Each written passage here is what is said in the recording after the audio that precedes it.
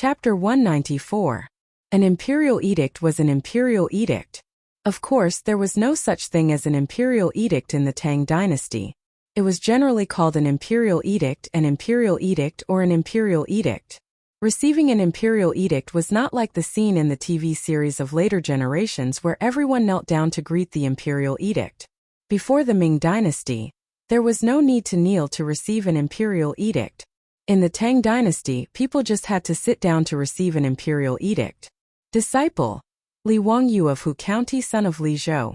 Loyal and pure, virtuous and virtuous. He is the founder of a county and will be bestowed with 10,000 gold, 300 households, and 100 households.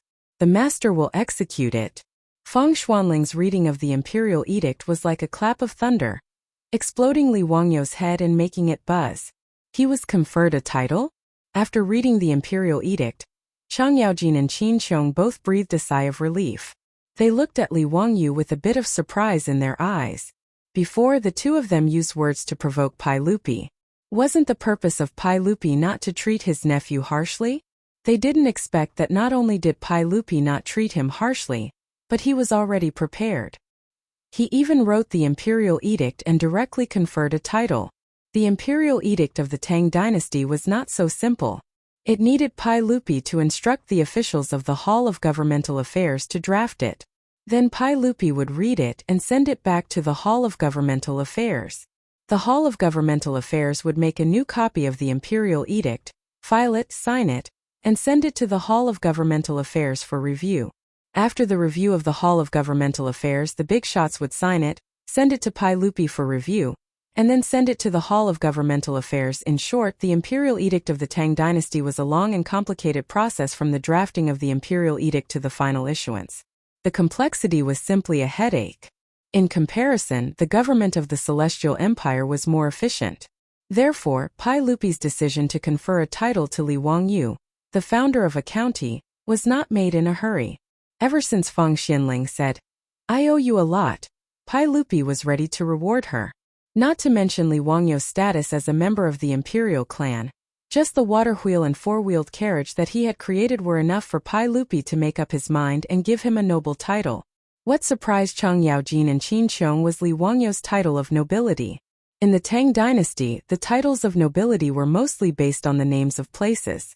But generally speaking, the titles of nobility in Mingchuan Mountains were not conferred, nor were the important places in the capital.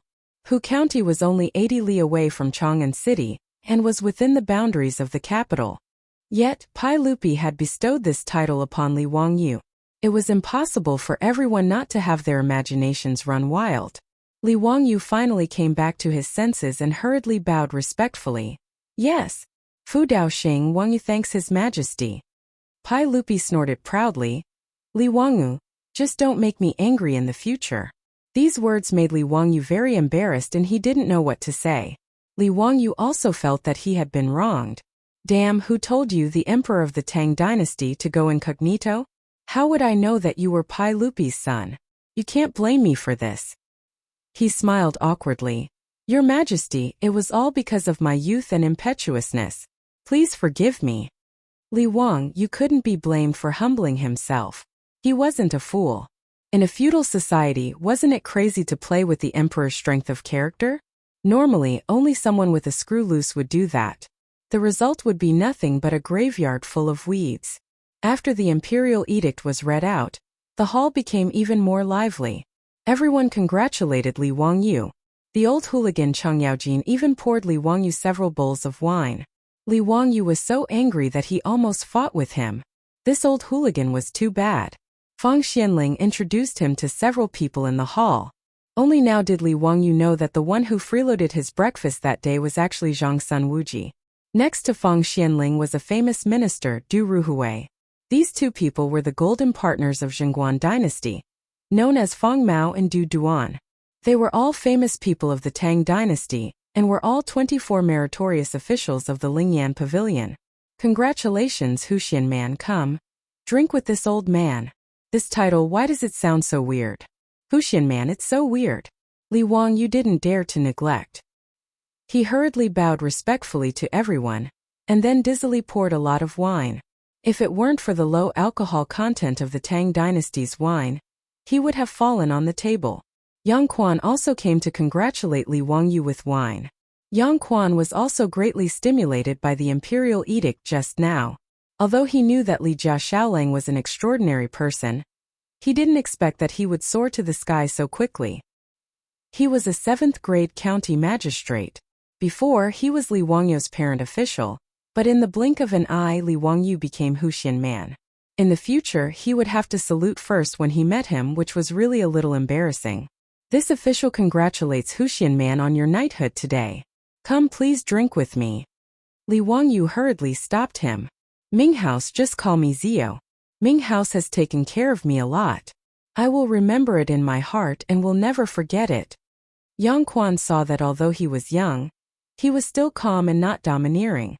He smiled and nodded. The two sides drank and chatted happily. The atmosphere was harmonious. Yang Mingfu, who gave Zio his courtesy name? Fang Xianling asked curiously. Yang Quan hurriedly replied. Replying to Fang Xianling, Li Wangyu's courtesy name was given to him by my teacher, Secret Supervisor Yu. It was taken from Zilai Ziqiong. And in Zilai Ziqiong, there is the worry of hunger and cold. Secret Supervisor Yu is indeed a knowledgeable person. This courtesy name is good. Zio, don't disappoint Secret Supervisor Yu's expectations. Pai Lupi was in a good mood. He clapped his hands and smiled. The fact that Li Wangyu was conferred a noble title made the old steward, Li Heng, so excited that his face flushed red. Looking at Li Heng's appearance, Li Wangyu was afraid that the old man would be too excited and have a brain hemorrhage or something. That would be very funny. The backs of the Niu brothers also straightened even more. The little girl Pei Lan and those 4 maidservants, on the other hand, had faces full of shock. Their Lang Jun was knighthood? A 16-year-old county boy who founded the country. If this news spread to Chang'an, a group of people would be scared out of their wits. The Li clan of Hu County would probably vomit blood with regret. When the old master was in charge of Hu County, he didn't even get a knighthood. The Tang dynasty was very cautious about knighthood and wouldn't give it easily. The patriarch of the Li clan of Hu County was only given a salary equivalent to a knighthood. He didn't even need to think about knighthood. Ma Zhou shook his head and carefully looked at his junior teacher several times. This young man he met at the courier station was serving the corvée a few days ago. Now he was knighthood? He became a noble of the Tang dynasty? Could he be considered to have a discerning eye? Li Wangyu's sudden knighthood was a great shock to the Li family. Not to mention the joy on the faces of the family members. Su Chongqing also felt a little dizzy after hearing the imperial edict. She stupidly used her elbow to secretly poke Li Wangyu's ribs. Her beautiful boss understood the part about the title of nobility from the magnificent and profound imperial edict. Wangyu, what kind of knighthood is the county boy who founded the country? Also, is that imperial edict an imperial edict? Why isn't there an imperial edict from the heavens? Li Wangyu blinked and almost burst out laughing. His beautiful boss was deceived by the unscrupulous TV series of the future. Chapter 195. He explained in a low voice to Su Chongqing. In the Tang dynasty there were 9 ranks of nobility: Wang, Junwang, Guogong, Jungong, County Duke, County Marquis, County Earl, County Son, and Countyman. Countyman was regarded as secondary class 5. Although his rank was not high, he belonged to the category of nobility. Nobility was different from an official position. Simply speaking, a nobility was equivalent to lifelong benefits, while an official position was just a job. As for the imperial edict, it was made by the shameless emperor of the Ming dynasty, Zhu Yuanzhang. The emperors before Zhu Yuanzhang were not so shameless that they could not say that they were following the imperial edict. The beginning of the imperial edict of the Tang dynasty was very simple. It was just 2 words, Menxia, because the imperial edicts were generally drawn up by the Menxia province. After figuring this out, Su Chongqing asked again, "Is the reward of 10,000 taels of gold for our family?" Li Wangyu rolled his eyes at her. "What are you thinking? 10,000 taels of gold. 10,000 taels of gold is 10,000 copper coins. Li Shimin is really stingy. He only gave us 10 copper coins, which is enough to buy a bucket of water wine." Su Chongqing was also speechless. Turned out that it was such a reward. She was happy for nothing. What does it mean to have 300 households in the feudal land and 100 households in the feudal land? 300 households in the feudal land is a false title. After adding the feudal land, it is a real title. That is to say, 100 households in our family are really going to be class households. Customers. Su Chongqing was confused again. In the Tang dynasty there were customers? Did they need a salesperson? Li Wangyu knew that she misunderstood. Stupid, it's a tax class. It's the rent for 100 households. In the future, it won't be handed over to the imperial court. It will be handed over to our family. In the future we will be landlord class. Those who ate the feudal land would get real households. These 100 households would become Li Wangyu's class households and pay taxes to him in the future. Moreover, the feudal land was hereditary, which was the most important thing.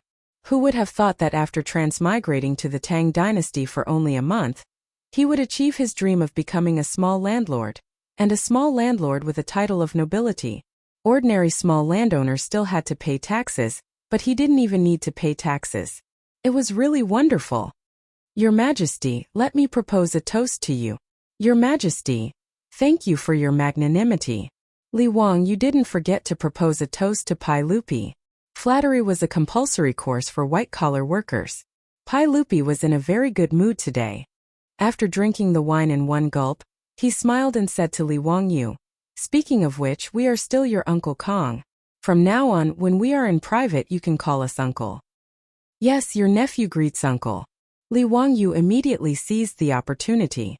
Since the emperor of the Tang dynasty had said so, what was there to be embarrassed about? If Pai Lupi really treated him as his nephew, wouldn't he be able to do whatever he wanted in the Tang dynasty in the future? Carrying caged birds, eagles and dogs, he could run rampant in the east and west cities with a group of Tang dynasty playboys and flirt with pretty girls while he was at it? Thinking of this, Li Wangyu almost drooled. However, his good mood didn't last long. When his eyes swept across the table and saw the plate of fried locusts with little left, his mood became a little heavy. Li Wangyu was not a saint. He was just a layman. But even if he was a layman, he couldn't be stone-hearted. Knowing that a great famine would sweep across Guanyi province, but doing nothing, Li Wangyu would despise himself in his heart. He gritted his teeth and planned to take advantage of Pai Lupi's good mood to go out and persuade him again even if he was scolded again. "Uncle, I beg you to give the order to eliminate the locusts. This plague of locusts really can't be delayed. Otherwise there will be no harvest and starving people will be everywhere in Guangzhou." This topic made Pai Lupi slightly startled, and his face became a little gloomy. He raised his head and drank the wine in the cup, sighing. "Zio, how could I not want to give the order to eliminate the locusts?" Sigh. Li Wangyu was a little surprised. According to the history books of later generations, didn't Pai Lupi personally eat the locusts and give the order to eliminate them all over the country? Why did Li Er's expression seem to suggest that there was more to the matter of exterminating the locusts? It seemed that it wasn't just the scholar officials who were against eliminating the locusts. Was there some other reason that he didn't know? The conversation between the two was heard by everyone present. Fang Xianling, Du Ruhui, Zhang Sun Wuji, and the others all looked bitter and didn't want to say more. Only Chang Yaon, this idiot, threw his wine bowl heavily on the table and shouted in a rough voice. "Damn it, it's all because of those bastards. Jija, be careful with your words." Before Chang Yaojin finished, Zhang Sun Wuji interrupted him. Pai Lupi waved his hand. "No matter, we can tell him about this and let Zio listen. This kid might have a way to get out of this situation." After getting Pai Lupi's permission, Zhang Sun Wuji still carefully waved his hand to let Li Heng, Niu Wu and the others leave. Ma Zhou's clothes were white and he was about to leave, but he was stopped by Li Wangyu. "Bin Wang, you will become an official sooner or later, and you are also my disciple. There should be no harm in staying." Zhang Sun Wuji didn't have any objections to Li Wangyu leaving Ma Zhou behind. When there was no one else in the central room, he explained to Li Wangyu in a small voice. After listening to Zhang Sun Wuji's explanation, Li Wangyu was also furious. It was indeed a group of despicable people who were causing trouble. It turned out that the reason why the imperial court didn't send out the order to exterminate the locusts, other than those Confucian scholars talking about some bullshit locust god, The main reason was because of the aristocratic families. What a heartless aristocratic family! For their own benefit, they even used a natural disaster like the locust plague as a political weapon. These bastards didn't even think about how many people of the Tang dynasty would starve to death because of the famine.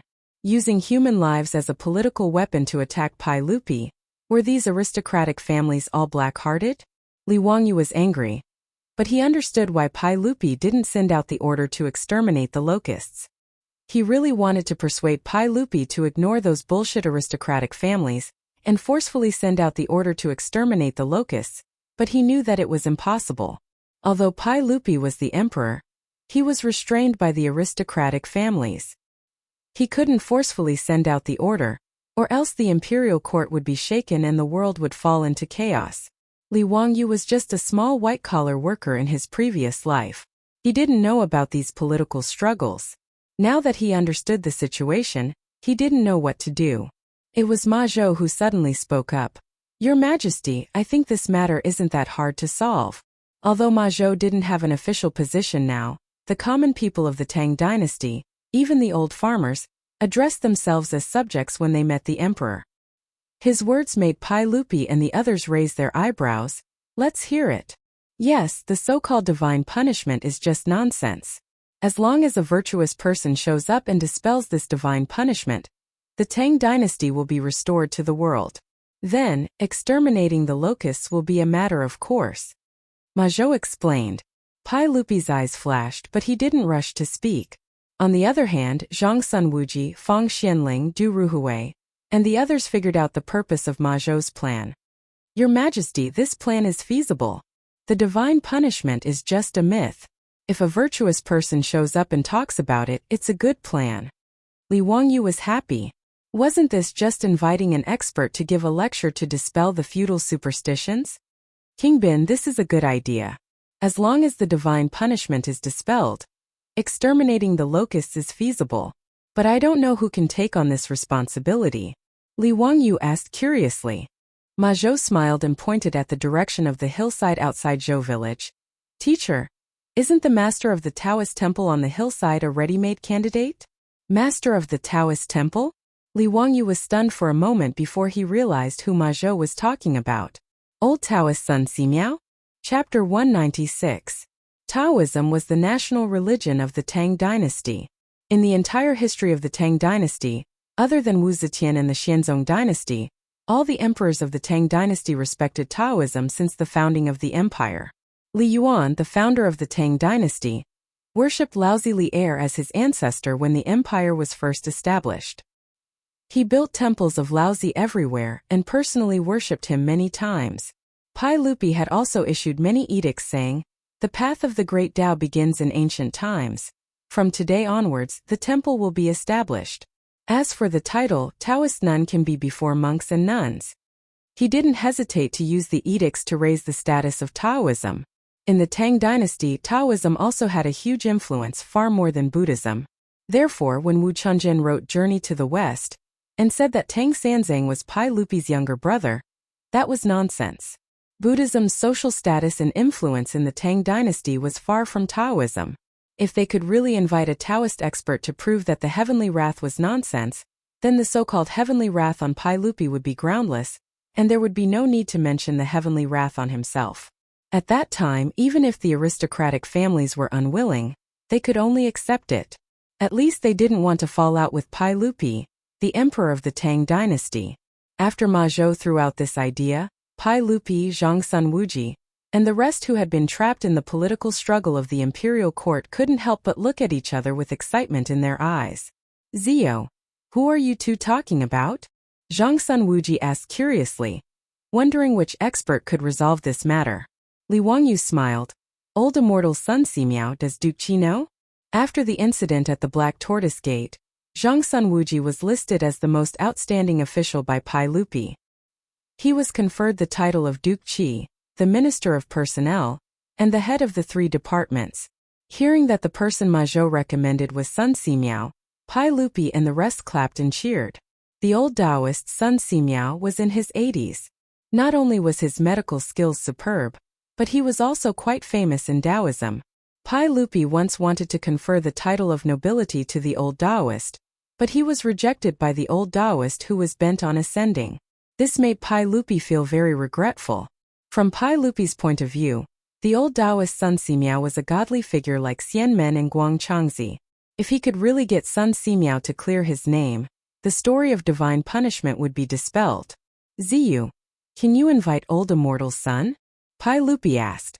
Pai Lupi wasn't confident that he could ask Sun Simiao, an old Taoist with a respected position in the Taoist school, to clear his name. Li Wangyu chuckled and said, Uncle, old immortal Sun is behind the village, building a Taoist temple on my family's hillside. You can ask him to come, leave it to me. Tomorrow morning, I will send people into the mountains to look for old immortal Sunday. Ziyu, are you confident that you can convince old immortal Sun to help? Pai Lupi was a little worried. Li Wangyu pointed at Niu Yong who was standing in the front yard and smiled. Uncle, do you see that troop of mine? He saved old immortal Sun's life before. Old immortal Sun will definitely give him some face. He suddenly thought of the scene where he saw the monk swindling people at the crossroads of Hu County. He couldn't help but chuckle. He lowered his voice and carefully said a few words to everyone. After Zhang Sun Wuji and the rest heard his words, they couldn't help but grit their teeth with a weird expression. Pai Lupi also didn't know whether to laugh or cry. He didn't know how to comment. On the other hand, Chang Yaojin's big palm landed on Li Wangyu's shoulder again. Wahaha kid, I think this business of yours is good. Your Majesty, you can leave this matter to this kid. It can't be wrong. It wasn't easy for Li Wangyu to be conferred the title of founding man of the county. However, in front of this old gangster, he didn't have any temper at all. His shoulder was slapped until it was numb, but he still had to wear a smile on his face. Without mentioning how Li Wangyu was ridiculing Chang Yaojin in his heart, Pai Lupi pondered for a while and silently nodded his head slightly. It could be considered that he agreed with Li Wangyu's suggestion. The matter of eliminating the locust calamity would be left to Li Wangyu. If there was any need, Fang Xianling, Du Ruhui, Zhang Sun Wuji and the rest would cooperate. With a countermeasure, Pai Lupi, Zhang Sun Wuji and the rest heaved a sigh of relief. After so many days, the irritation in their hearts faded a little. In addition, there was good wine and delicacies to liven things up today. Pai Lupi simply threw this matter to the back of his mind and turned to look at Ma Zhou. Zio, this disciple of yours has a clever mind. The problem that has troubled us for many days was actually solved by him. Li Wangyu saw that Pai Lupi was interested in Ma Zhou, so he quickly introduced Ma Zhou to him. After knowing that he was an orphan and came from a poor family, but he was studious and had even been a teaching assistant in Bo Prefecture, Pai Lupi began to admire Ma Zhou. Ma Zhou, let me test you. Let me see what you have learned from Zio. Pai Lupi smiled. Ma Zhou was a little fearful. He bowed and said, I have only learned from teacher for a short period of time. I have yet to learn all of teacher's knowledge. Pai Lupi smiled and said, Haha, you are humble. You have also praised your little teacher very highly. Ma Zhou said, What I have said is from the bottom of my heart. Teacher's talent is outstanding and unparalleled. I am very fortunate to be able to become teacher's disciple. Zio, where did you swindle this disciple of yours? He seems to hold you in high regard. Uncle, how can this be called swindle? Li Wangyu smiled. Although he had tricked Ma Zhou into coming to Dingzhou village, he definitely did not trick Ma Zhou into becoming his disciple. Pai Lupi glared at him and said, What? Did I say something wrong? Other than Ma Zhou, who else would want to take a young man like you as their master? Nonsense. Although Pai Lupi knew that Li Wangyu was talented, he still felt that he was still a youth. Taking him in as a disciple was still a little absurd. He also spoke with a joking tone. In his opinion, other than Ma Zhou, no one else would want to be Li Wangyu's disciple. Li Wangyu was embarrassed. He replied shyly, Uncle, I already have a second disciple. His words stunned everyone in the central room. Li Wangyu had another disciple? Could it be one of the urchins in Dingzhou village? Zio, who has become your disciple? Let's hear it. Pai Lupi smiled and asked. Uncle, it's junior supervisor Yin Liben. Li Wangyu smiled and said, Nanny, are you kidding us? Pai Lupi, Zhang Sun Wuji, Fang Xianling, and even Cheng Yaojin had a black face full of question marks. Their faces were full of shock and confusion. Kid, you're not talking nonsense, right? That junior supervisor Yen is a fourth-rank official. How could he be your disciple? Cheng Yaojin was the first to not believe it. Before Li Wangyu could explain, Ma Zhou had already replied respectfully, Lu Guogong, teacher's words are true. There is no doubt that this brother and I will become master's apprentice on the same day. Hiss! Everyone gasped when they heard this. It was fine if Ma Zhou became Li Wangyu's disciple for nothing. But Yen Libin was a fourth-rank official. Why did he become Li Wangyu's disciple? What does junior supervisor Yen learn from you? Cheng Yaojin asked. To learn painting, Li Wangyu answered honestly. This answer stunned Pai Lupi and the others. They shook their heads. No one believed Li Wangyu's words. If Yen Libin were to learn poetry from Li Wangyu, everyone would still be able to accept it. After all, Li Wangyu had the ability to write a few poems and write the epigraph of my shack. However, Yen Libin was famous in the imperial court for his painting skills. Pai Lupi had even asked him to paint many times. How shameless did Li Wangyu have to be to say that he taught Yen Libin painting skills? Li Wangyu saw that no one believed him and said something else. This almost made Pai Lupi's nose crooked from anger. Chapter 197. Li Wangyu also didn't intend to continue hiding the matter. He could use today's opportunity to honestly explain the matter of the goddess of Luo's painting. His sketch of the goddess of Luo's painting had been collected by Pai Lupi. At that time he didn't know Pai Lupi's identity, but now that he knew Pai Lupi was the emperor of the Tang dynasty, if he didn't explain clearly, he would be committing the crime of deceiving the emperor. Uncle, there's something that you shouldn't be angry about. Li Wangyu rubbed his nose, appearing slightly embarrassed. Pai Lupi looked at him and suddenly had a bad premonition. He asked, What's the matter? What did you do this time? Li Wangyu said, the ancient painting that you took away from Duke Chongping's mansion. That wasn't an ancient painting, it was drawn by me. What? You scoundrel, you better speak clearly. Pai Lupi said angrily. The goddess of Luo's painting was his favorite. It was even hung in Pai Lupi's sweet nectar hall in his bedroom to be admired from time to time. Pai Lupi didn't like the sketch at Zhongliang's mansion and found many problems with it. In fact, such a realistic painting of the goddess of Luo's painting was something that Pai Lupi liked very much. Pai Lupi often regretted that such a peerless painting skill was lost in the long river of history. Today, there wasn't a single painter in the Tang dynasty who could make such a vivid painting. Therefore, Pai Lupi regarded the ancient painting, the goddess of Luo's painting, as a treasure and didn't easily take it out to see others. Only Empress Zhongsun and a few imperial concubines in the harem could occasionally see the true appearance of the ancient painting. But now Li Wangyu, this scoundrel, actually said that his beloved ancient painting, the goddess of Luo's painting, was drawn by this brat. This feeling was really terrible. Western Zhou's cultural relic became last week's. No one would be able to accept this change.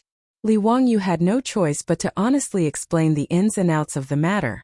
In the end, he had to defend himself. Uncle, it's not that your nephew wants to deceive you. That day, the enemy was forced into a corner by the Duke of Chongping, and had no choice but to ask for your nephew's help. Who would have thought that the painting would end up in your hands? After learning the truth, Pai Lupi was so angry that he was almost ready to commit domestic violence. Li Wangyu was so scared that he jumped behind his beautiful boss. He carefully poked his head out and smiled apologetically. Hey, uncle, don't be angry. You see, I didn't mean to deceive you. You're a magnanimous person, so forgive me. Pai Lupi was infuriated by his tired appearance, but he couldn't do anything about it. Indeed, this matter could not be entirely blamed on Li Wangyu. He glared at Li Wangyu, who was hiding behind the woman. Come over here, sit down and answer the question.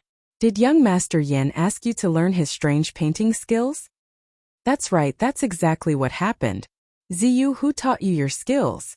Pai Lupi suddenly asked. This was something he had been confused about recently. Li Zhou's abilities were only average, so he obviously couldn't teach such a son. Not to mention, Li Wangyu was able to come up with so many strange things. It was really inconceivable. Li Wangyu was speechless. There was no way to explain this. If he told Pai Lupi that he was a transmigrator, Would he be arrested by the Space Administration? His eyes turned and he lied. Uncle, a month ago, I fell seriously ill and was in a coma on the bed for several days. But for some reason, your nephew's body healed on its own. When I woke up, it was as if my brain was enlightened and I understood many things. But as for why, your nephew doesn't know. His deceptive words made the beautiful superior feel uncomfortable and almost burst out laughing. She could only turn her back, her shoulders still twitching. Obviously, she was secretly laughing. Pai Lupi and the others were suspicious. Could it be that there was really someone who was born with knowledge? Feng Xianling pondered for a while and said, Ziyu, could it be that you are the reincarnation of a Taoist master? Feng Xuanling's words made Pai Lupi and the others somewhat skeptical. If so, it also made sense why Li Wangyu suddenly became so smart. Taoist reincarnation was different from Buddhist reincarnation. They were two different concepts. The reincarnation of Buddhism referred to the reincarnation of the soul after the death of a living being, starting a new life cycle, repeating over and over again. The concept of Taoist reincarnation had been in China since ancient times. For example, in the classic of Mountains and Seas, a girl was reincarnated into a guard. Legend has it that the divine Dr. Bien Ke during the spring and autumn period was also the reincarnation of an ancient famous doctor. Bien Ke's original name was Qinyu, and Bien Ke was the name of an ancient famous doctor. Yu the Great was not his real name, but the honorific title of an ancient immortal who had achieved the Tao. Yu was believed to be the reincarnation of the ancient immortal, so he was called Yu. Therefore, the reincarnated person must have the same characteristics as the original person to be called reincarnation. It was not like Buddhist reincarnation where it was a new life. Feng Xuanling's guess gave Li Wangyu a perfect excuse. Anyway, he could not explain why he had so many strange skills. He could just blame it on reincarnation, which was easier to accept than time travel. Pai Lupi and the others were just curious about where Li Wangyu's skills came from. They did not intend to get to the bottom of it, so the matter was over. Li Wangyu secretly wiped his non-existent cold sweat and exchanged glances with his beautiful boss who was giggling. Finally, a small problem was solved. Pai Lupi did not care about where Li Wangyu's knowledge came from, but he was interested in Ma Zhou. He waved his hand and called him to his side to test his knowledge. It had to be said that the inertia of the wheel of history was always there. Even if it was a few years earlier, Ma Zhou still managed to attract Pai Lupi's attention with his talent. Ma Zhou told Pai Lupi many of his views on politics, which made Pai Lupi clap his hands and applaud. After drinking and chatting, Pai Lupi directly asked Ma Zhou if he was willing to become an official. In this regard, Li Wangyu looked helpless. Pai Lupi was blatantly trying to poach him, but he still had to pretend to be happy. It was really a pain in the ass. But out of Li Wangyu and the others' expectations, Ma Zhou actually refused Pai Lupi. Your Majesty, I do not want to become an official for the time being. I hope Your Majesty can understand. Why is that?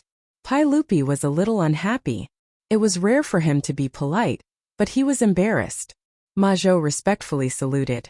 I want to study under the teacher for a few more years, and then serve Your Majesty like a dog or horse. His words were out of Li Wangyu's expectations. Li Wangyu did not expect that Ma Zhou would be willing to give up such a good opportunity to study by his side. Li Wangyu seemed to only want to trick Ma Zhou into working for him, but he did not expect Ma Zhou to be like this. This made Li Wangyu feel a little embarrassed. Bin Wang, you don't have to be like this. You can do the same as Li Ben and come to me every 10 days. Don't disappoint His Majesty. Li Wangyu persuaded. He was sincere. Ma Zhou was talented. If he could assist Pai Lupi a few years earlier, he could also make a career and bring the golden age of Zhenguan earlier. Li Wangyu's persuasion made Ma Zhou hesitate. Chapter 198. Li Wangyu saw that Ma Zhou was still hesitating, so he tried to persuade him again. King Bin, life is like a multiple-choice question. You and I both have to make a choice. Let me give you 4 words.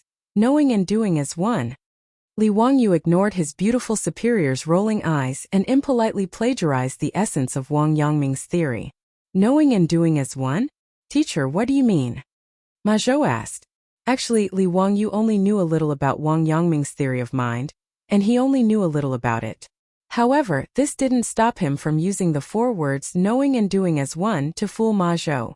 Li Wangyu coughed lightly and activated his pretentious mode. Knowing is conscience and knowledge, doing as one puts one's actions into practice. In knowing there is action and in doing there is knowledge. Determination, diligence, correction and good deeds are the unity of knowledge and action. This is the combination of knowing and doing as one. King Bin, you can become an official and apply what you have learned. This is the right way. Although Li Wangyu couldn't explain the true essence of Wang Yangming's knowing and doing as one, these two sentences were enough to enlighten the apathetic and made everyone stunned. Chang Yaojin and Qin Xiong, the two founding duke, didn't think much of it, but Zhang Sun Wuji, Fang Xianling, and Du Ruhui were distracted by Li Wangyu's words to Ma Zhou. Knowing and doing as one, Ziyu, do you have a detailed explanation? Zhang Sun Wuji asked. Fang Xianling and Du Ruhui also looked at Li Wangyu inquisitively. This put Li Wangyu in a difficult position. How would he know the details of knowing and doing as one? He only remembered Wang Yangming's philosophy of mind. However, how could a student like him, who majored in e-commerce, understand the essence of it? Li Wangyu rolled his eyes and used his great deception mode. He didn't understand Wang Yangming's theory, but he had drunk a lot of chicken soup for the soul in the future. Duke of Qi, in my opinion, it's easy to know but hard to do. What you can think of might not be able to do, what you know might not be able to do. Some roads need to be walked with feet. Some paths had to be walked with heart. Often it wasn't the thorns or stones that held him back, but his heart. To be able to match one's words with one's actions, one's exterior with his interior, and one's interior with his exterior, this is the unity of knowledge and action. Come, let's drink this bowl of chicken soup. From now on life will be cool to the end. Li Wangyu's chicken soup for the soul class was so common in the future that even his beautiful boss could only roll her eyes. But in the Tang dynasty 1,300 years ago, his words were a thought-provoking warning to everyone.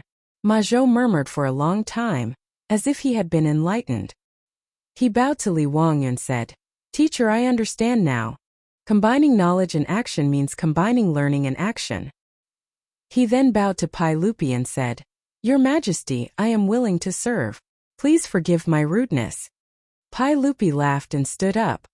What a good combination of knowledge and action. Ziyu, you are indeed the reincarnation of a great power. With such knowledge, it is a waste for you to stay in Dingzhou village. Why don't you become an official with your disciple? Nanny? Li Wangyu suddenly felt that he had been too pretentious. It felt like he had lifted a rock and dropped it on his own foot. If he was willing to become an official, would he have waited until now? Compared with the free and beautiful life of a small landlord, who would want to be an official? Although when his beautiful boss was bullied by the Zheng family of Xingyang, he also had a desire for power. But with Li Wangyu's tiredness, after a few days of living a comfortable life, he had already thrown that idea to the back of his mind. Not to mention that he was now a noble. Although he was only a county official of the lowest rank, he was still a noble of the Tang dynasty, wasn't he? With this identity, what could the Zheng family of Xingyang and the Wang clan of Taiyuan do to him? Therefore, Li Wangyu was naturally unwilling to become an official. In his opinion, it was simply a waste of life. Now that Pai Lupi had opened his mouth, he could not bluntly refuse. Otherwise, wouldn't that be slapping his own face? He had just said that Ma Zhou should know and act as one. If he made excuses when it was his turn, he would not give Pai Lupi any face. Li Wangyu touched his nose awkwardly and could only bring up Li Zhou again. Uncle, my lord passed away not long ago. I still have 2 years to mourn for him. Let's talk about becoming an official after 2 years. This was a well-tested excuse. The Tang dynasty ruled the world with filial piety. Li Wangyu said that he would mourn for Li Zhou for 3 years, which naturally made Pai Lupi speechless. Pai Lupi glared at him fiercely. You should just stay in Dingzhou village and drink with Changchumo and the others. Is that mourning for your lord? You even helped the Sut people to make the holy fire. If you dare to fool around like this in the future, I will teach you a lesson on behalf of your lord. Li Wangyu was stunned. So, Pai Lupi knew that he and the other foppish people went to the Hu wine shop in Pingkong Square to drink with prostitutes. He did not know that with such a powerful intelligence agency as the 100 Cavalry Department, there were very few things in Chang, and that could be hidden from Pai Lupi. Not to mention that he and the other foppish people had made such a big move in the temple of Lichuan Square, which had already been reported to Pai Lupi by the 100 Cavalry Department. Pai Lupi naturally did not believe in the holy fire of the sun. He knew that it must be Li Wangyu's trick with the study of things. Even the conflict between Taiyuan Wang clan's legitimate son Wang Ziqiao and Li Wangyu was clearly known by Pai Lupi, who lived in the Taiji Palace. Pai Lupi was very happy when he heard that Li Wangyu could make Wang Ziqiao and the other legitimate sons of aristocratic families suffer. He felt that this boy's way of doing things was very much to his liking, so his reprimand was actually out of concern. Li Wangyu naturally did not know this. He could only pinch his nose and admit defeat to Pai Lupi's reprimand. Ma Zhou's life was the same as in his previous life. Although he entered the official position a few years earlier, he was appointed as an imperial censor by Pai Lupi, who appreciated him. Imperial censor was an official under the imperial censorate of the Tang dynasty. The imperial censorate consisted of Taiyuan, Dianyuan, and censorate. Ma Zhou was going to enter the Taiyuan.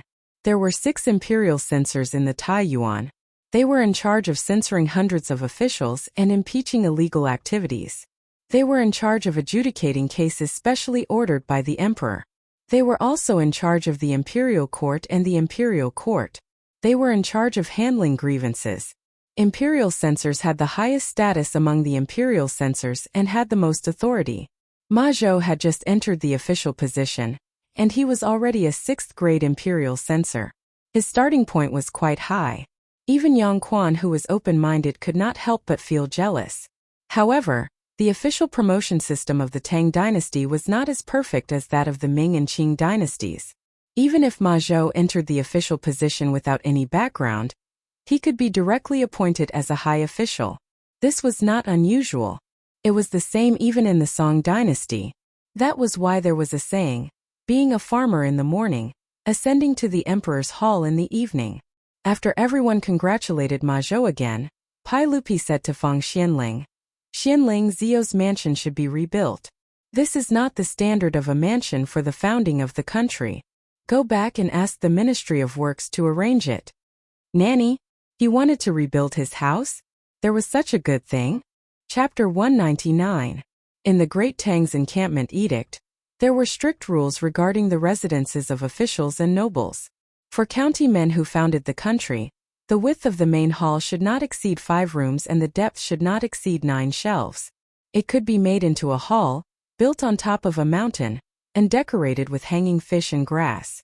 Li Wangyu's Li family's house was just a commoner's house.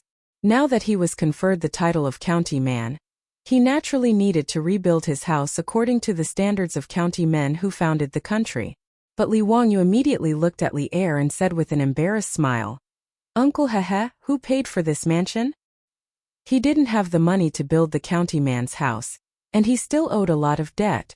Although Xingyang's Zheng family compensated him with 200 taels of gold, which was equivalent to 1,200 strings of cash, the money was all invested by his beautiful boss into the Shunfeng Carriage Company.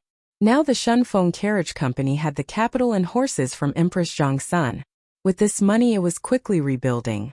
Su Chongqing was eager to do something big, and he wanted to completely monopolize the freight business in Chang. Therefore, Li Wangyu didn't plan to repay the money he owed to the county government and the money he borrowed from Yushernan in a short time. When the carriage company started to make a profit, he would almost be able to repay the debt. Pai Lupi glanced at him. "Of course the national treasury will pay for the house. Are you satisfied, you tired boy?" Yes, thank you for your kindness." Li Wangyu was overjoyed, and he directly learned the Qing dynasty palace drama. But Pai Lupi directly knocked him on the head with a chestnut. "Speak properly. What do you mean by thank you for your kindness? Where did you learn such strange words?" Li Wangyu stuck out his tongue. The Tang dynasty was better. There was no master and servant. Even the emperor was not the master of the officials, so there was no such thing as thank you for your kindness. He asked again, "Uncle, how will my house be built? Can I make the drawings myself and let the Ministry of Works build it according to my drawings? I promise I won't violate the rules." Traditional Chinese residences were good, but they lacked comfort. Li Wangyu thought that since the national treasury was paying for his mansion, He might as well build a mansion that combined modern and European styles. He and Su Chongqing could live comfortably there. Pai Lupi was slightly surprised. You know about architecture? Hee, a little.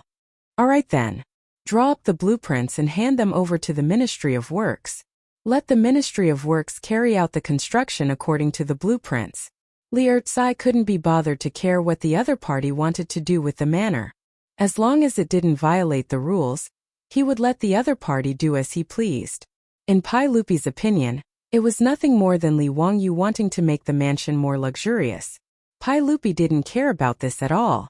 He would just spend some more copper coins as compensation for the brat's suffering. Li Wangyu was so happy that he couldn't close his mouth. He repeatedly thanked Pai Lupi and pulled his beautiful superior over to give Pai Lupi a few more cups of wine. That's right, uncle, the matter of you conferring me a title hasn't been made public yet, right? Li Wangyu's eyes suddenly turned as he asked Li Er. Pai Lupi was puzzled and asked, I haven't made it public yet. Why? What do you think? Li Wangyu smiled mischievously and said, Then I ask uncle and everyone else to keep it a secret for this brat. Don't make it public for now. Oh, why is that? Li Wangyu moved closer to Pai Lupi's ear and whispered a few words, but Pai Lupi couldn't help but laugh. Brat, you are really full of evil tricks. Fine, we'll do as you say. This matter will be kept a secret for now, and won't be made public. Thank you, Your Majesty, for your help, Li Wangyu said with a smile. The banquet lasted until the evening before it finally ended.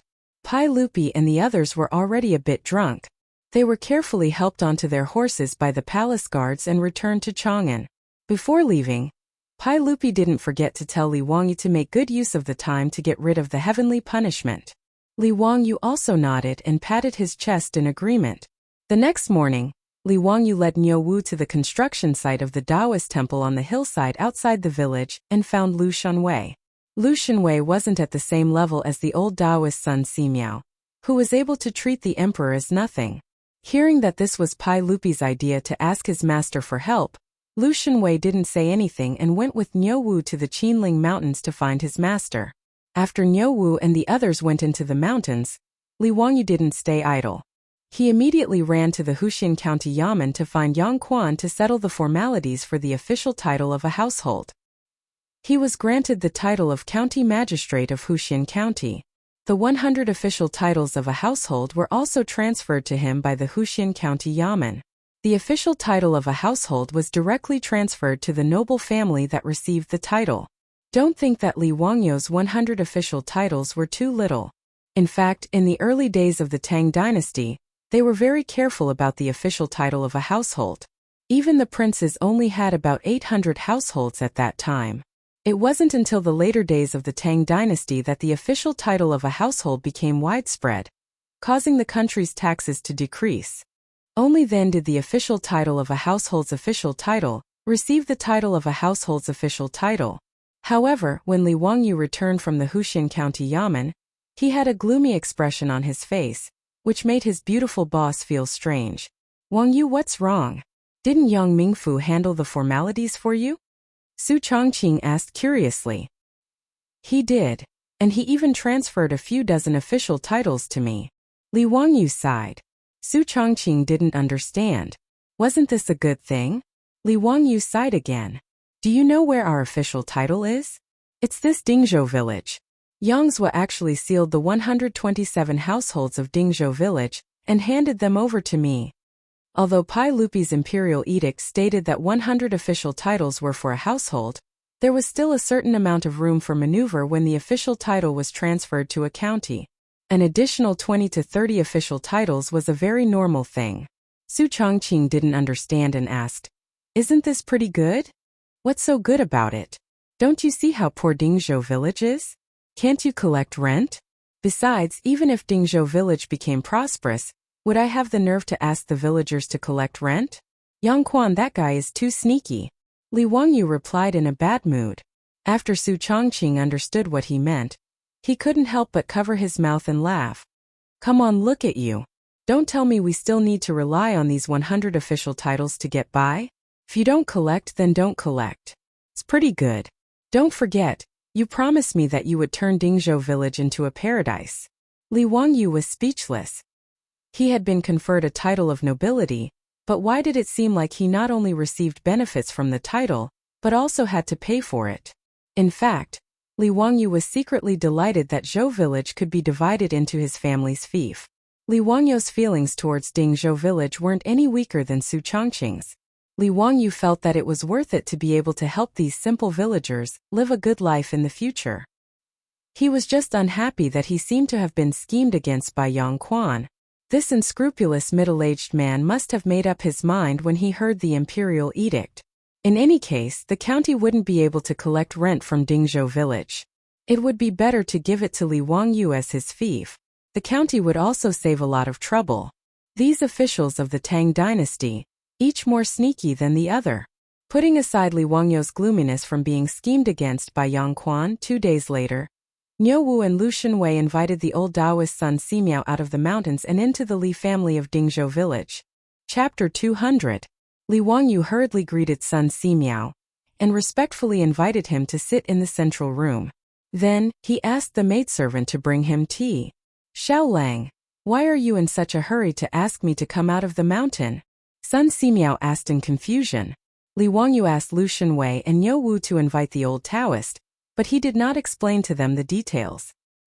He only said that the sage of the Tian family had something to ask of him, so he invited Sun Simiao out of Taibai Mountain. Li Wangyu was not in a hurry to answer. Instead, he asked Niu Wu and Niu Yong to guard outside the central room and not let anyone in. After that, he asked the maidservant to leave. Then, he lowered his voice and told him about the disaster of locusts in the imperial court. Old immortal, this matter concerns the safety of the people in the world. It is urgent to eliminate the locusts. Please help the sage. After hearing his words, Sun Simiao was not in a hurry to answer. Instead, he replied awkwardly, Xiao Lang, it's not that I don't want to help. It's a matter of great merit to make the imperial court order to eliminate the locusts. It's just that I'm not capable enough. Old immortal, why is that? Sun Simiao smiled bitterly. Although I'm a Taoist, I'm also proficient in Taoist classics. However, I'm good at medicine. I'm not good at divination. How can I cooperate with you? This. Li Wangyu was also a little hesitant.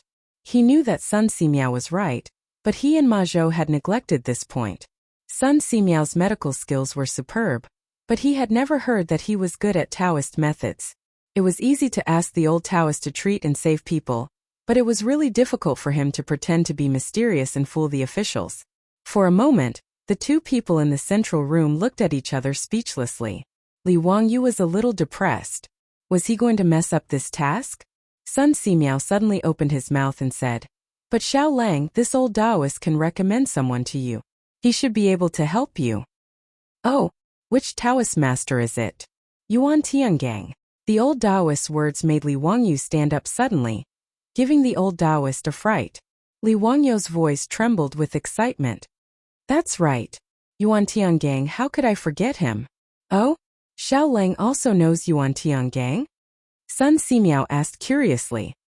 His words made Li Wangyu speechless for a moment, not knowing how to answer.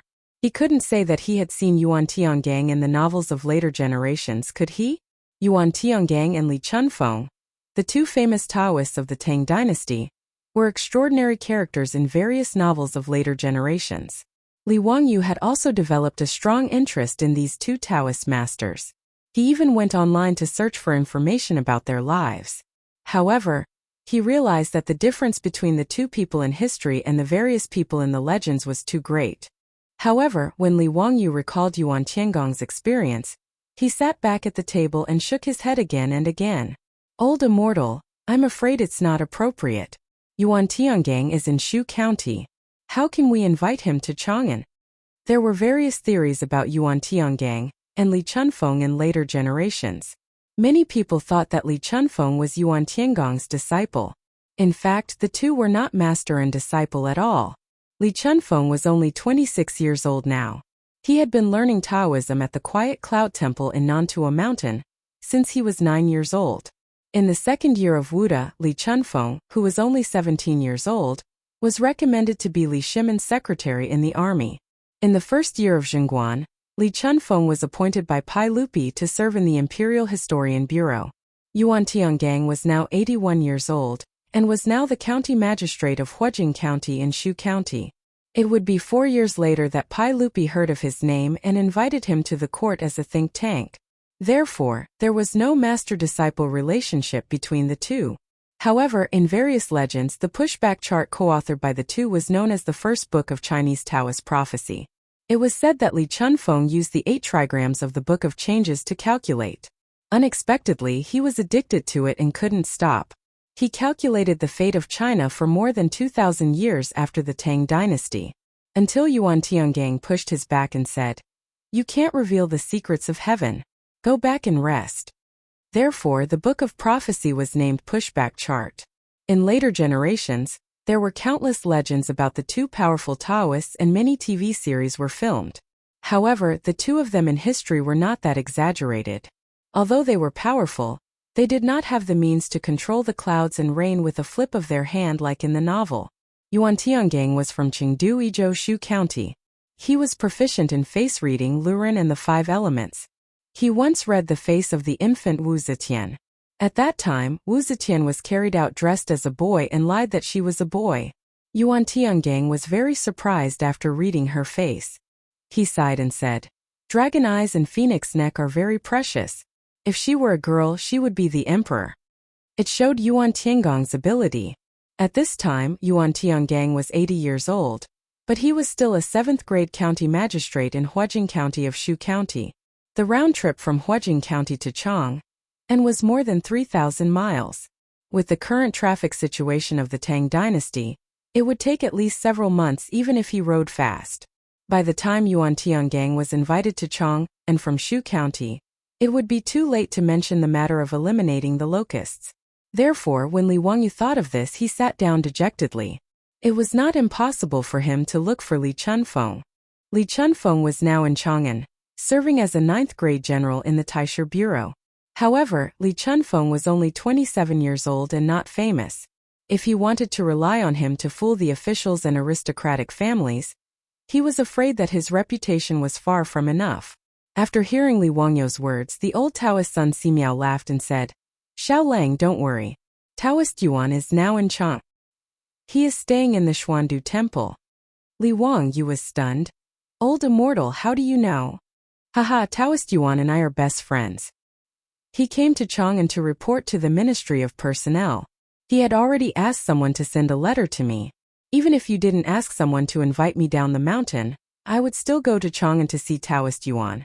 This is truly a case of traveling far and wide in search of something, only to find it by sheer luck. Old immortal, how about we go to the Xuandu Temple now?" Li Wangyu was overjoyed and stood up to say, "Good." Sun Simiao nodded with a smile. Li Wangyu quickly asked Niu Wu to prepare a horse. Lu Shenwei was also called by Sun Simiao to visit Yuan Tiangang. The 4 of them rode to Chang'an. The Xuandu Temple was the royal Taoist temple of the Tang dynasty. When Emperor Wen of Sui planned Daxing City with the Qian hexagram, he built the Xuandu Temple in Chongya Lane in order to guard the 5th high slope. The Xuandu Temple was magnificent and magnificent. There were tens of thousands of Taoist scriptures in the temple. It was famous in Chang'an for peach blossoms. According to the old Taoist Sun Simiao, Yuan Tiangang came to the Ministry of Personnel of Chang and to report to the Ministry of Personnel and lived in the Xuandu Temple. Li Wangyu could only complain about it in his heart. The official system of the Tang dynasty was really strange. Anyone could be an official. Even a Taoist like Yuan Tiangang could be a county magistrate. It was amazing to think about it. He didn't know whether Yuan Tiangang wore a Taoist robe or an official robe when he tried the case in court. It was really interesting. The 4 of them entered Chang'an and went straight to the Xuandu Temple in Chongren Lane. When the old Taoist Sun Simiao just entered the Xuandu Temple, the abbot of the Taoist temple immediately came out to greet him. Chapter 201. That's right. The leader of the Taoist temple was called abbot or abbot. The word abbot was originally an inherent title of Taoism. Later, Buddhism was introduced to Huaxia and borrowed this term. However, after the prosperity of Buddhism, abbot became a special term of Buddhism. Taoism became a pirated term which was really unfair. Abbot Tianqin Abbot. Abbot Tianqin was the title of the highest leader of the Taoist 10 Directions forest. It could also be called abbot. In the Song dynasty, Wang Engshi wrote, "The Taoist abbot should be without dream. He wants to recite and imitate Huixiu. Zhuangzi the world became Xianying Shu. Feng Dao. Dali Li Ji. Zhang Chong Dao." That was the title of the senior Taoist. With Sun Simiao's prestige in Taoism, even though the Xuandu Temple was a royal Taoist temple, the Taoist abbot was very respectful to him. "Is Yuan Tiangang in the temple?" Sun Simiao asked directly. "Immortal Master. Today Immortal Master Yuan went to Chang'an to visit friends and hasn't returned yet. Please enter the temple and wait for a moment." The abbot replied respectfully. Whether it was Sun Simiao or Yuan Tiangang, for him, as the abbot of the Taoist temple, they were seniors and had to be carefully served. In Taoism, seniors were usually called Taoist or Immortal Master. "Then let's wait for a moment. Inform me when Yuan Tiangang comes back." Hearing that Yuan Tiangang was not in the temple, Sun Simiao had to wait for him in the temple. The abbot of the Xuandu temple asked the little Taoist to bring the clay stove and the tools to make tea for everyone. Li Wangyu couldn't adapt to the dark cuisine in the tea. Besides, he couldn't understand the Taoist scriptures discussed by Sun Simiao and the abbot. He simply excused himself and walked out of the guest room. Then he led Niu Wu to wander around the Xuandu temple. Xuandu Temple, the peach garden behind the temple, had been famous in Chang. Every time the peach blossoms in the temple, the literati, high-ranking officials and noble ladies in Chang, and would invite their relatives and friends to enjoy the flowers in the Xuandu Temple. They came to the Xuandu Temple today in March. It was the season of peach blossoms in the temple. Xuandu Temple was the royal Taoist temple of the Tang dynasty. Without a certain status, it was difficult to enter and enjoy the peach blossoms. Therefore, in Noda Xuandu Temple, there were not many people enjoying the peach blossoms. From time to time, there were sounds of pipa music coming from the peach garden.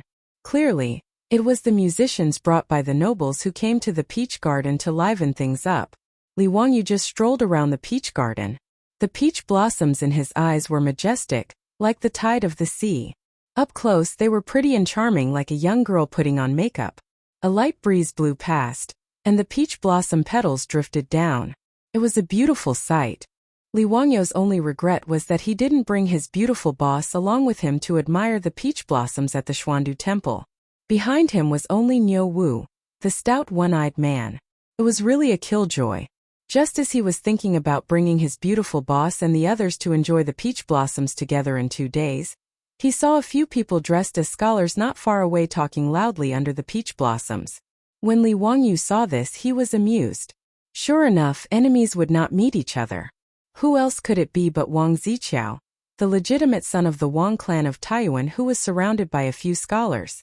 The legitimate son of the Wang clan of Taiyuan was really awe-inspiring.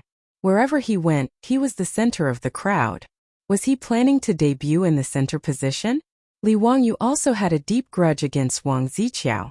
The reason why he asked Pai Lupi to keep the knighthood a secret for the time being was that he wanted to dig a hole for Wang Ziqiao and others. The cynical man was not a generous person who could forget the enmity with a smile. Before the Wang clan of Taiyuan broke off the engagement, Li Wangyu felt that he had lost face for no reason and inexplicably targeted him. Li Wangyu had been angry for a long time. However, at that time he was a commoner. Although he was on good terms with the playboys, he had no power or influence.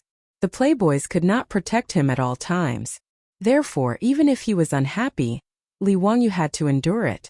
After winning the gambling fight with Wang Ziqiao, he shrank in Dingzhou village because he was worried about the revenge of the Wang clan of Taiyuan and the Zheng family of Xingyang. His small arms and legs could not stand the tossing of the aristocratic families. Li Wangyu saw very clearly that if these aristocratic families really wanted to deal with him, it was no different from pinching an ant to death. In the beginning, the Li clan of Huxian was a small 7th-level official who joined the army. He and the villagers of Dingzhou village were almost tortured to death, not to mention the aristocratic families. They were the forces that even dared to cheat Pai Lupi. He was forced to choose to be dormant because he did not have enough strength to fight against the aristocratic families like the 5 clans and 7 kings. However, the day before yesterday, he was accidentally knighted by Pai Lupi.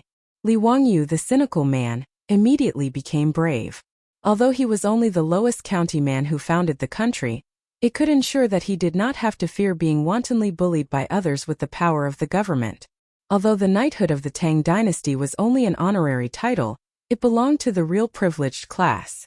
In addition to not paying taxes, Li Wangyu's knighthood of the founding county baron was equivalent to the official rank of the 5th level.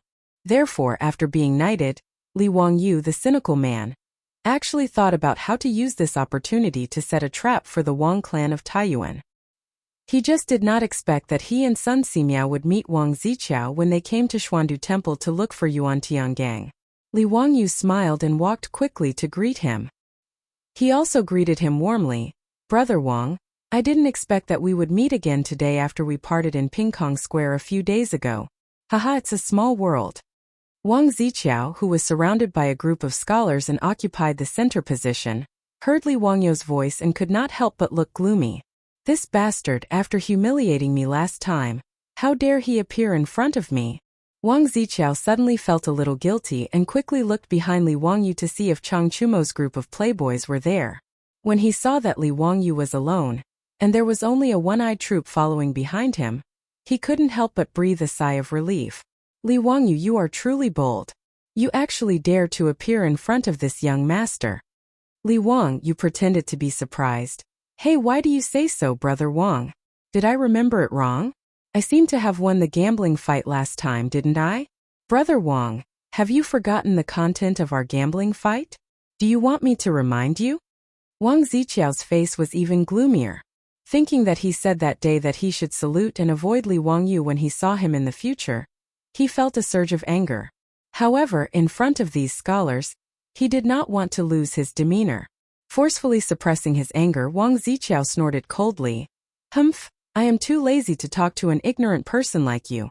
TSK, Brother Wang's words are really hurtful. However, Brother Wang, one cannot go back on one's words. Don't forget our gambling agreement. You can salute and avoid me now," Li Wangyu said mischievously with a smile on his face. The scholars that surrounded Wang Ziqiao like stars surrounding the moon were the scholars that came to the capital for this year's spring imperial examination.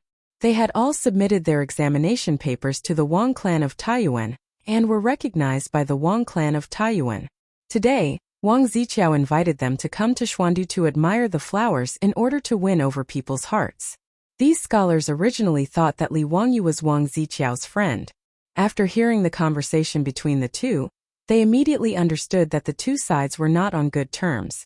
These scholars originally wanted to curry favor with Wang Ziqiao. At this moment, seeing Li Wangyu dressed in white, they knew that he was just a commoner. Therefore, without waiting for Wang Ziqiao to speak, someone immediately jumped out and attacked Li Wangyu for Wang Ziqiao. Chapter 202. These few scholars fought to show their loyalty and devotion in front of Wang Ziqiao, and all of them scolded Li Wangyu. "Young man, how dare you be so rude? Why don't you take a look at your status? How dare you speak to Master Wang in this manner? Why don't you apologize?" "Arrogant words, young man, how dare you speak such arrogant words? Is this how your parents taught you? Asking young Master Wang to bow to you? That's ridiculous. Shut up. Don't be rude. How can Master Wang be humiliated by people like you? How can a white-robed person enter the Xiandu temple? Are they not afraid of degrading the status of the Imperial Taoist Temple?" Li Wangyu was slightly stunned. What was the situation? These few scholars were as agitated as if they had been injected with chicken blood. Did he step on their tails? However, he quickly reacted and couldn't help but be amused. As expected, there would be no lack of people who flatter others no matter what dynasty it was. Obviously, this group of scholars all wanted to show off in front of the legitimate son of the Wang family of Taiyuan. Their loyal and devoted appearance of protecting their master made Li Wangyu involuntarily think of the dogs that guarded the house in Dingzhou village. It seemed that they were also like this. They liked to bark at people nonstop. What made him feel even more amused was that this group of scholars were also wearing white, but felt that he had degraded the status of the Imperial Taoist Temple by entering the Xiandu Temple. This was really black humor. Li Wangyu naturally did not know that this group of scholars who surrounded Prince Chao had already submitted their examination papers to the Taiyuan Wangs. They were the best of the best. With the recommendation of the Taiyuan Wangs, it could be said that these scholars already had one foot in the official career. Naturally, they started to look down on those who wore white. Their sharp and unkind words angered Niu Wu so much that he rolled up his sleeves and wanted to beat them up, but he was stopped by Li Wangyu.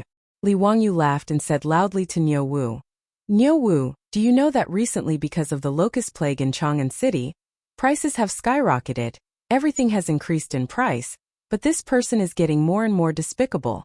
Niu Wu was stunned. What did Lang Jun mean? When Niu Wu came to his senses, he almost laughed out loud. His Longjuan's mouth was really unforgiving. When the scholars on the other side figured out the meaning of Li Wangyu's words, they almost choked to death. This brat was scolding them for being cheap in a roundabout way. "You Tunshiling, how dare you do this? What a disgrace! What a disgrace! How dare you be so impudent in front of young Master Wang?" These scholars were infuriated by Li Wangyu's words, and Prince Chao's face turned even darker. If not for the fact that there were many nobles in the Xiandu temple who came to admire the flowers and that he had to consider the face of the Wang clan of Taiyuan, Wang Ziqiao would have ordered his troops to drag Li Wangyu out and give him a good beating. As for that bullshit bet, Wang Ziqiao had already thrown it to the back of his mind. After being defeated at Peace Square, Wang Ziqiao had always wanted to take revenge on Li Wangyu. But recently, it was the crucial period of the battle between the aristocratic families and Pai Lupi in the imperial court. The aristocratic families, led by the 5 surnames and 7 hopes, wanted to use the locust plague to attack Pai Lupi's reputation and obtain a greater speaking power. This was not a secret in the imperial court. After Zhang Kongbo of Xingyang, the aristocratic families all restrained their disciples. They were afraid that they would cause trouble at this crucial moment and allow Pai Lupi to turn the tables. That was why Wang Ziqiao did not immediately go to Dingzhou village to find trouble with Li Wangyu. But he did not expect to meet him at the Xiandu temple today. Wang Ziqiao's triangular eyes shot out a ray of cold light. Without batting an eyelid, he stretched out his hand to summon one of his troops and whispered a few words into his ear. That troop nodded his head and looked at Li Wangyu with a sinister smile. After bowing, he turned around and left. Li Wangyu did not notice Wang Ziqiao's actions. He was still busy arguing with the scholars beside Wang Ziqiao. The words of the scholars turned from embarrassment to anger did not affect Li Wangyu at all. He turned his head and smiled at Niu Wu. "Niu Wu, did you see how these shameless people look like?" "He Lang Jun, I saw." Niu Wu immediately agreed. The scholars beside Wang Ziqiao became even more furious. You dare to humiliate us." "Humiliate you? Sorry, I think you have misunderstood. I did not say you are shameless." Li Wangyu grinned at them and revealed his white teeth. "I am only saying that shameless people are the same as you. You are Tian Shilang." Tian Shilang. The scholars had never seen someone scold people in such a way. They were so angry that they stomped their feet. However, they only knew how to use Tian Shilang to scold Li Wangyu. "Everyone, all of you are scholars who are well educated and have beautiful essays in your stomachs. What is there to talk about with this vulgar brat who has a sharp tongue? Don't bother with this person anymore." Seeing that the bunch of scholars beside him could not win against Li Wangyu in scolding, Wang Ziqiao could only helplessly stand out to smooth things over. I don't know if you have beautiful essays in your stomachs, but I am sure that all of you are rearing a fish in your brains." Li Wangyu did not plan to let them off. The bunch of scholars did not understand what Li Wangyu meant by his words, but it was definitely not something good. Therefore, they pretended not to hear and did not reply. Instead, it was Niu Wu who immediately asked, "Lang Jun, what do you mean?" "Because they are rearing fish in their brains, they definitely have a lot of water. Fish still need to eat, and when fish eat, they will defecate." "Niu Wu, look at the things in their brains, isn't it really a lot?" Niu Wu was speechless. His Longjuan's mouth was really venomous. Wasn't he scolding them in a roundabout way that their brains were filled with water and feces? After Li Wangyu finished speaking, before Wang Ziqiao and the rest could get angry, a burst of loud laughter came from not too far away. Obviously, someone had heard Li Wangyu's roundabout way of scolding and could not help but be amused. When Wang Ziqiao and the rest heard this, they glared angrily at the person who laughed. In this peach garden, other than Li Wangyu, who else was so blind to dare to laugh at them? In the peach garden, 2 elders were standing not too far away, laughing happily. Haha, what a sharp-tongued young man. Brother Chongyuan, do you know who this Mr. Xiaoleng is? One of the elders laughed until his face was wrinkled as he asked the other elder. The skinny elder smiled and nodded. I do know this Mr. Xiaoleng. He is Li Wangyu of Hu County. His name is Ziyu. Mr. Xiaoleng, am I wrong? Oh, he is Li Ziyu? What a coincidence today. This old man was just about to meet him. The other elder heard this and was pleasantly surprised. Li Wangyu was stunned. This skinny elder looked familiar, but he could not remember where he had seen him before. He quickly bowed and said, Yes, this young one is Li Wangyu of Hu County. How should I address the 2 elders? Aha, we are just passers-by. There is no need to care about us. You can continue. Mr. Xiaoleng's words are interesting. This old man has not heard such interesting words in a long time. It is really carefree. The 2 elders were actually enjoying the show. Not only did they not reveal their identities, but they also urged both sides to continue. Their words made Wang Ziqiao and the rest so angry that their noses were almost crooked. Where did these 2 old men come from? They were scolded, and these 2 old men actually said it was interesting. It was simply too infuriating. They were as bastards as Li Wangyu. Chapter 203. The words of the 2 old men also made Li Wangyu speechless. Is it really good for you guys to watch the show so brazenly? And one of the old men obviously recognized him, so he naturally felt embarrassed to continue scolding those scholars.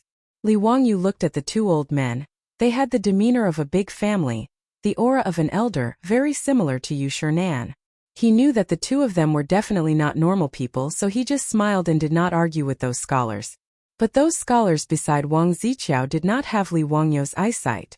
They were originally infuriated by Li Wangyu's ridicule, and wished that they could immediately knock Li Wangyu to the ground and step on him a few times.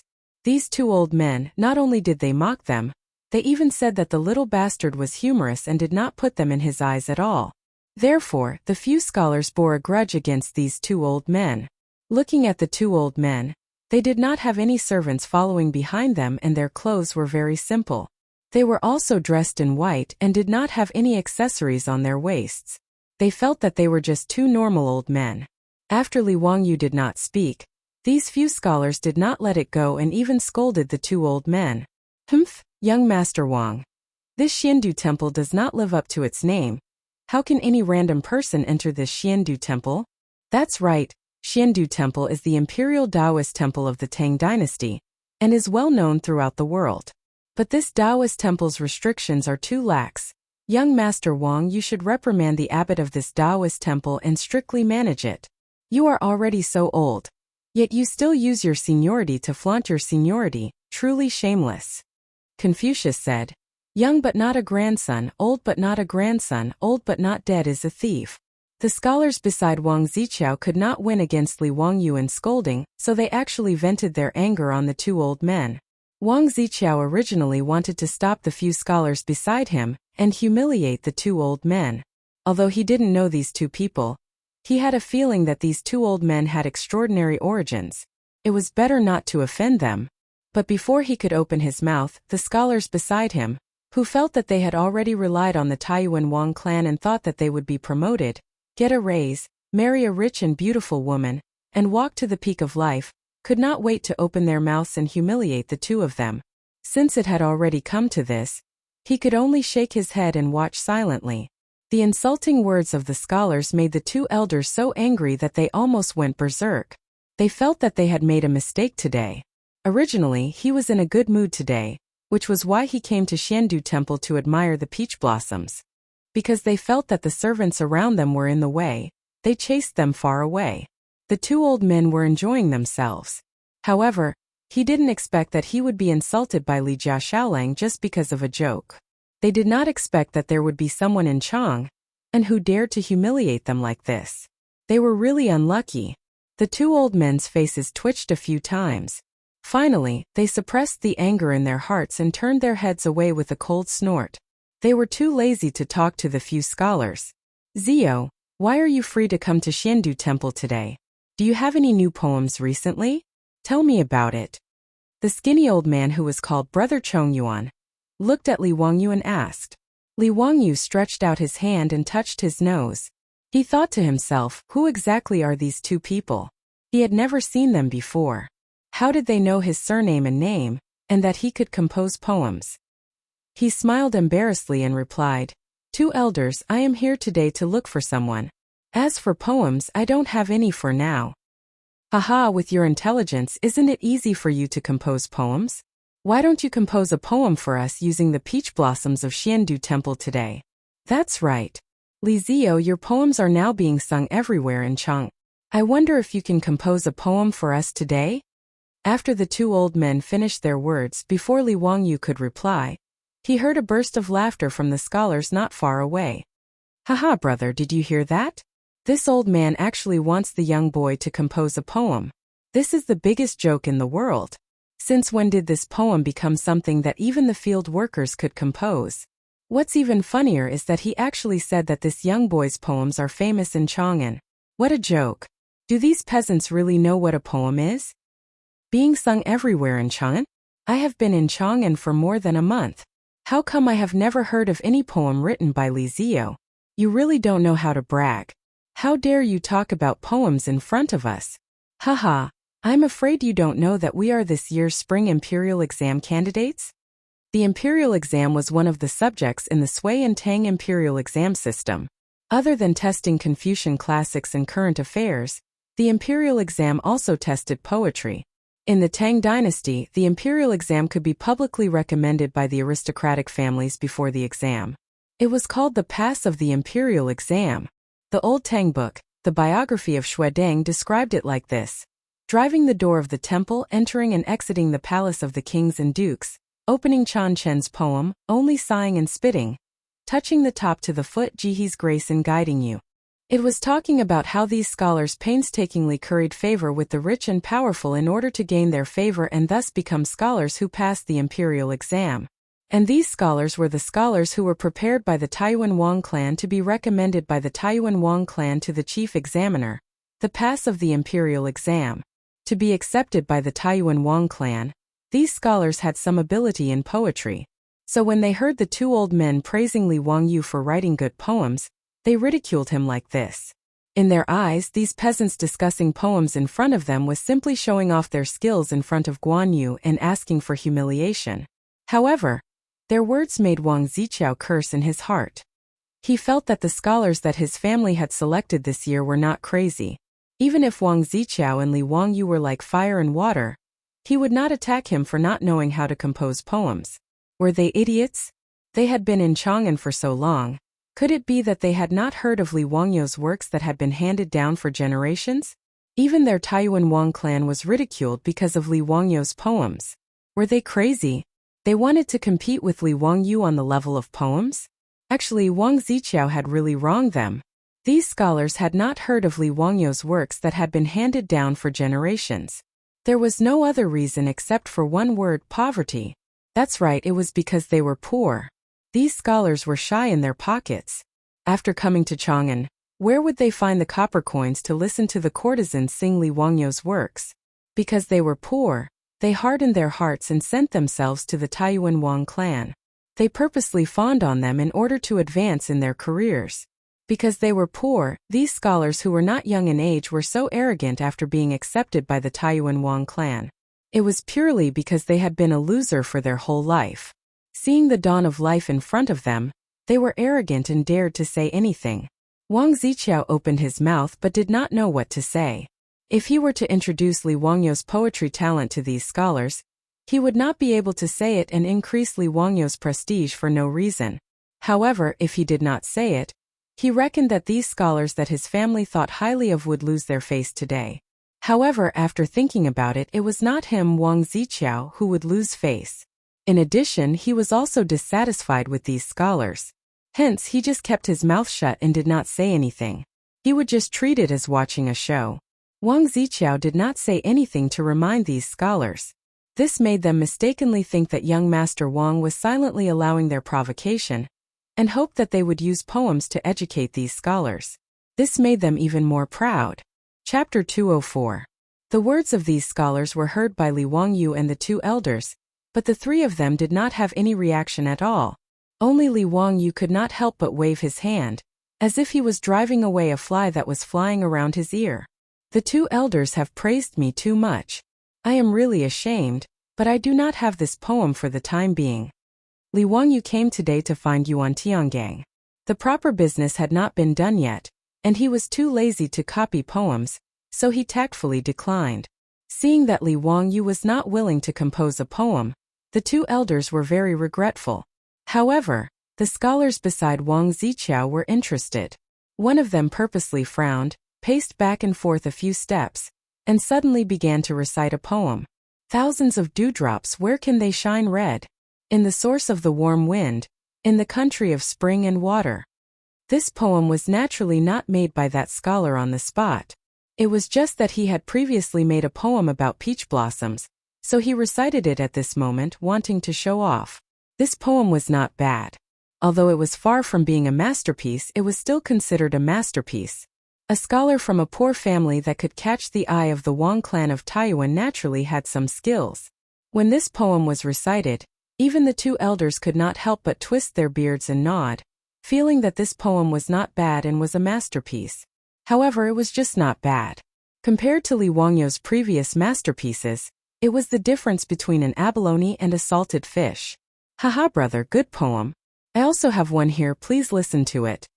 Immediately, another scholar did not want to be left behind.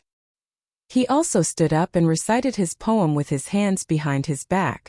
Flowers are empty in the dance floor, still red year after year.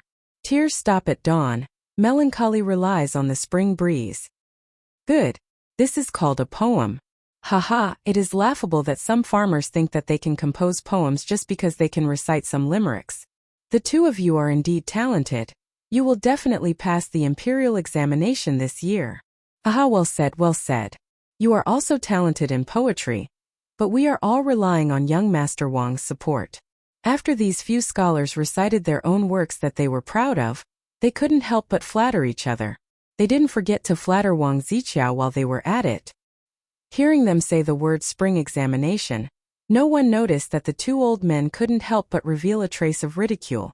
Li Wangyu and the others did not know that the two old men who were humiliated by this group of scholars were the two great scholars of the current imperial court. One was the Minister of Rites, Lu Quan.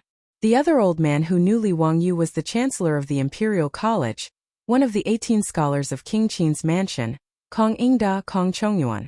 That day at Chu Jiangqi Poetry Gathering, it was Kong Ingda who announced the topic of the poem to the students. Li Wangyu had seen him from afar at that time. However, at that time he had only seen them twice from afar. After that, Li Wangyu had gotten himself drunk and entered the Tujiang Pond Pavilion in a muddle-headed state. He had no idea who he had met that day. Therefore, Li Wangyu did not recognize Kong Ingda just now. He only felt that Kong Ingda looked familiar. For this year's spring examination, the chief examiner of the Ministry of Rites was Lu Quan and the assistant examiner was the Chancellor of the Imperial College, Kong Ingda. In other words, the scholars that Wang clan of Taiyuan had prepared to announce had just spoken without thinking and insulted the two chief examiners. After listening to the poems of these scholars, Lu Quan and Kong Ingda felt that it was a pity. They then turned their gazes towards Li Wangyu. Ziyu, don't hide your incompetence. How about composing a poem for the two of us? This. Li Wangyu was slightly hesitant. Without waiting for him to decide whether he should plagiarize a poem or not, he heard the scholars start to clamor again. Compose a poem? A limerick? If this little brat knows how to compose a poem, I'll kneel down and kowtow to him as my master. Haha. Li Wangyu couldn't help but cast a sideways glance at the person who spoke. He said indifferently, "Acknowledge me as your master? You don't have that right." His words weren't considered nonsense. Now that Li Wangyu had two disciples, one was a lower 6th rank imperial censor, and the other was a higher 4th rank assistant minister of the Ministry of Justice. If this was spread out, it would scare this group of scholars to death. Needless to say, this middle-aged scholar's character was low, and Li Wangyu didn't even take a liking to him.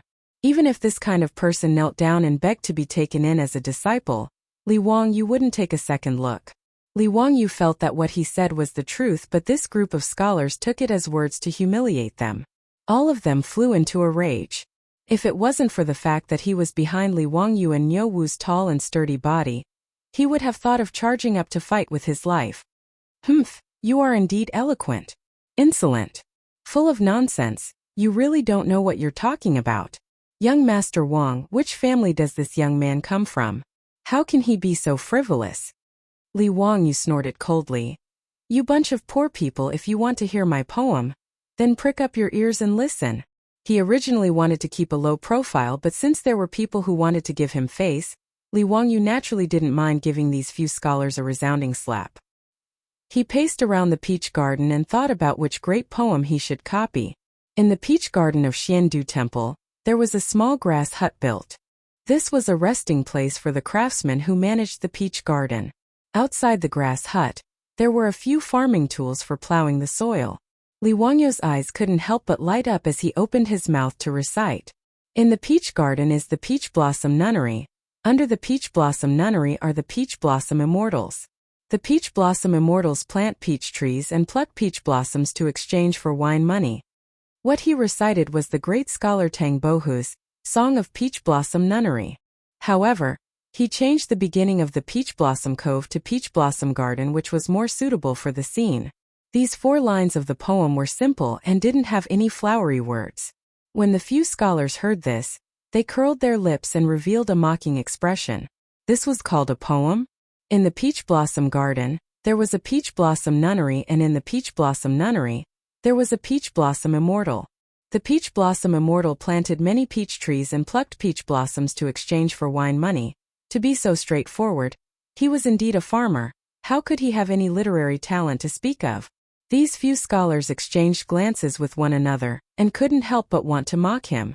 Lu Quan and Kong Yingda naturally wouldn't be as shallow as them. However, they felt that these 4 lines were using peach blossoms as a metaphor for a hermit, vividly portraying the image of a hermit who wandered under the forest, was free and easy, loved life and lived happily like an immortal. However, if there were only these 4 lines, it was a little too weak and couldn't be considered a great work. Just as the 2 of them were frowning, they heard Li Wangyu continue to recite. When sober, only sit in front of the flowers; when drunk, still sleep under the flowers. Half drunk and half awake, day after day, flowers wilt and bloom year after year. When these 4 lines of the poem were recited, the few scholars couldn't help but reveal a surprised expression, and the mocking expression on their faces disappeared. Lu Quan and Kong Yingda exchanged glances, and felt that Li Wangyu's poem was not bad. No matter if he was sober or drunk, he didn't leave the peach blossoms. Day after day, year after year, even as time passed, the flowers bloomed and withered. His original intention didn't change. Wonderful! Without waiting for them to praise, they heard Li Wangyu continue to recite. I hope to die in the wine and flowers, and not bow in front of carriages and horses. The rich are interested in the dust of carriages and horses, the poor are fated. If wealth is compared to poverty, one is on the ground, one is in the sky. If poverty is compared to carriages and horses, he has to drive and I have nothing to do. These few lines of the poem caused the few scholars' expressions to turn ugly. They thought that Li Wangyu was mocking them. Money could buy enjoyment, but it couldn't buy a leisurely and poetic life. Even if they were poor, they wouldn't lose the joy of life and the richness of the spirit. And the few of them purposely sucked up to the Taiyuan Wang clan for glory and wealth. It was the complete opposite of the attitude in the poem. Lu Quan and Kong Yingda's eyes became brighter and brighter. They were right to come to the Xiandu Temple today. To be able to hear such a poem, they had to drink a lot. It was a pity that they didn't have any wine on them. Chapter 205. Li Wangyu's Song of Peach Blossom Nunnery had been copied to this point. No matter if it was Kong Yingda, Lu Quan, Wang Ziqiao and the other scholars, they all thought that it was finished. They had to admit that this poem was already many times better than the so-called proud works of those scholars. Comparing goods would be embarrassing, comparing people would be infuriating. Lu Quan and Kong Yingda were already prepared to clap their hands and cheer. Li Jia Shaoling indeed did not disappoint them. Even though in the eyes of the 2 scholars, this poem seemed to be lacking a bit of charm and did not seem to have reached the level of a work that could be passed down for generations, but compared to the poems of those scholars that they had heard before, it was already rather stunning. They heard Li Wangyu's voice paused. took in a deep breath and continued to recite. Others laugh at me for being too crazy. I laugh at others for not being able to see through. Not seeing the tombs of the heroes of the 5 hills. No flowers, no wine, no hoe for the fields. When he recited the last 4 lines of the poem, the faces of everyone present changed. Wang Ziqiao gritted his teeth while the faces of those scholars turned pale and were very embarrassed. The tomb of the heroes of the 5 hills in this poem was referring to the aristocratic families. The meaning was that even though those aristocratic families were once glorious, now they could not see their tombs and were only used as fields for farming. From Wang Ziqiao's point of view, Li Wangyu was simply cursing them. How could these aristocratic families not be enraged? As for those scholars, their faces were filled with embarrassment. They had been bragging to each other for so long, and in the end, they were slapped in the face by this weak young man. Even if they did not want to admit this song of peach blossom nunnery, they could only accept it in their hearts. It was because they realized the difference that these scholars were even more embarrassed and angry. Compared to this young man in front of them, they had lived for so many years in vain. How could they not be angry? As for Lu Quan and Kong Yingda, their faces were filled with astonishment. Originally, it was only a poem, but because of these last 4 lines, it had become a work that could be passed down for generations. It could not help but make these 2 scholars surprised. Kong Yingda chewed and savored the entire poem. He stroked his beard and praised. This poem is real and easy, not restricted to the method. The concept is fresh and fresh. It is indeed a work of art. Ziyu, based on this poem alone, if you were to participate in the spring imperial examination, you would definitely come in first place. Others laugh at me for being too crazy, and I laugh at them for not being able to see through me. Li Zio, it's a pity that you're not participating in this year's spring quarter examination. Lu Quan had the same attitude. The praise of the 2 elders made Li Wangyu blush slightly. He had only plagiarized Tang Bohu's poem. Actually, he did not know how to compose poems. What's more, the poem he copied wasn't really suitable. Tang Bohu wrote this poem because of his deep insight into life and his transcendental open-mindedness. Tang Bohu, who was frustrated in his career, had made a wise choice in life. Although he was poor, he did not lose the joy of life. Tang Bohu's life was rich in spirit. But where was Li Wangyu's frustration and poverty at the moment? He had just been conferred the title of county man of the founding county of the Tang dynasty. He was already in the privileged class of the Tang dynasty. If he still recited Tang Bohu's poem, he would be suspected of being too pretentious. Therefore, the humble Li Wangyu only chuckled and didn't say anything. However, the praise of the 2 great scholars was particularly harsh in the ears of the scholars. Although they knew that this young man had crushed their poetry into dregs, they did not feel guilty at all. Instead, they became more and more arrogant because of their inferiority complex. In their eyes, no matter how good this young man's poem was, what could it do? Without the recommendation of an aristocratic family, it was impossible to pass the imperial examination. And they had been chosen by the Wang clan of Taiyuan.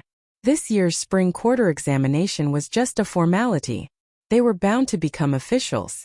With this mentality, when they heard Kong Yingda and Lu Quan's words, they were extremely unhappy and began to ridicule them. What a joke. You 2 old men, do you think the imperial examination is run by your family? The spring quarter examination is the imperial examination. How can this kind of young man enter it? First place in grade A? You're just a fool talking nonsense. Tian Shalang is Tian Shalang. Reciting a poem that was plagiarized from who knows where and thinking that he can pass the Grand Scholar exam. It's really funny. Brother, you're right. I don't know where this poem was plagiarized from. How can this kind of carefree attitude be something that a young man like him can do? It's ridiculous. Li Wangyu silently rolled his eyes. I did plagiarize, but so what? Can you find Tang Bohu from a few hundred years in the future to confront me? However, Li Wangyu was not so thick-skinned to defend himself and say that this poem was written by himself. He did not intend to defend himself, but that did not mean that Kong Yingda and Lu Quan would not speak. To these 2 great scholars, Li Wangyu was definitely a young talent. How could he be humiliated by these scholars? Shut up. Have all your etiquette, justice, integrity, and sense of shame gone to the stomachs of dogs? Instead of reflecting on your own knowledge, You're slandering Li Jia Xiaoling for plagiarism. This kind of legendary work, why don't you try to plagiarize it for me to see? Lu Quan said angrily. Although he was a great scholar, he was also one of the 6 ministries. When he was angry, it was even scary. Kong Yingda also shook his head. Common people look at their etiquette. Noble people look at their actions. You haven't even been nominated yet and you're already so domineering. You're not worthy of being a scholar. You don't have to participate in this year's spring imperial examination. Even if you participate, you won't be accepted. The few scholars' faces changed slightly. They then spat out in disdain. Pay 2 old fools, who do you think you are? Tian Xiaoling also dares to speak so arrogantly. You're really a toad yawning. What big words. We will definitely pass this year's spring imperial examination. Is it something that 2 old fools like you can talk nonsense about? We are scholars who have obtained the recognition of Taiyuan Wang clan. Who do you think you are? At this moment, these scholars had long been overwhelmed by anger and started to speak without thinking. When Li Wangyu heard the 2 old men's words, a strange glow flashed across his eyes. The identities of these 2 old men didn't seem to be simple. Hehe, the few scholars beside Wang Ziqiao are probably going to be in big trouble.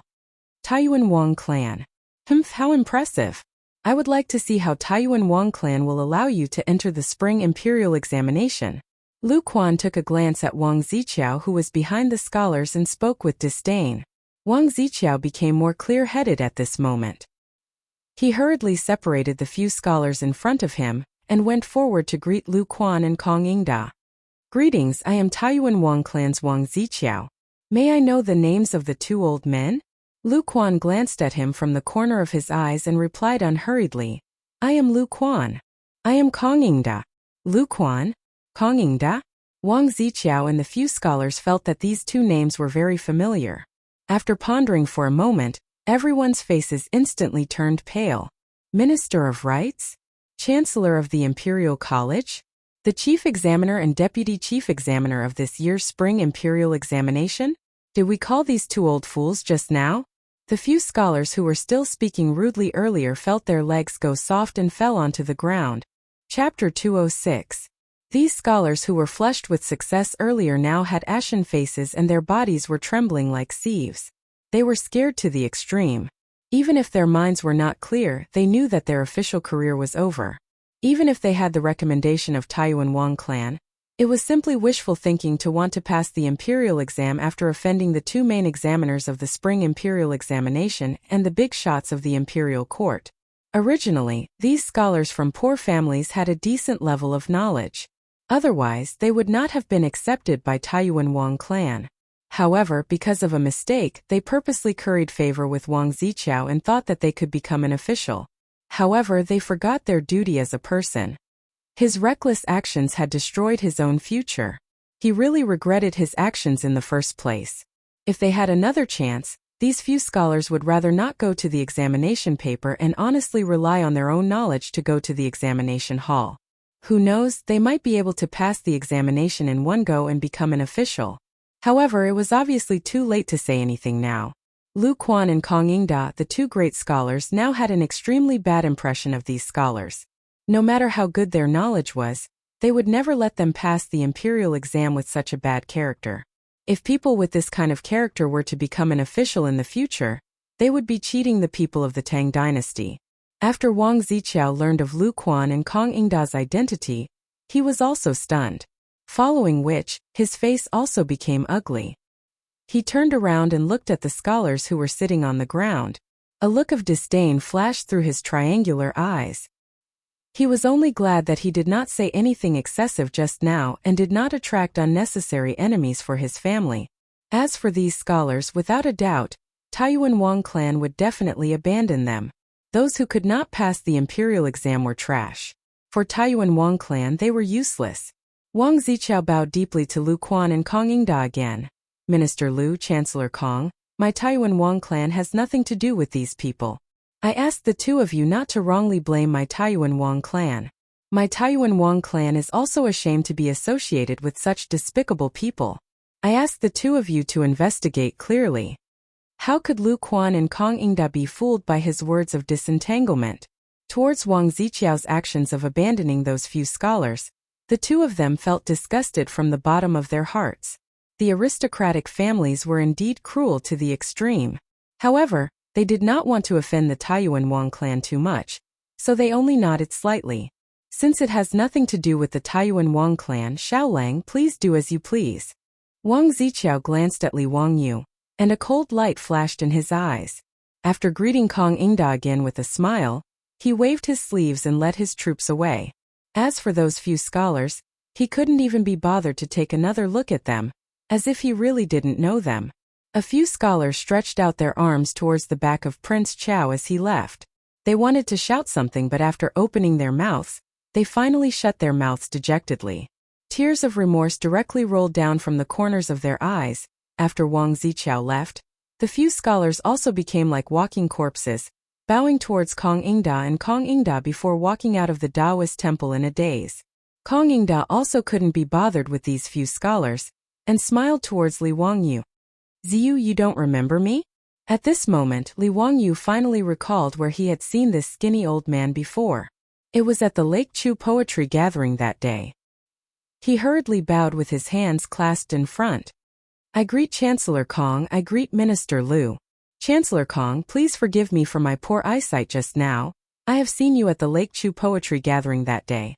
Haha, I thought you couldn't remember. That day at the Lake Chu poetry gathering, Ziyu, you were famous for a period of time. Lake Chu poetry gathering, spring river scenery, and leaving the fortress are all works that have been handed down for generations. Also, that dreamy Tianlao's farewell, that you wrote after you were drunk, really shocked me. Chancellor Kong, you flatter me. It was all my fault for being impetuous. I drank too much and messed things up when I was drunk. Speaking of this matter, Li Wangyu's face turned red. He drank too much and actually recited something in front of Pai Lupi. How can I bend my eyebrows and bend my waist to serve the rich and powerful, causing me to be unhappy? He was simply courting death. Because of this matter, Pai Lupi even pulled his ear and lectured him for half a day after he was conferred a noble title, causing him to regret it greatly. Now that this matter was brought up by Kong Ingda, Li Wangyu felt even more embarrassed. His embarrassed look made Lu Quan and Kong Ingda burst into laughter. They increasingly felt that Li Wangyu was to their liking. Zio, what I said just now was not a joke. Are you really not going to consider participating in this year's spring examination?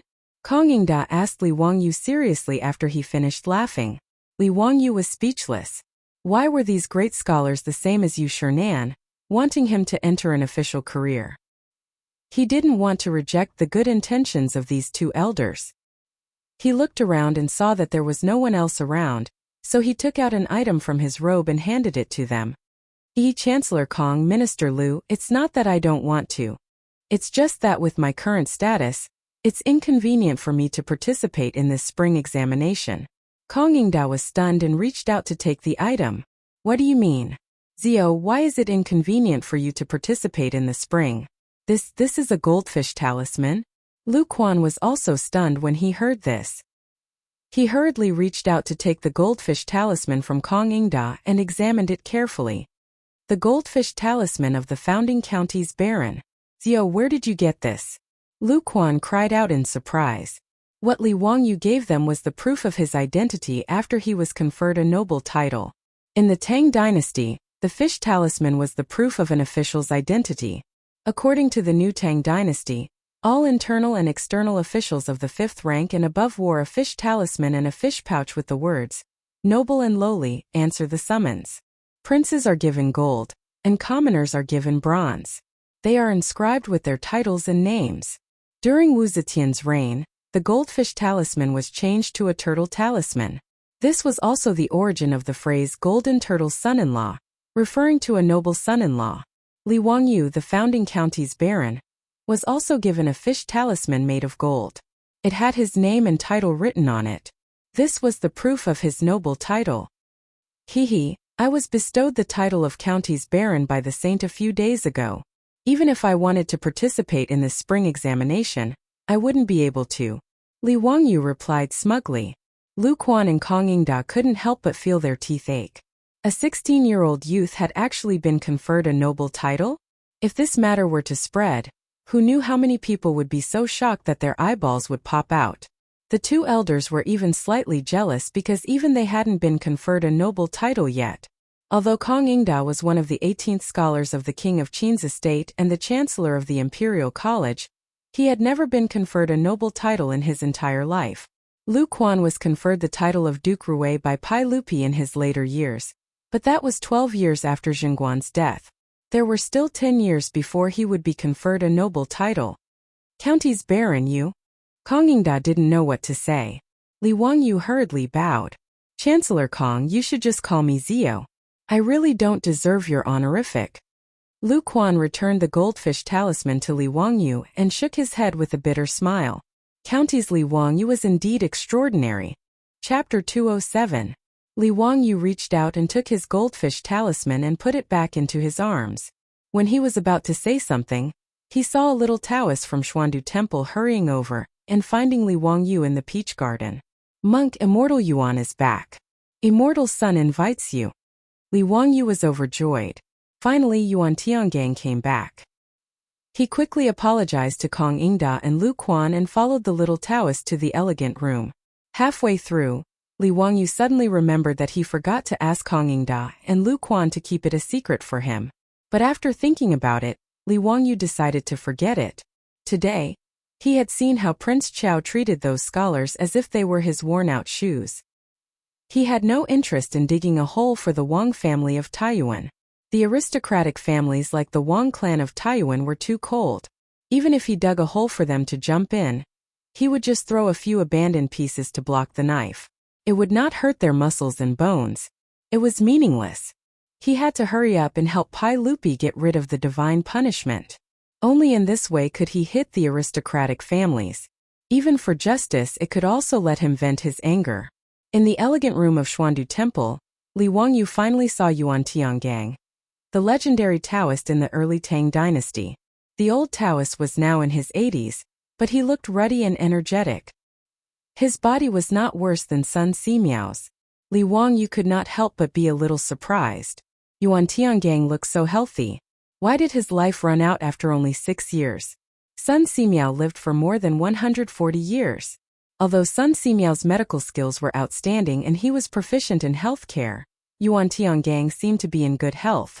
It was impossible to see that he only had 6 years left. Li Wangyu's mind was in a mess. He quickly stepped forward and saluted respectfully. Li Wangyu of Hu County greets Immortal Yuan. Xiao Lang, you don't have to be so courteous. Yuan Tiangong's Sichuan accent made Li Wangyu feel a little familiar. After Sun Simiao introduced both parties to each other, both parties greeted each other and knelt down in the elegant room. The young Taoist brought in tea and snacks. Before Li Wangyu said his intention, he saw Yuan Tiangang staring at his face and looking at it carefully. The more he looked, the more surprised he was. Immortal Master Yuan, is there something on my face? Li Wangyu stretched out his hand and touched his face, thinking that he had touched something unclean. Yuan Tiangang shook his head and replied, "Nothing, it's just my habit to read people's faces." "Oh, what about my facial features?" Although Li Wangyu didn't believe in face reading, it was rare to see Yuan Tiangang, a famous historical figure, who was said to have read Wu Zetian's face. He was naturally curious about his own face. Regarding Li Wangyu's words, Yuan Tiangang was a little hesitant. After carefully looking at Li Wangyu's face for a long time, he replied uncertainly, "I can't understand Xiao Lang's face." "Immortal Yuan, what do you mean?" Li Wangyu asked. Yuan Tiangang hesitated for a moment and replied, "Xiao Lang can listen to my words but don't take it seriously. I read Xiao Lang's face and found that he was born to be a jinx to his parents. In addition, his eyebrows are connected to his heart, and his luck is strange. He is often framed and criticized and he is poor." Li Wangyu couldn't help but open his mouth. Yuan Tiangang was really powerful. Wasn't that the case? Now his parents were dead, and since he crossed over to the Tang dynasty, he had been framed and criticized by villains. Whether it was the Li clan in Huxian or the Wang clan in Taiyuan, it was the same. Before Li Wangyu could exclaim, Yuan Tiangang said, "I read Xiao Lang's face and found that he doesn't have a long life and is prone to diseases. It seems that he will die young." Li Wangyu couldn't help being stunned. Doesn't have a long life? Was the previous owner of this body considered to have died prematurely because of a short lifespan? Is he talking about himself? Did I cross over to the Tang dynasty and finally get the title of nobility? My good life is in front of me. Will I not live long? When he was unhappy because of Yuan Tiangong's words, he heard the old Taoist continue to say, but after careful observation, I see that Xiaolang's mountain roots are full, and his Taoism is long. This is clearly the sign of longevity. In the Fate Palace, the eyes are clear, Saturn is straight, and the forehead is like a river. It is the sign of great wealth. Yuan Tiangong shook his head. This is the first time I have seen someone with two kinds of fate in his face, and they are completely opposite. I really can't understand Xiaolang's face. It's really weird. Li Wangyu was stunned for a long time and finally came to his senses. Is Yuan Tiangong's face really so good? Isn't the face of the previous owner of this body that jinxes his parents and makes him die young and poor? After his soul crossed over to the Tang dynasty, he replaced the unlucky Li Wangyu. Does this count as changing my fate against the heaven? Great wealth, this should be referring to me, right? Hey, now I have been granted the title of nobility, and my family's various industries are thriving. It seems that Yuan Tiangong's face is really right. He glanced at Yuan Tiangong with a little guilty conscience and secretly thought that the old Taoist wouldn't see through his soul crossing over to the Tang dynasty and taking over the nest of the magpie, would he? Yuan Tiangong just glanced at him with a little deep meaning, and then passed the matter and no longer mentioned it. Li Wangyu's back almost sweated. Yuan Tiangong is really a metaphysics master. He can see so much just by looking at my face. He quickly changed the topic. Immortal Yuan, how old are you this year? Boy, look at your ruddy face and white hair. You are really a Taoist master. Haha, I am 81 years old this year, and I don't have much life left. Immortal Yuan, what are you talking about? Your body is better than mine and you are a Taoist. You must live a long life. Yuan Tiangong smiled and waved his hand. I have calculated it clearly. In another 6 years my lifespan will be exhausted. His casual words caused Li Wangyu to have goosebumps all over his body. The hair on his arms was about to stand up. Can Yuan Tiangong really calculate these? It's really amazing. Is this metaphysics really so powerful? Li Wangyu didn't dare to discuss these with Yuan Tiangong anymore. He quickly said his intention. Immortal Yuan, the old immortal and I are here today to ask for your help. Xiaolang, please. After Li Wangyu asked the little Taoist who served everyone in the elegant room to leave, he told the whole story of why he and Sun Simiao came to him. In the end, he cupped his hands and said to Yuan Tiangong seriously, this matter is related to the people of the Tang dynasty. Whether they can escape this disaster of locusts, I ask Immortal Yuan to help. After it is done, the sage will reward me. This is also a matter of great merit. Please don't refuse. After listening to Li Wangyu's words, Yuan Tiangong didn't speak for a long time, just bowing his head and thinking. Li Wangyu was a little anxious and asked, Immortal Yuan, do you have any concerns? You don't have to worry about those aristocratic families. The sage will make the decision for you. Yuan Tiangong waved his hand and said, Xiaolang, I have nothing to worry about. I am naturally willing to preside over the ceremony of the great sacrifice of all heaven. But how can it be possible for the Taoist ancestor to show his spirit and personally say that it is not the wrath of heaven? I don't have this ability. Turned out to be this. Li Wangyu couldn't help laughing when he heard this. It depended on his ability. Chapter 208. The plan that Li Wangyu just told Yuan Tiangong was very simple. He asked Yuan Tiangong to hold a Luotian grand ritual in the name of praying in front of Pai Lupi and the ministers in Taiji Palace. In the Luotian grand ritual, the Tao ancestor would show himself and personally eliminate the disaster of locusts. The ritual was a grand ceremony of Taoism to worship the god of heaven. Luotian or Daoyuotian referred to the extremely high and mysterious realm above the 3 realms of heaven.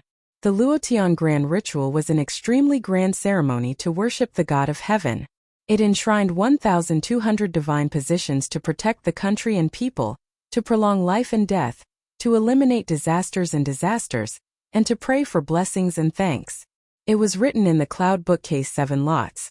Below it is the altar of blessing and happiness, with 1,200 divine positions. For the Luotian Grand Ritual, the ritual objects and rites are lowered to the middle altar. 1,200 divine positions including the gods of heaven, the gods of earth, the gods of the 9 continents, the gods of 10 places, the heroes of ancestors, the 3 sovereigns and 5 emperors Yao, Shun, Yu, Tang, Zhou, King Wan, Confucius, Sage, Lord Ming, virtuous, loyal and virtuous. Many emperors in the past dynasties invited Taoist priests to set up a ritual in the palace, or in the famous mountains whenever there was a major event or disaster in the country. In the name of eliminating the plague of locusts, there was no problem to set up a ritual in Taiji Palace and hold the Luotian Grand Ritual. It would not make those aristocratic families suspicious. However, Li Wangyu wanted the Tao ancestor to show himself in the Luotian Grand Ritual and eliminate the disaster of heaven. Sun Simiao and Yuan Tiangang could only smile bitterly. Although they were all cultivators, who had heard that the Tao ancestor could really show himself. How could it be done? Although Taoism also had some tricks to fool the secular mortals, it was not much different from the monk that Li Wangyu saw on the cross street of Hu County that day.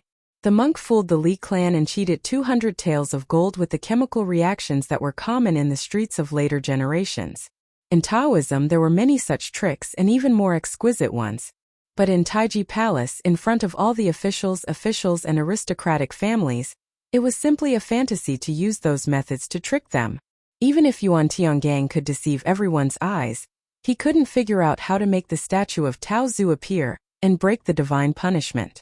If he really had such ability, why would he be a mere county magistrate in the Firewell County? Yuan Tiangang knew that some people could speak with ventriloquism. He didn't need to open his mouth. In the eyes of others it seemed that others were talking. However, such a method could not fool the officials in public. Therefore, after listening to Li Wangyu's idea, even Yuan Tiangang could only shake his head again and again. Ma Zhou's original plan was to use the mighty figures of Taoism to hold the heavenly grand ritual and claim that the divine wrath was nonsense. However, after careful consideration, Li Wangyu felt that this was not enough to convince the aristocratic families. It was even more difficult for them to agree to the imperial court's order to exterminate the locusts. Therefore Li Wangyu came up with this upgraded version of the plan. Sun Simiao was also frightened by Li Wangyu's imagination, so he repeatedly refused and introduced Yuan Tiangang to him. Yuan Tiangang also admitted that he was not an immortal. How could he make the Tao Zu appear in the heavenly grand ritual and break the divine punishment? Hey immortal Yuan, you don't need to worry about this. I will do it. Then you just need to do what I say. Really? Of course. Yuan Tiangang hesitated for a moment and nodded, although he didn't believe that Li Wangyu could make the Tao Zu appear. But since Li Wangyu patted his chest and promised, and this was Pai Lupi's idea, he naturally had no reason to refuse.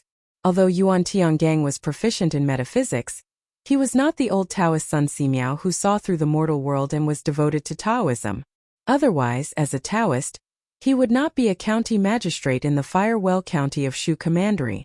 Yuan Tiangang still had enough awe for the secular imperial power. As for what Li Wangyu said, Pai Lupi had other rewards after the matter was done.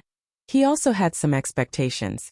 Although Yuan Tiangang could even calculate his own lifespan, he still could not jump out of the mortal world. From this point of view, Yuan Tiangang was not as good as Sun Simiao. Seeing that Yuan Tiangang nodded, Li Wangyu immediately asked Niu Wu to call the little Taoist and asked him to invite the abbot. After the abbot arrived, Li Wangyu took out an imperial edict from his arms and read the edict of Pai Lupi to him. The imperial edict ordered the abbot of Xuandu Temple to gather the manpower and material resources of 58 Taoist temples in Chang and city to hold the heavenly grand ritual in Taiji Palace 3 days later. This imperial edict was sent by Pai Lupi to Li Wangyu yesterday. For this heavenly grand ritual, Pai Lupi ordered that Li Wangyu was responsible for directing these Taoist temples to set up the altar and build the ritual. The abbot of Xuandu Temple received the imperial edict in fear and trepidation, and immediately ordered the little Taoist to immediately invite the abbots of the 58 Taoist temples in Chang and city to come to Xuandu Temple to discuss this matter. Li Wangyu also asked Yuan Tiangang to be the officiant of the heavenly grand ritual in front of the abbot of Xuandu Temple, and asked the abbot to obey all the instructions of Yuan Tiangang. In this regard, the abbot of Xuandu Temple naturally nodded and agreed. Li Wangyu finished the matter and was not ready to stay. Anyway, he did not know how to do the heavenly grand ritual of Taoism at all, so he left it all to these professionals to handle. Li Wangyu just intended to be a hands-off shopkeeper. Before leaving, Li Wangyu asked the abbot to find him a statue of Tao Zu, which was useful to him. Tao Zu was Lao Zi Li heir. Li Yuan, the ancestor of the Tang dynasty, had long revered Lao Zi Li heir as his ancestor. That was why Li Wangyu chose the Tao ancestor to show his divinity as the deity to break the heavenly wrath. The abbot of Xuandu Temple and Yuan Tiangang did not understand what Li Wangyu wanted to do, but they still followed his instructions and asked for a bronze statue from the main hall where Tao Zu was worshipped and gave it to him. This statue of Tao Zu was about 50 centimeters high. It was made of copper and gold hollow cast, so it was not heavy. His plan to get rid of the heavenly wrath was going to fall on the statue of the Tao ancestor. Li Wangyu carefully looked at the gilded statue and felt it was suitable. He signaled Niu Wu to hold the statue and left. Sun Simiao and his disciple Lu Shenwei stayed in Xuandu Temple, ready to talk with their old friend Yuan Tiangang, and help to prepare the heavenly grand ritual. In Xuandu Temple, everyone was busy preparing the heavenly grand ritual. Li Wangyu looked relaxed. He led Niu Wu out of the Taoist temple and prepared to go back to Zhou village. The abbot of Xuandu Temple politely sent Li Wangyu out of the Taoist temple. Although he did not know the real identity of Li Wangyu, he dared not neglect him since he could take out the imperial edict and was the person in charge of the heavenly grand ritual. Unexpectedly, just as Li Wangyu took Niu Wu out of Xuandu Temple, several black-clothed yamen runners surrounded them from both sides of the Taoist temple before they got on the horse. These black-clothed bailiffs held iron rulers and chains in their hands. When they saw Li Wangyu and Niu Wu come out of the Taoist temple, their eyes all lit up. Without saying a word, they rushed over and surrounded the two of them. "You are Li Wangyu from Hu County?" The leader of the group was a bailiff with a fierce face and a saber at his waist. He reeked of alcohol and staggered as he walked. He belched and shouted at Li Wangyu. Li Wangyu and Niu Wu were stunned. What was going on? Chapter 209. Li Wangyu vaguely guessed it, but he still cupped his hands politely to the head of the yamen runners. "Officer, I am Li Wangyu from Hu County. What can I do for you?" The head of the yamen runners burped and went forward to grab Li Wangyu's neck. He also shouted, "It's you. Damn it, we are drinking happily. Are you looking for trouble for us?" "Stop. What do you want to do?" the abbot of the Taoist temple exclaimed. Before the head of the yamen runners could grab Li Wangyu, he was firmly held in the palm of a strong hand. The head of the yamen runner struggled a few times but could not break free. Niu Wu held the gilded bronze statue of Tao Zu with one hand and the arm of the head of the yamen runners tightly with the other. "Officer, what do you mean by this?" Li Wangyu looked at the yamen runners around them and asked unhurriedly. Chongren Square was under the jurisdiction of the county yamen of Wanyan County in Chang'an. He had never dealt with Wanyan County, so he naturally did not know these yamen runners. The head of the yamen runners was obviously a little drunk. A mouthful of saliva with the smell of alcohol sprayed toward Li Wangyu and Niu Wu. "Boy, you committed a crime. Someone accused you of stealing other people's property. Cut the crap and go back to the county yamen with me." "Stealing property? Officer, are you drunk? Whose property did I steal?" The abbot of Xuandu Temple was also angry. He reprimanded, "Head of the yamen runners, are you crazy? Do you know where you are? How could Mr. Xiao Lang steal other people's property?" "What did you say, Oxnose? You are the one who is crazy. Let me tell you, this is Wang." The head of the yamen runner suddenly realized that he had almost spilled the beans and quickly corrected himself. "It's none of your business. If you don't know what's good for you, I will put you in prison too," the head of the yamen runner said as he waved to the yamen runners around him, motioning them to go up and arrest them. This group of yamen runners was obviously the same as the head of the yamen runners. It seemed that they had been drinking just now. At this time, they walked a little unsteadily and spoke with a lisp. "How dare you? Impudent. You with the surname Tan, are you tired of living? I want to see who dares to make a move today." Even if the Lu Ming house were here, they would not dare to be so presumptuous. The abbot of the Xiandu temple was about to go crazy from anger because of the bailiffs from Wanyan County. He did not expect that a small bailiff from Wanyan County would dare to come to the entrance of the Xiandu temple to arrest people. This bailiff's surname was Tang. He was usually very respectful to the Xiandu temple. Today this fellow might have drunk too much cat piss and actually dared to shout at him. The Xuandu temple was a royal Taoist temple.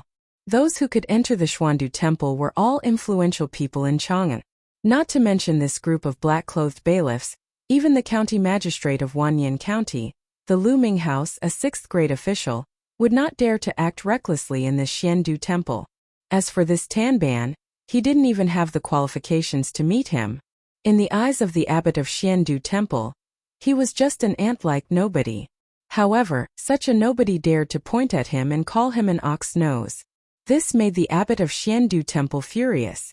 If he really let this Tanban take Li Wangyu away from the entrance of the Xiandu temple, his face would be completely thrown to the ground. Moreover, how could a young man who could take out Pai Lupi's imperial edict be an ordinary person? He did not dare to watch Li Wangyu being taken away by this group of bailiffs. Ox nose, you don't have * king use the Ming house to scare me. The bailiff was not frightened by the words of the abbot of Xiandu temple. Instead he waved his arms and shouted, Today no one can do anything. Today I have to take this little boy away." The bailiff was a wily old fox in the county government. If it was a normal day, he would not dare to speak like this. However, he drank 2 more cups today.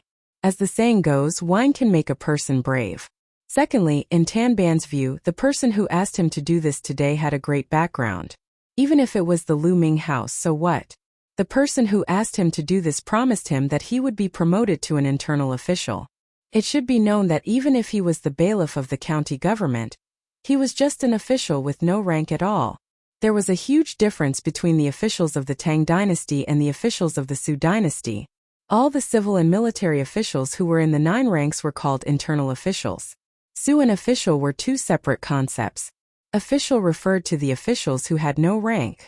Minor officials and officials without rank were also called external officials. However, Su was not an official. It was only a duty, and was regarded as a lowly servant.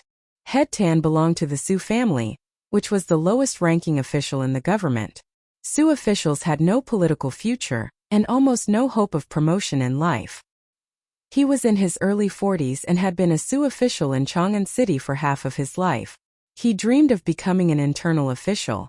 However, he had no money and no power. It was simply a dream to be promoted from a Su official to an internal official. Today, he was leading a group of bailiffs to drink and have fun in a wine shop. However, he was unexpectedly found by someone who asked him to guard the entrance of the Xuandu temple and wait to catch a young man. Tanban naturally did not dare to go to the entrance of the Xuandu temple to catch a person. Even if he was drunk, he knew how much weight he had. However, the person who came promised him that he would be promoted to an internal official. This could not help but make Tanban tempted. It should be known that the person who asked him to do this was a troop of the Taiyuan Wang clan. As a wily old fox in Chang'an City, Tanban naturally knew this troop of the Wang clan. Not only did he know this troop of the Wang clan, but he also knew that this person was the confidant of the Wang clan's legitimate son, Wang Ziqiao. That was to say, the person who really asked him to do this was Wang Ziqiao, the legitimate son of the Taiyuan Wang clan. With the promise of the Taiyuan Wang clan, Tanban did not care about the Xuandu temple. He directly took his drunk bailiffs and blocked the entrance of the Xuandu temple, waiting for Li Wangyu to come out.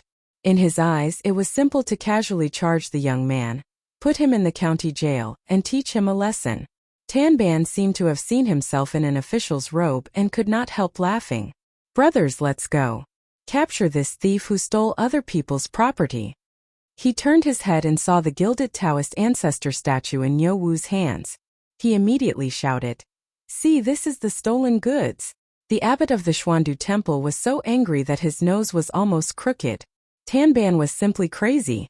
The group of drunk bailiffs saw that Niu Wu was still holding Tanban's arm tightly, so they simply pulled out their swords from their waists. It seemed that they were ready to fight at any time. Niu Wu saw that they actually pulled out their swords. He was afraid that they would hurt Li Wangyu, So he pushed Tanban hard and protected Li Wangyu behind him.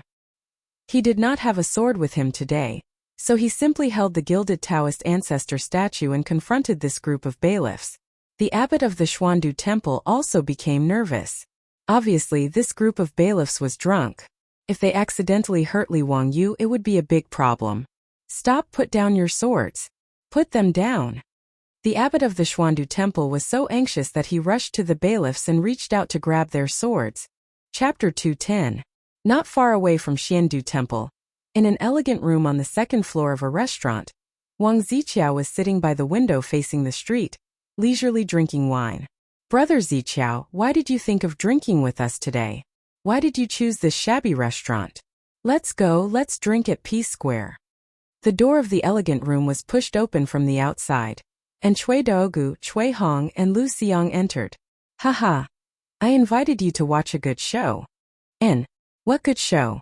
Lu Xiang asked in confusion. Wang Ziqiao proudly pointed outside the window. Isn't that a good show? The few of them moved to the window and looked in the direction that Wang Ziqiao was pointing. They saw the scene of Li Wangyu and Niu Wu being surrounded by bailiffs.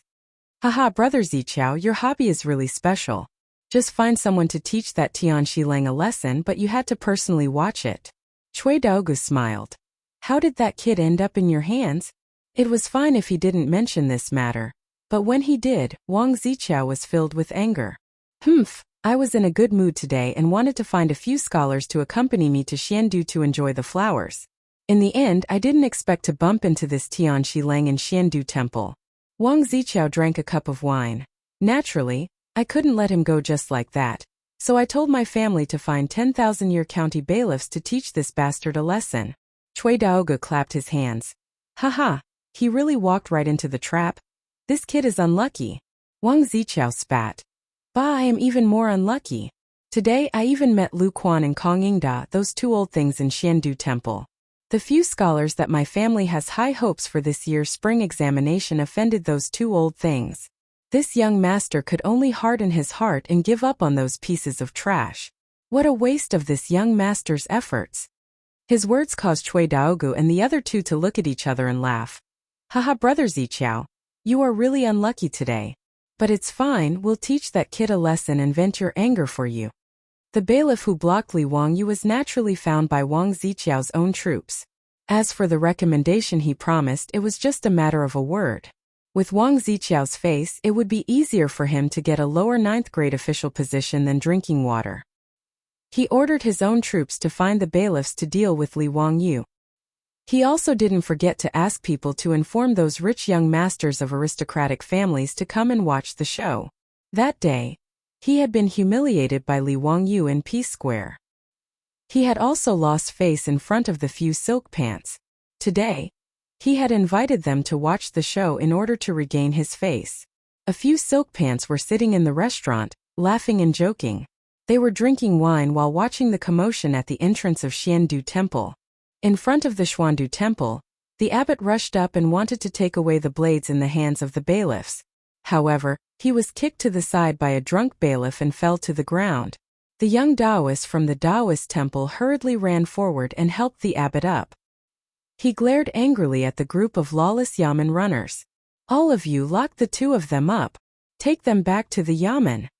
The drunk Tan bailiff waved the blade in his hand and shouted at the bailiffs under him. He felt very good now. It was as if he wasn't wearing a black official's uniform, but a green official's uniform. Lang Jun, what do we do now? Niu Wu was somewhat nervous. He looked at the bailiffs who were waving their blades and rattling their iron chains. For a moment he didn't know what to do. He wasn't afraid of the bailiffs, but he was worried that his Lang Jun would be injured. Even if he could defeat a few bailiffs, it would be difficult for him to protect Li Wangyu. Li Wangyu knew that there was no reason to reason with these drunk people.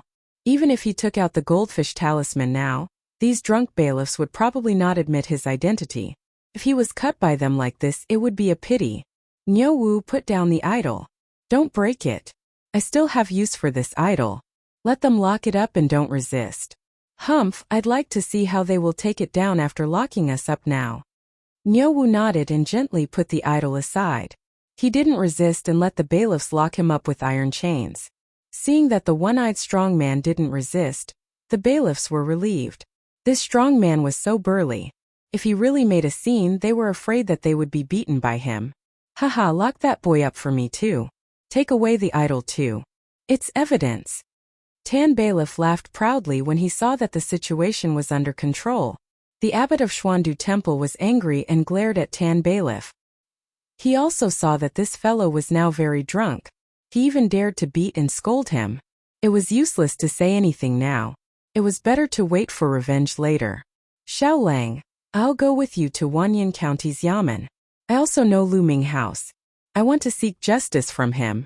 I'm not done with them today. How dare a small bailiff be so arrogant? He was so angry that his face turned purple. He turned his head and told the little Taoist to go to Wanyan County's Yamen to find Lu Ming House. The farce at the gate of Xuandu Temple attracted many passers-by in Chongren Square. The crowd blocked the road in front of Xuandu Temple, and the scene was very chaotic. Make way, make way. What are you doing here? There was a shout from outside the crowd. Then several strong men pushed the crowd and squeezed in. Hey, are you from Wanyan County's Yamen? Why are you arresting people in front of Xuandu Temple? The person asked. Damn it, what I do has nothing to do with you. Get out of my way. Head Tan, who was feeling complacent, swayed his body and turned his head when he heard the question. He impatiently waved the knife in his hand and shouted, I'm handling a case.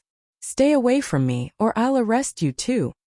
Duty time, drunkenness, vulgar language. What kind of duty are you on? An old man separated the strong men in front of him and walked out from the crowd. Looking at Tan Bailiff, who reeked of alcohol, he frowned and reprimanded him. What kind of duty do I have? Do I need you to tell me? Bah! Get out of my way. Tan Bailiff waved the knife in his hand and shouted, Old man, if you don't tell me the truth, I'll arrest you too. Tan Bailiff now felt that he was about to reach the peak of his life. Under the stimulation of alcohol, he didn't care who the person was. With the Wang clan of Taiwan behind him, who was he afraid of in Chang'an City? Arrest me? The old man laughed when he heard the words. The abbot of Xuandu Temple recognized the person and was about to come forward to salute. The old man waved his hand to him and motioned him not to come over. Instead, he walked toward Tan Bailiff. Old man, get out of my way. Don't block the way. The thin old man walked in front of Tan Bailiff and suddenly reached out his right hand. He turned his wrist and grabbed Tan Bailiff's wrist. Then with a twist he grabbed the knife with his bare hand. Tan Bailiff's knife changed hands. You dare to grab my knife? Old man, you have guts. Tan Bailiff was shocked by the old man's sudden action for a while. Then he shouted, You're rebelling. You're rebelling. Are you trying to rebel? Arrest this old man for me. Chapter 211. The old man's temper was also very fiery. After hearing Squad Leader Tan shout, he slapped Squad Leader Tan in the face. With a crisp slap, Squad Leader Tan spun a few times on the spot. After being slapped, Tan Bantu sobered up a little. He covered his face with his hand in a daze, as if he couldn't believe what had just happened. Without waiting for him to speak again, the old man had already stepped forward and grabbed his wrist. With a forceful clasp, Squad Leader Tan's hands were tied behind his back. He turned around and shouted, Capture all of them for me. When they're sober, I'll interrogate them. Yes. The group of brawny men who followed the old man were already rubbing their fists. After hearing the old man's order, they immediately rushed over. Like fierce tigers descending the mountain, they knocked over the group of bailiffs and tied them up with ropes. Who are you? Squad Leader Tan finally felt that he had kicked an iron plate. He struggled and shouted. This series of unforeseen events not only stunned Squad Leader Tan and the group of bailiffs, but also stunned Li Wangyu and Niu Wu. Li Wangyu didn't expect such a turn of events. He estimated that he would suffer some physical pain. Only when he went to Wanyan County's Yamen, took out the goldfish talisman, and revealed his identity, could he vent his anger. However, he didn't expect that the old man who suddenly appeared would take care of the group of drunk bailiffs in a few moves. This made him feel slightly relieved. Wang Ziqiao, who was waiting in the restaurant to watch the show, was so angry that he fiercely smashed the wine cup in his hand on the floor. How could it be him? Damn it! Why is that Tian Xinyu's luck so good that he was saved? Wang Ziqiao angrily roared. Cui Daogu also saw the scene of the old man showing off his power. He could only sigh and comfort him. Brother Ziqiao, your luck is really bad. You actually met him. Forget it. Just pretend that this didn't happen. Tell your subordinates to keep their mouths shut. We can't afford to offend that person. Humph. Wang Ziqiao coldly snorted and no longer looked at the scene outside the window. Today, he had gone looking for Li Wangyu without success. This made him very angry. Let's go. Let's go for a drink at Peace Square. After Wang Ziqiao left, Cui Daogu, Cui Hong and Lu Xiang glanced at each other, yet their eyes revealed a wisp of a smile. Although the 5 clans and 7 watchful clans were of the same breadth and branch, there were also open struggles and covert struggles between each other. Seeing the legitimate son of the Taiyuan Wang clan being defeated again and again made the 3 of them secretly happy. Cui Daogu's group of 3 couldn't be bothered to continue watching the show, and they joked with each other for a while before following Wang Ziqiao to the Peace Square to drink wine. In front of the Xiandu temple, Tan Ban was tied up tightly by the strong man brought by the old man. After sobering up a little, he finally began to feel afraid and shouted at the top of his lungs, "Young Master Wang, save me!" But at this time Wang Ziqiao was already far away. How could he save him? Even if Wang Ziqiao didn't leave with his character, he would probably treat him like trash and kick him to the side. Wang Ziqiao did not care about the life or death of this kind of official at all. When Li Wangyu heard Head Tan shout, he confirmed his guess. Sure enough, it was that bastard Wang Ziqiao. I didn't look for you, but you actually tried to use such a despicable method to deal with me. Surnamed Wang, you just wait for me. Let's ride a donkey and read a songbook, just wait and see. Li Wangyu suppressed the anger in his heart and went forward to greet the old man. Li Wangyu of Hu County. Thank you for your help. Oh, you are Li Wangyu of Hu County? Not bad, you can be considered a talent, but your body is too weak. The old man smiled and patted his shoulder. Li Wangyu was speechless. Why did all these old men seem to know him when he met them today? Was his reputation already so big in Chang'an City? May I ask for your surname? I am Li Jing. Li Jing? This name is so familiar. Li Wangyu's heart trembled, and he hurriedly bowed. Are you in front of Duke Wei? Aha, that's right, it is me. Li Wangyu's heartbeat quickened. The war god of the Tang dynasty, he just happened to meet him on the street? Li Jing, medicine master, was one of the 24 meritorious officials of the Lingyan Pavilion, and he was conferred the title of Duke Wei. He was talented in both civil and military matters, and he was a general and a minister. He made great contributions to the Tang dynasty, and was hailed as the war god of his generation. Li Wangyu hurriedly bowed again.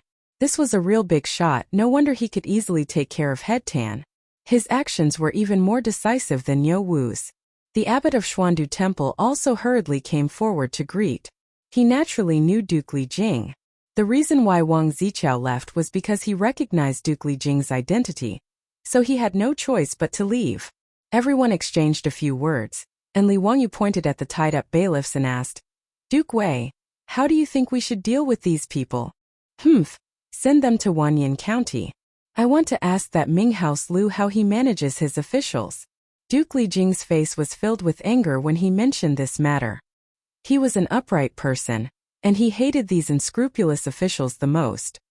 He had already seen what happened just now clearly from outside the crowd. Obviously, these bailiffs wanted to frame Li Jiaoshaolang and frame him for stealing the idol from Xuandu Temple. It was ridiculous. Duke Li Jing didn't think much about it.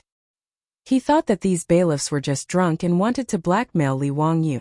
He didn't know about the grudge between Li Wangyu and the Taiyuan Wang clan. Li Wangyu naturally didn't have any objections. He also wanted to teach these unscrupulous and unscrupulous bailiffs a lesson, so that no Tom, Dick or Harry would dare to reach out their claws to Li Wangyu in the future. Duke Li Jing's troops escorted the bailiffs to Wanyan County's Yamen, ready to punish them. Xianyang Lane, where Wanyan County's Yamen was located, was not far from Xuandu Temple. After leaving Chongren Lane and passing Peace Lane, they would arrive at Xianyang Lane. The structure of Wanyan County's Yamen was almost the same as Chang'an County. When the group entered the Yamen's Yamen, the Wanyan County magistrate, who had been notified, came out to welcome them. The Wanyan County magistrate's name was Lu Deheng, and he was a collateral member of the Fanyang Lu family. However, he didn't know anything about what happened today. Wang Ziqiao didn't let anyone inform him. Hearing his subordinate report that the Minister of War, Duke Wei Li Jing, had led his own troops and escorted the bailiffs of the county yamen, Lu Deheng's heart skipped a beat. He knew that things were not going well. He didn't know what that damned head Tan had done, but if it could cause Duke Wei to personally escort them back to the yamen, it couldn't be a small matter. Greetings, Duke Wei. Lu Minghouse, these bailiffs are from your Wanyan County's yamen, right? Duke Li Jing didn't give him any face and asked directly. Lu Deheng secretly swallowed a mouthful of saliva and nodded carefully. That's right. How did these bastards make Duke Wei angry? I definitely won't let them off. Duke Li Jing snorted coldly. Humph, these bastards, they got drunk on duty and even framed others for stealing money. They deserve to die. As he spoke, he pointed at Li Wangyu, implying that he was the victim who had been framed by the bailiffs. Lu Deheng quickly looked up and saw a white-clothed youth. He couldn't help but let out a sigh of relief. It was fine as long as he didn't offend any aristocratic family's young master or noble. He was just a commoner in white, so it wasn't a big deal. When he returned, he would give him some compensation and then reprimand the bailiffs. Note: Duke Li Jing was conferred the title of Duke Wei in Jingguan's second year, which was brought forward in the novel. Chapter 212. Lu Deheng glared at Head Tan. This old fox was causing trouble for him again. If it wasn't for his daughter, he wouldn't have let him off so easily today. Although Head Tan was older than Lu Deheng, he could be considered half of Lu Deheng's father-in-law. This was because he gave his youngest daughter to Lu Deheng as a concubine. Although a concubine wasn't considered a marriage in the Tang dynasty, Lu Deheng doted on little Miss Tan a lot, so he took care of Head Tan. Lu Deheng also knew that Head Tan wanted to become an internal official, but he was just the head of the bailiffs. He couldn't even be considered an external official, let alone an internal official. Therefore, he could only turn a blind eye to Head Tan's actions. As long as he didn't cause too much trouble, he would act as if he didn't see anything. Head Tan had worked in the county government for half his life, so he knew all the tricks in the county government. He had also used County Magistrate Lu's name to gain a lot of benefits. In Lu Deheng's view, today's matter was just Head Tan trying to blackmail someone and gain some benefits. He didn't expect to be so unlucky as to bump into Duke Wei and Li Jing. This wasn't the first time Head Tan and the others had done something like this, so Lu Deheng didn't take it seriously. At most, he would throw the bailiffs into jail in front of Li Jing and release them after Li Jing left. In any case, Duke Wei couldn't possibly stay in the county government and wait for him to deal with them on the spot.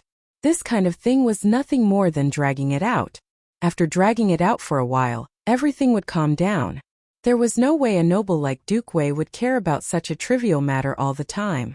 As for the victim's family, he would just give them some money. How could he dare to say anything about it?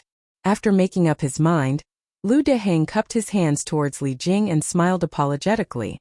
At the same time, he signaled the bailiffs to take Head Tan and the others away. Duke Wei, it's all my fault for not being strict enough. It's my fault. I will definitely punish these bailiffs who neglected their duties and framed others.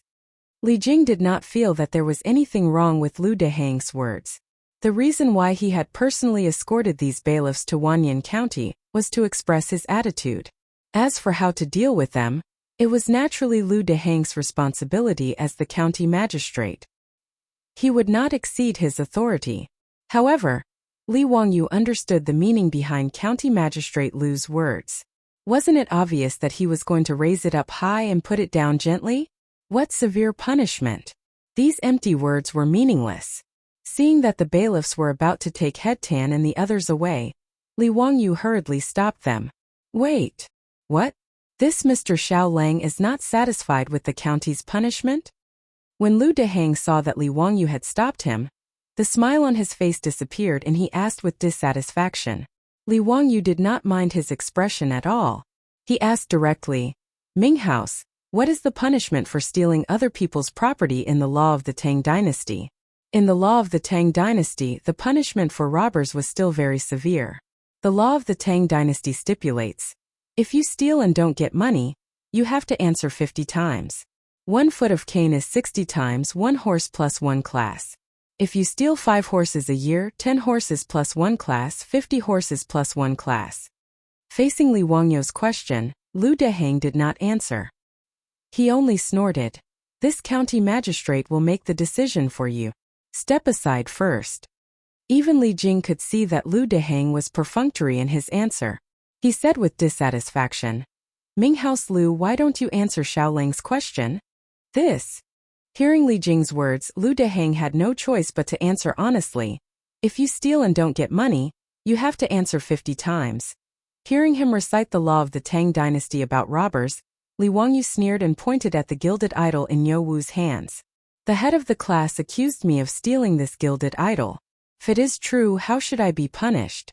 This idol was cast in copper and gilded in gold. Li Wangyu estimated that the price of this idol would not be lower than 100 strings of copper coins.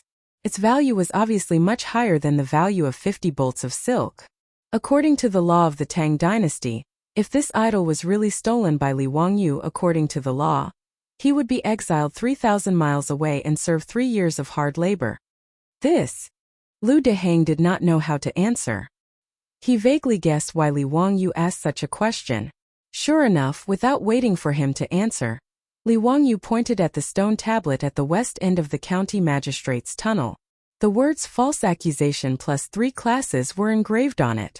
Minghouse, according to the law of the Tang dynasty, false accusation plus 3 classes. Am I right? Since the head of the class accused me of stealing, shouldn't I be punished plus 3 classes? False accusation plus 3 classes meant that the punishment for falsely accusing others would be increased. As soon as Li Wangyu said this, Lu Deheng's face immediately became very ugly. The faces of the head of the class and the group of Yamen runners also turned ashen. Enough! This county magistrate will investigate this matter and give you an explanation. Lu Deheng did not want to talk to Li Wangyu anymore. Haha, what a good investigation. The facts are in front of us. What else does the Ming house need to investigate? Li Wangyu asked. Lu Deheng could not help but be annoyed. How could this white-clothed youth be so insensible? He flung his robe and said coldly, What? Do I need a young man like you to teach me how to judge a case? Li Jing did not say anything.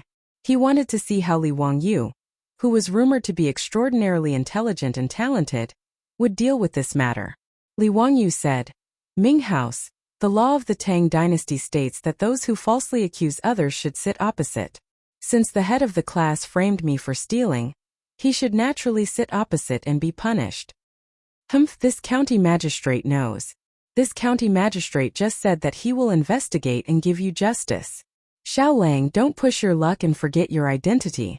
Lu Deheng intended to use his official power to suppress Li Wangyu, this insensible white-clothed youth, so that he could turn around and let go of the head of the class.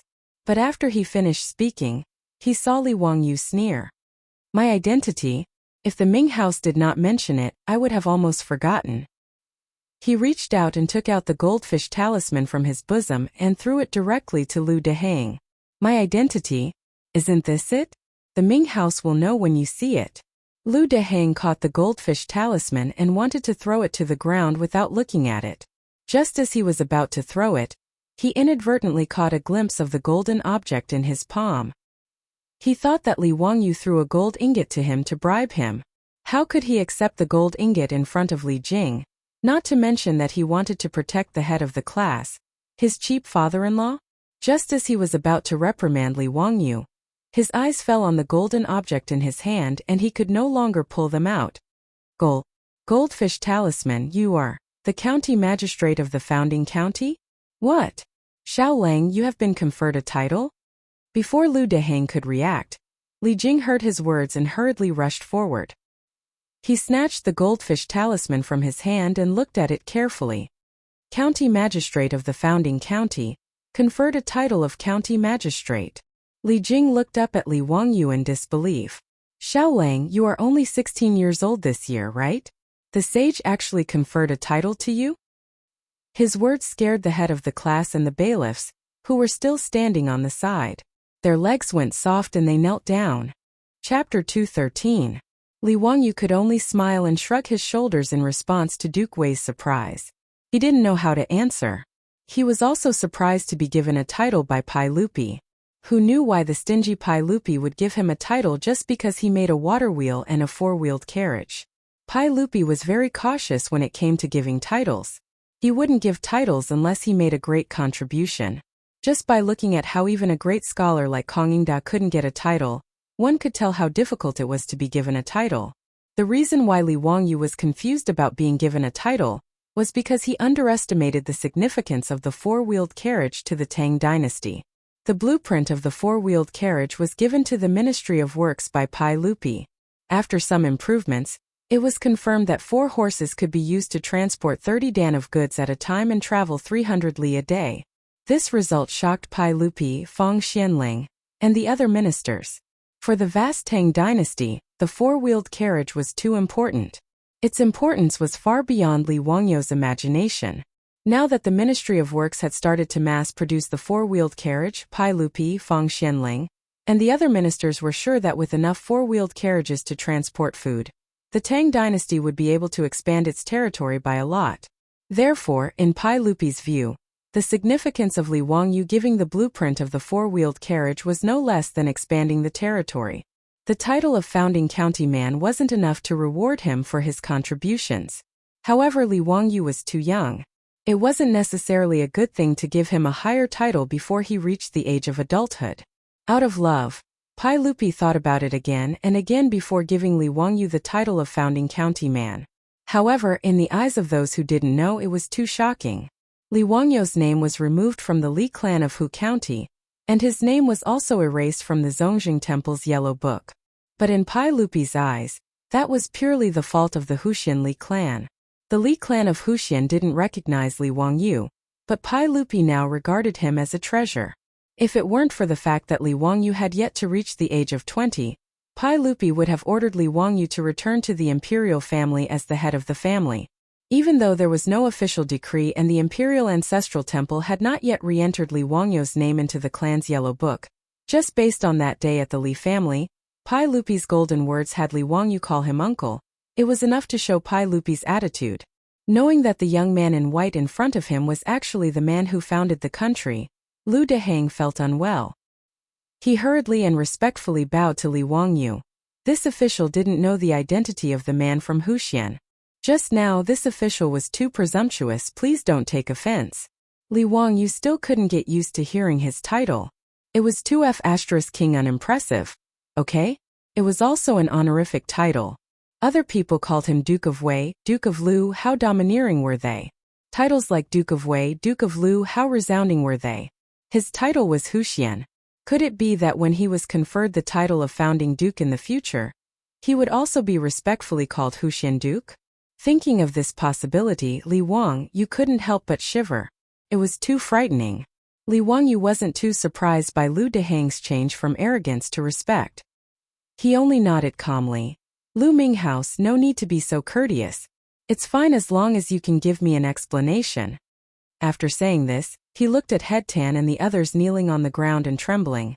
Lu Minghouse, let's start the trial now. I still have some matters to attend to in a while, and need to go to the palace to seek an audience with the sage. I don't have much time to waste.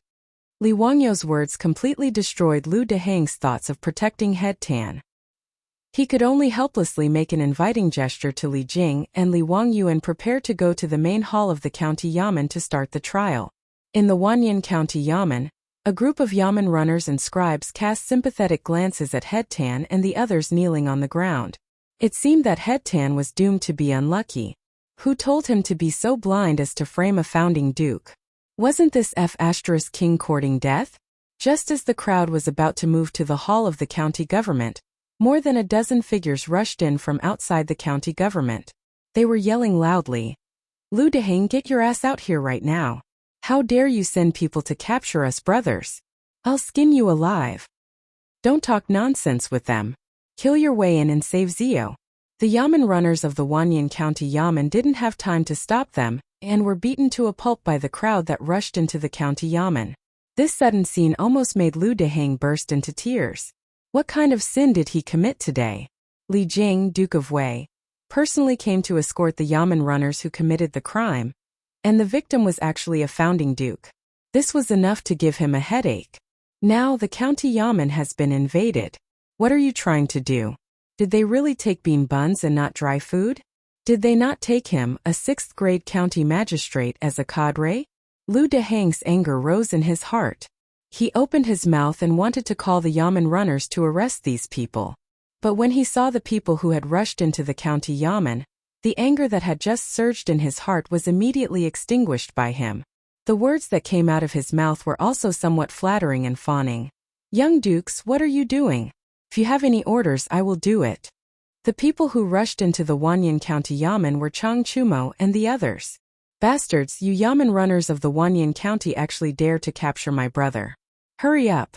Chang Chumo didn't finish his words when he finally saw Li Wangyu on the side and shouted in surprise. Zio, are you okay? Did this group of bastards do anything to you? Li Wangyu was greatly moved. He quickly smiled and waved his hand. I'm fine. Thank you, brothers. Why are you here? Fang Yai smiled and said, Today we went to Dingzhou village to drink with you. Your housekeeper said you went to Xiandu Temple. We went to Xiandu Temple to find you. When we arrived, we heard from the young Taoist that you were captured by the Yamen runners of the Wanyan County. Didn't we immediately come to save you? Did Lu Dehang send people to capture you? Li Wangyu was speechless. The young Taoist from Xiandu Temple was not reliable.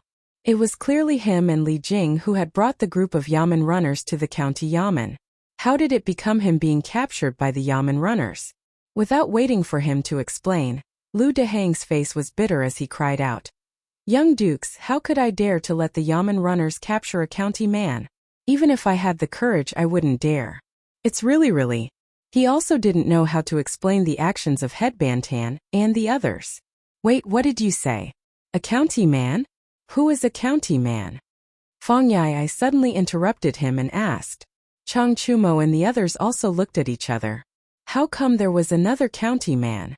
In Chang'an City, they had never heard of this title of Baron of Founding County. Lu Dehang's face was full of surprise and he couldn't help but look at Li Wangyu. Before he could explain, Li Wangyu rubbed his nose and said embarrassedly, brothers, I am a county man. What? Ziyu, you were conferred a title? Brother, this is not a joke. When were you conferred a title? Why is there no news from the court? County? Aren't the important places in the capital not conferred titles? Where's the goldfish talisman? Quickly let me see. Ziyu, why did the sage confer you a title? The group of playboys immediately surrounded Li Wangyu, wanting to know what was going on. Chapter 214. Li Wangyu didn't know how to answer the questions from the foppish young masters. Suddenly, a heavy cough came from the side. Cough, you guys, are you going to pretend that you didn't see me? When the group of playboys heard the voice, they were so scared that they hurriedly bowed. Why was this big shot also in Wanyan County? Greetings, Duke Wei. Greetings, Minister Li. Li Jing walked up and seemed to be reprimanding them, but in fact, he intimately gave each of them a chestnut. You all didn't learn well. How dare you barge into Wanyan County? It seems that I have to talk to Jijia and Jingda about how they discipline their sons. Chang Chumo begged for mercy with a bitter face. Duke Wei, aren't we afraid that Zio will be bullied by Wanyan County? Please forgive us this time. Li Jing's status in the military of the Tang dynasty was far beyond that of famous generals like Chang Yaojin and Yuqi Jingda. It wasn't an exaggeration to say that half of the Tang dynasty was conquered by Li Jing. From this, one could see his status. It was also because his contributions were too great and his status was too high that in his later years, in order to not be suspected by Li Er, and because he was falsely accused of treason, Li Jing closed his door to show his innocence and protect himself to have a good end. The old Tang book recorded that Li Jing closed his door to prevent guests from entering. Even his relatives were not allowed to enter. Closing his door meant that he was completely isolated from the outside world. He didn't even receive his relatives to prove that he didn't have any rebellious thoughts. In later novels, it was said that in order to prove his innocence, Li Jing opened his door and allowed people to visit as they wished. This was the opposite. With the Li family's status as the founding duke, even if the door was opened, outsiders wouldn't be able to see anything. Because the Duke's mansion was too big. Cheng Chumo and the other dandy young masters were all scared out of their wits when they saw Li Jing here. They dared to be unreasonable with Lu Deheng, but in front of Li Jing, they were all as obedient as kittens and didn't dare to get angry. Even Fang Yai and the others looked at Li Wangyu with resentment. Brother, why didn't you say that this big shot was here earlier? You don't even know how to inform your brothers. You're really not loyal enough. Li Wangyu rolled his eyes speechlessly. You guys directly attacked Wanyan County's Yamen. How am I supposed to inform you guys? Li Jia Shaolang kicked each of their butts. Alright, no one dares to bully Li Jia Shaolang. You guys can scram now. Yes, we'll scram now.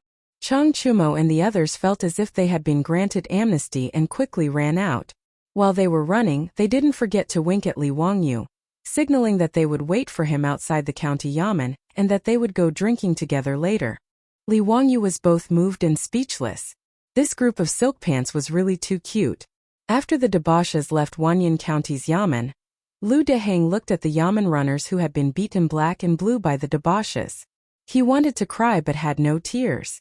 This matter had yet to be resolved, and he did not dare to find trouble with those silk pants because of this matter. He could only pinch his nose and accept it. Lu Deheng angrily glared at Headband Tan, who was kneeling on the ground.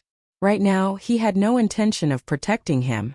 Lu Deheng made an inviting gesture to Li Jia Shaolang and Li Wangyu. Then, he directly went to the county yamen's main hall to interrogate the case.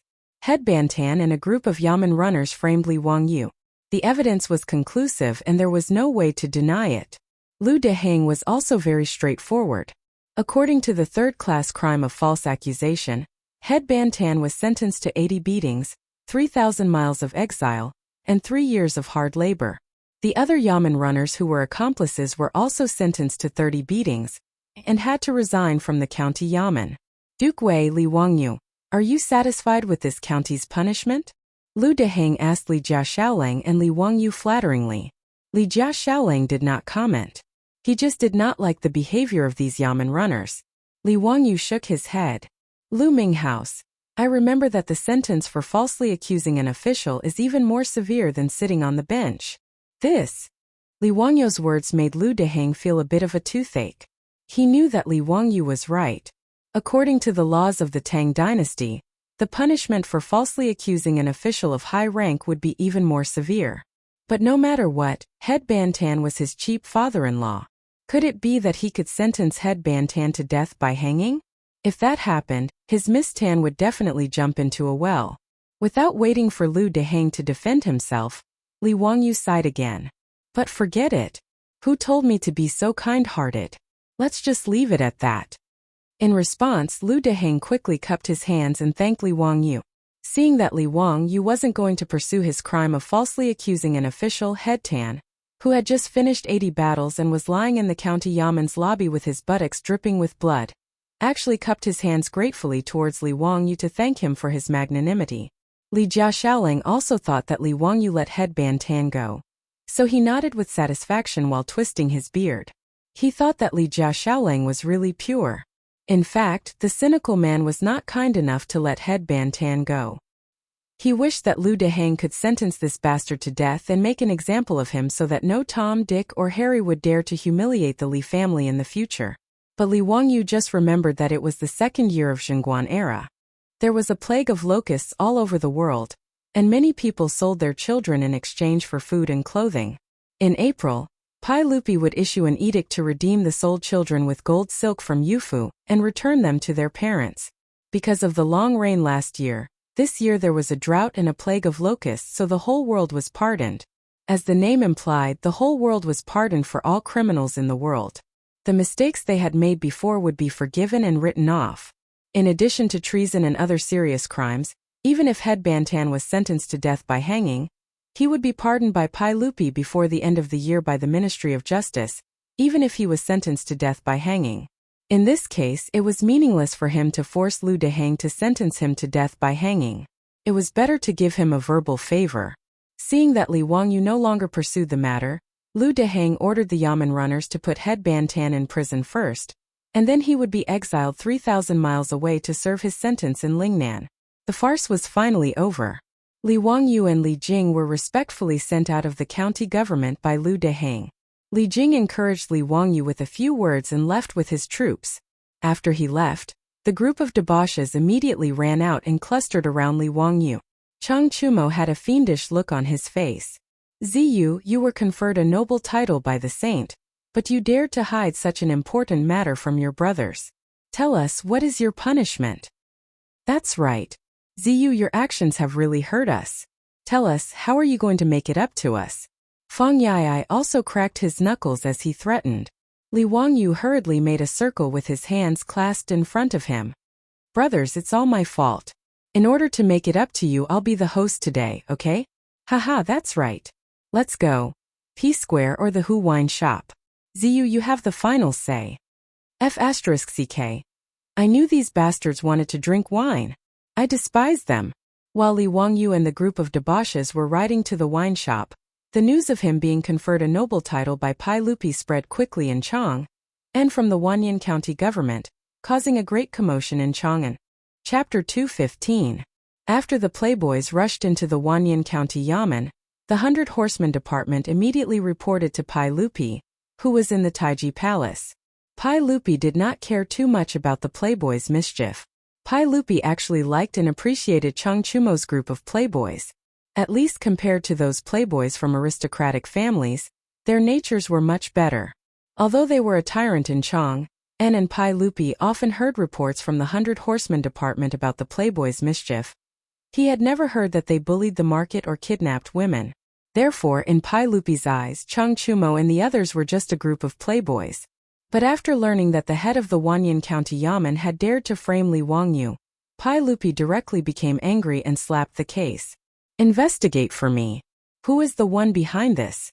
I don't believe that a small head of the Yamen would be so bold. During the trial in the Yamen, Head Tan insisted that he had drunk too much wine and was confused for a moment, so he wanted to blackmail Li Wangyu. He did not say that it was the Taiyuan Wang clan who had ordered him to do so, mainly because he did not dare. Although Head Tan was only a small figure, he knew that he had been used by the Taiyuan Wang clan. In fact, he resented the Wang clan even more. The Taiyuan Wang clan was not a good person. He knew that he could not provoke the Daohu County man, but he still urged him to find trouble with the Daohu County man. He was really despicable and shameless. But no matter how much Head Tan resented the Taiyuan Wang clan, he did not dare to say that the Wang clan had bribed him to deal with Li Wangyu. He had offended Li Wangyu, and now he was sentenced to exile for 3,000 miles. But if he had offended the Wang clan of Taiyuan, he might not even be able to walk out of Chang'an alive. In fact, Head Tan had wronged Prince Chao. He really didn't know that Li Wangyu had been knighted. Otherwise, he wouldn't have used such an inferior method to frame Li Wangyu. Although Head Tan didn't expose Wang Ziqiao, the 100 Horsemen Department still investigated the matter thoroughly. When Pai Lupi found out that it was the eldest son of the Taiyuan Wang clan, Wang Ziqiao, who was causing trouble behind his back, he couldn't help but laugh in anger. Sure enough, the 5 surnames and 7 looks did not put the royal family of Li Tang in their eyes at all. He even wanted to bully his nephew after giving him a hard time in the imperial court. Good, very good. Pai Lupi, who was also a cynical man, didn't flare up on the spot. Instead, he recorded a score for the Taiyuan Wang clan in his little black book. At this time, Wang Ziqiao, Cui Daogu, and the others were still drinking and having fun in the brothel of Pingkong Square. But they heard the news from the county government of Wanyan County that Head Tan had been heavily convicted of the crime of false accusation, guilty for 80 years, wandering for 3,000 miles, and being a prisoner for 3 years. In this regard, Wang Ziqiao didn't even lift his eyelids, as if Head Tan had nothing to do with him. But when he heard that Li Wangyu of Huxian had been knighted by the saint, he changed his face and didn't even know that the wine glass in his hand fell to the floor. What did you say? That bastard was knighted by the saint? Yes, he was knighted by the Ming House of Huxian. His goldfish Funalu was very clear. Wang Ziqiao's eyes were bloodshot and he roared. Why was he knighted? Why?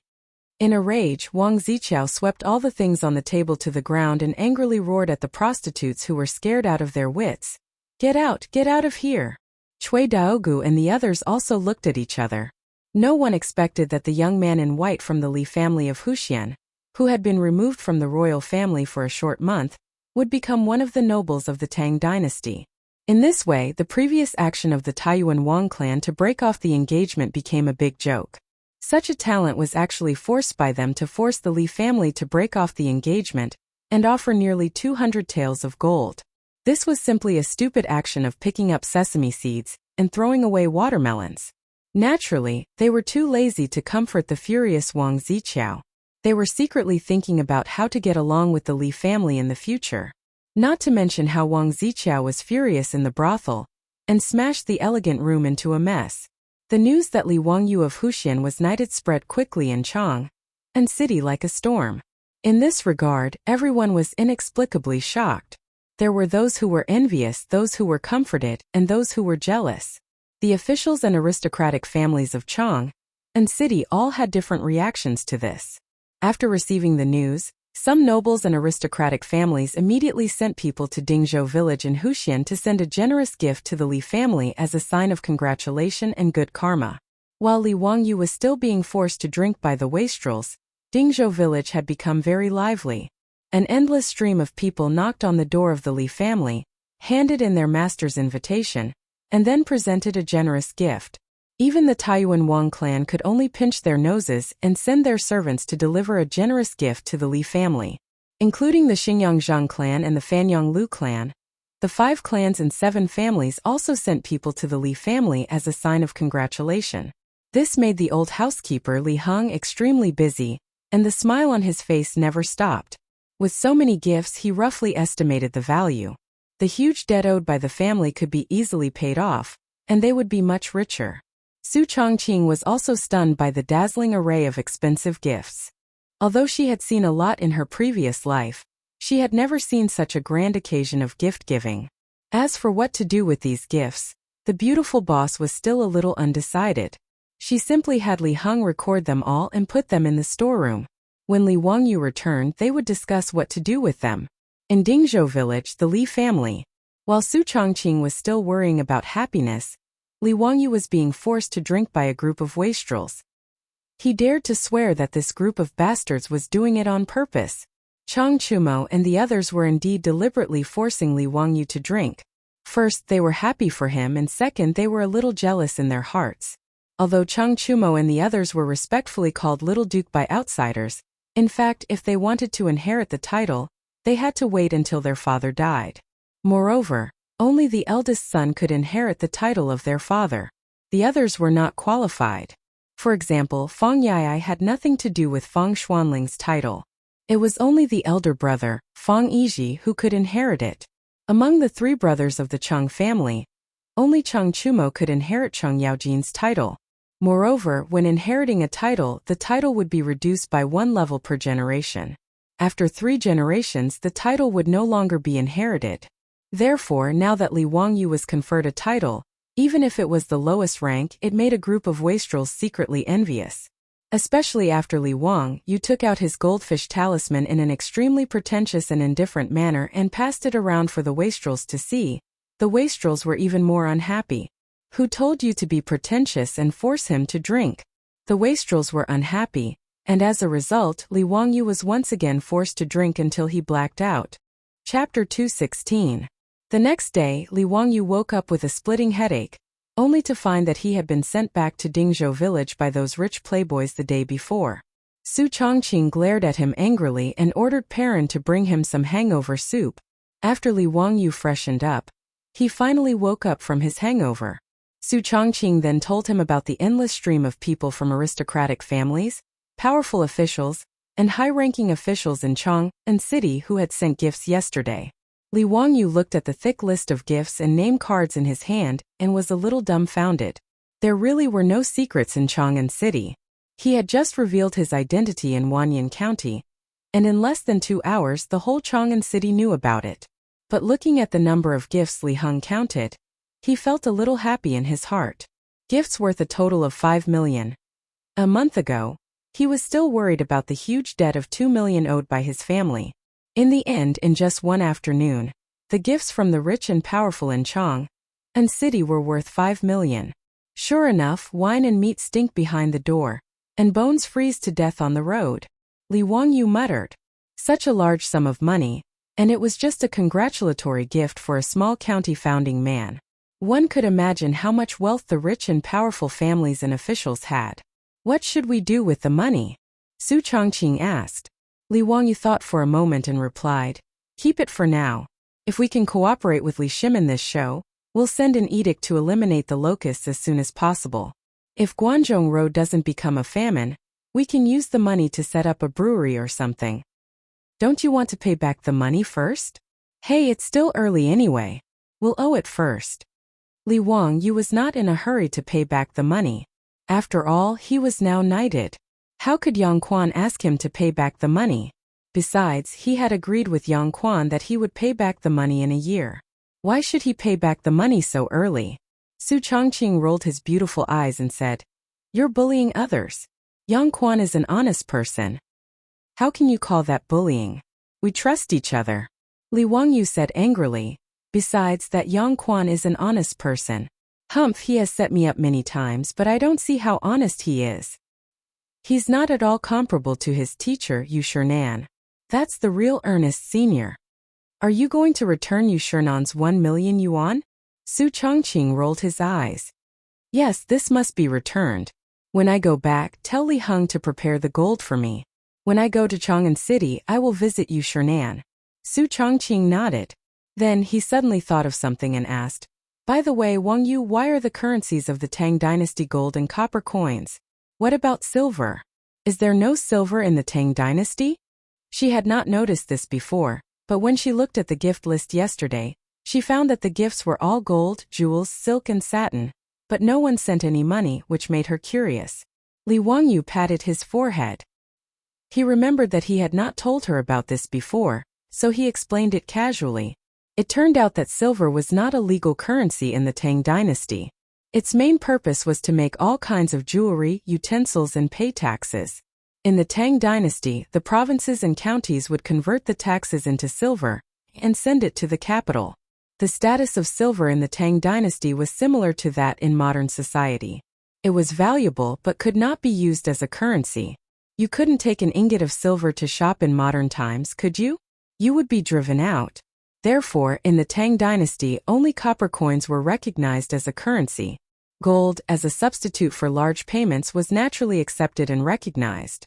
After Li Wangyu's explanation, Su Chongqing suddenly realized that he had been deceived by the unscrupulous TV scriptwriter of the future. The two of them discussed the financial arrangements of the family, and then Li Wangyu remembered that he had not done the business. He hurriedly called Niu Wu and asked him if he had brought back the statue of the Tao ancestor. Of course, Niu Wu would not forget to bring the statue, although he did not understand why his Lang Jun wanted it. After asking Niu Wu to bring the statue of the Tao ancestor, Li Wangyu took Su Chongqing and ran to the study in the backyard with the statue. After instructing that no one was to disturb them, Li Wangyu and Su Chongqing stayed in the study mysteriously for the entire morning, which made Li Heng, Aphrodite, and Perrin very curious.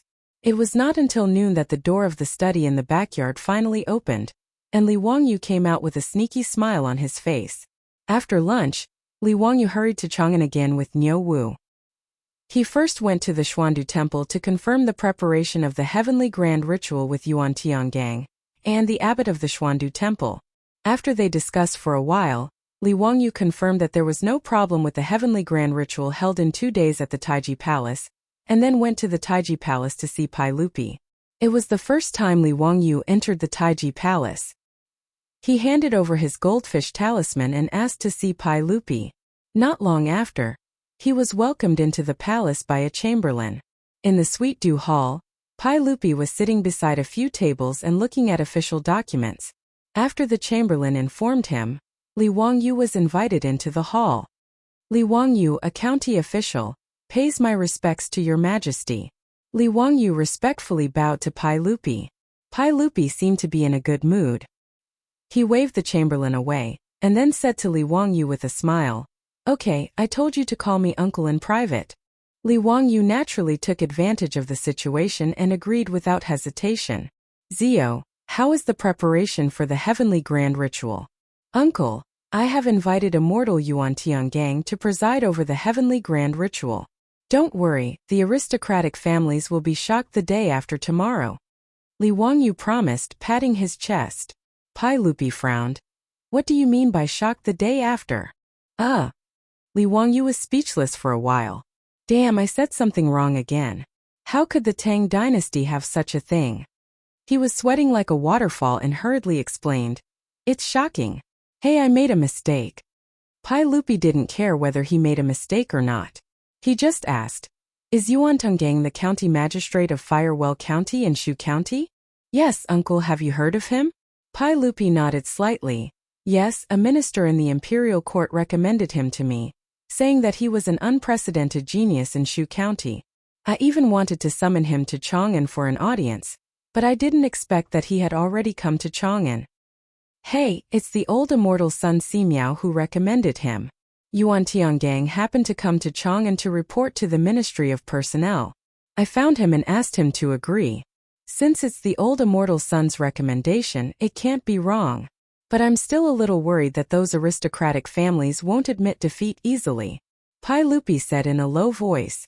Li Wangyu said with a sneaky smile. Uncle, you can rest assured. I dare to guarantee with my title that after the heavenly grand ritual is held the day after tomorrow, those aristocratic families will have nothing to say. No one will mention the plague of locusts as heaven's punishment anymore. Uncle, you can directly issue an imperial edict to kill the locusts. Oh? Do you have any backup plan? Tell me about it. Pai Lupi said with a smile. Li Wangyu shook his head repeatedly. The Buddha said that it can't be said. It can't be said. If it's said, it won't work. Pai Lupi was so angry by his words that he reached out and hit him on the head. Bastard, you still want to ambush me? Tell me quickly. Otherwise, I'll beat your ass. Li Wangyu was speechless. So what if you're the emperor? You can beat people's ass at will? Well, okay, you're really great. I can't afford to offend you. Chapter 217. Li Wangyu had no choice but to tell Pai Lupi his revised plan. Pai Lupi was also stunned.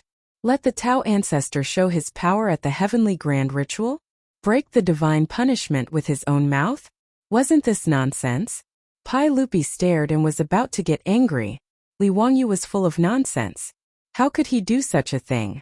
Although Pai Lupi respected Laozi as his ancestor and claimed to be the emperor, he did not believe that his ancestor could show his power in front of civil and military officials at the heavenly grand ritual.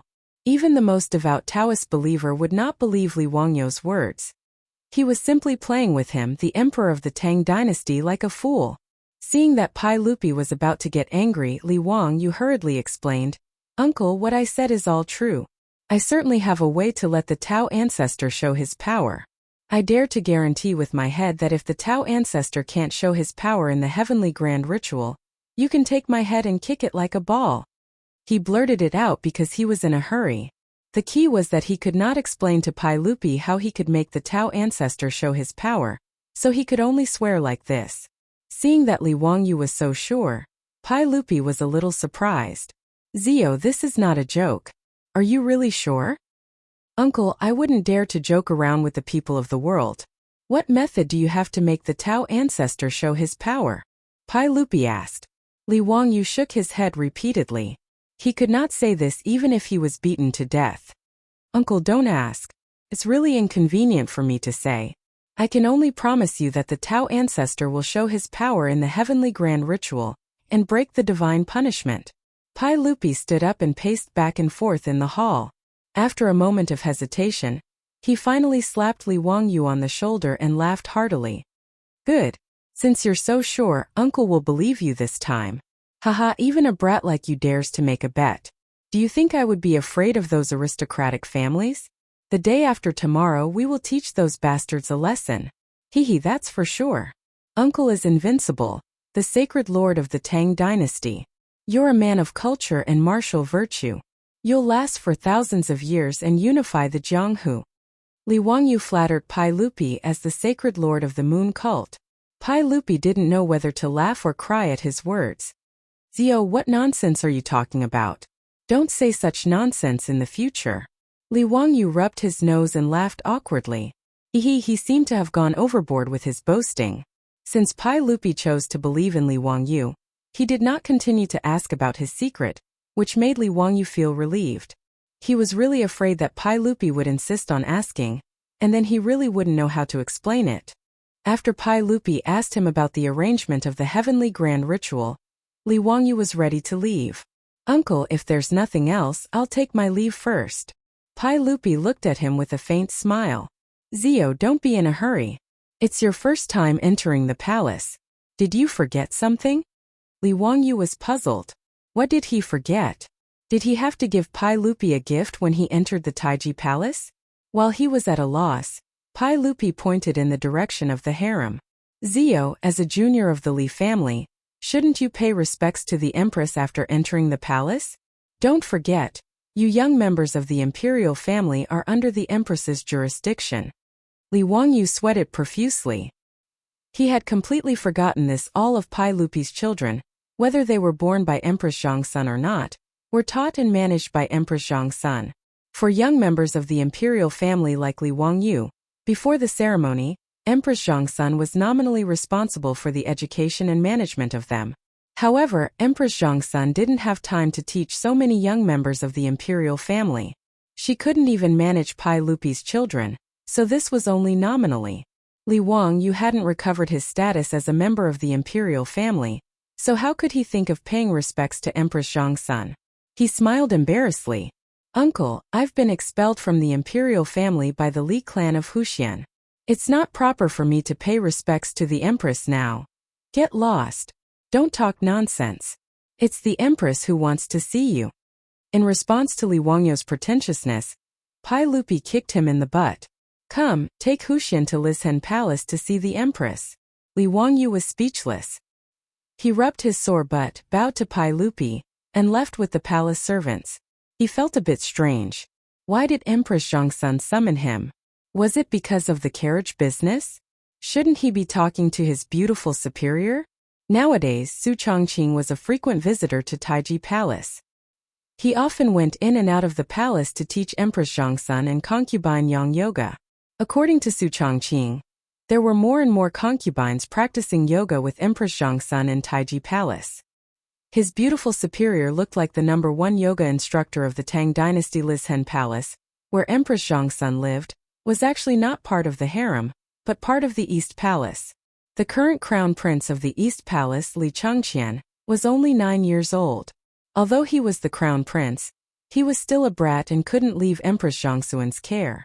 Therefore, it wasn't surprising that Empress Zhongsun set up her palace in the East Palace. In this way, it was much more convenient for Li Wangyu to go to Lishen Palace to see Empress Zhongsun. Although he hadn't reached the age of 20, he was still a man.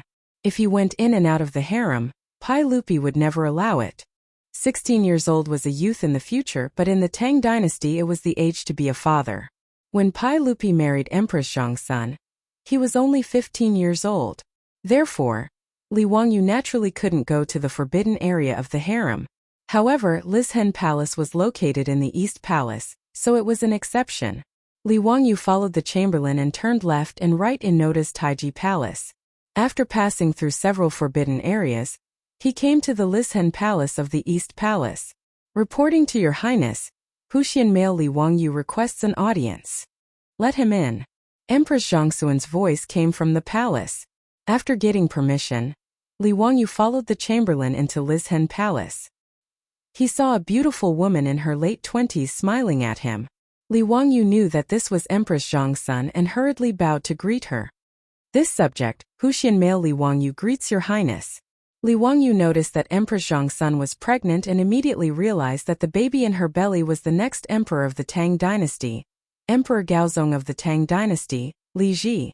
Empress Zhongsun had already given birth to 2 sons and 1 daughter for Pai Lupi. They were Crown Prince Li Changqian, Prince Yu Li Tai, and Princess Royal Li Lizzie. In addition to Li Ji, who was still in her belly, Li Mingda and Xinqing Princess, Empress Zhongsun had given birth to a total of 3 sons and 4 daughters for Pai Lupi. Li Wangyu could only secretly criticize Pai Lupi's powerful ability to sow seeds. It was really too powerful. "Alright, you already called Erlang uncle. Why are you still calling me Your Highness? In the future, Zio, you can also call me Aunt in private." Empress Zhongsun smiled. Li Wangyu naturally nodded. Yes, aunt, please accept this nephew's bow.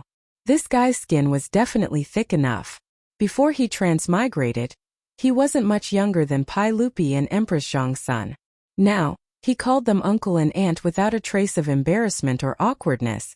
Chapter 218. Empress Zhongsun nodded with satisfaction. However, what she said almost made Li Wangyu stumble. Actually, it wasn't me who was looking for you. It was Changel who was looking for you. Changel wants to see her brother very much and wants you to play with her. Wangyu, are you willing? Li Wangyu was so shocked by Empress Zhongsun's words that he could not close his mouth for a long time. Nanny? Princess Changel? Wasn't Princess Changel a little girl who had just turned 7 years old? Empress Zhongsun summoned him to Li Main Hall just to play with a little girl, who was in the 1st or 2nd grade of primary school. You guys really don't treat bean buns as dry rations. Li Wangyu snorted coldly. Pulling a long face, he cupped his hands in salute to Empress Zhongsun. Your Highness the Empress, although I am not talented. But he had a backbone. How dare you humiliate me like this? You want me to play with children? Don't even think about it. With a flick of his robe, he turned around and left. As he walked, he raised his head and laughed loudly. He recited loudly, looking up to the sky and laughing out of the door, we are not ordinary people. Cough cough, this is just Li Wangyu's inner drama. In the real world, Li Wangyu revealed a flattering smile after hearing Empress Zhongsun's words. Aunt Changel wants to see me? That's great. I haven't seen Sister Changel yet. Empress Zhongsun said with a smile in her eyes. Is it too much to trouble a county man like you to play with Changel? No, Auntie, what are you talking about? It's my honor to play with you. Li Wangyu shamelessly betrayed himself, but his heart was bleeding. Fuck, he hated playing with children the most since he was young, especially those naughty children. He hated that he couldn't grab those naughty children and beat their butts. In his previous life during the New Year, a relative came to his house and brought along a naughty child to play games on his computer.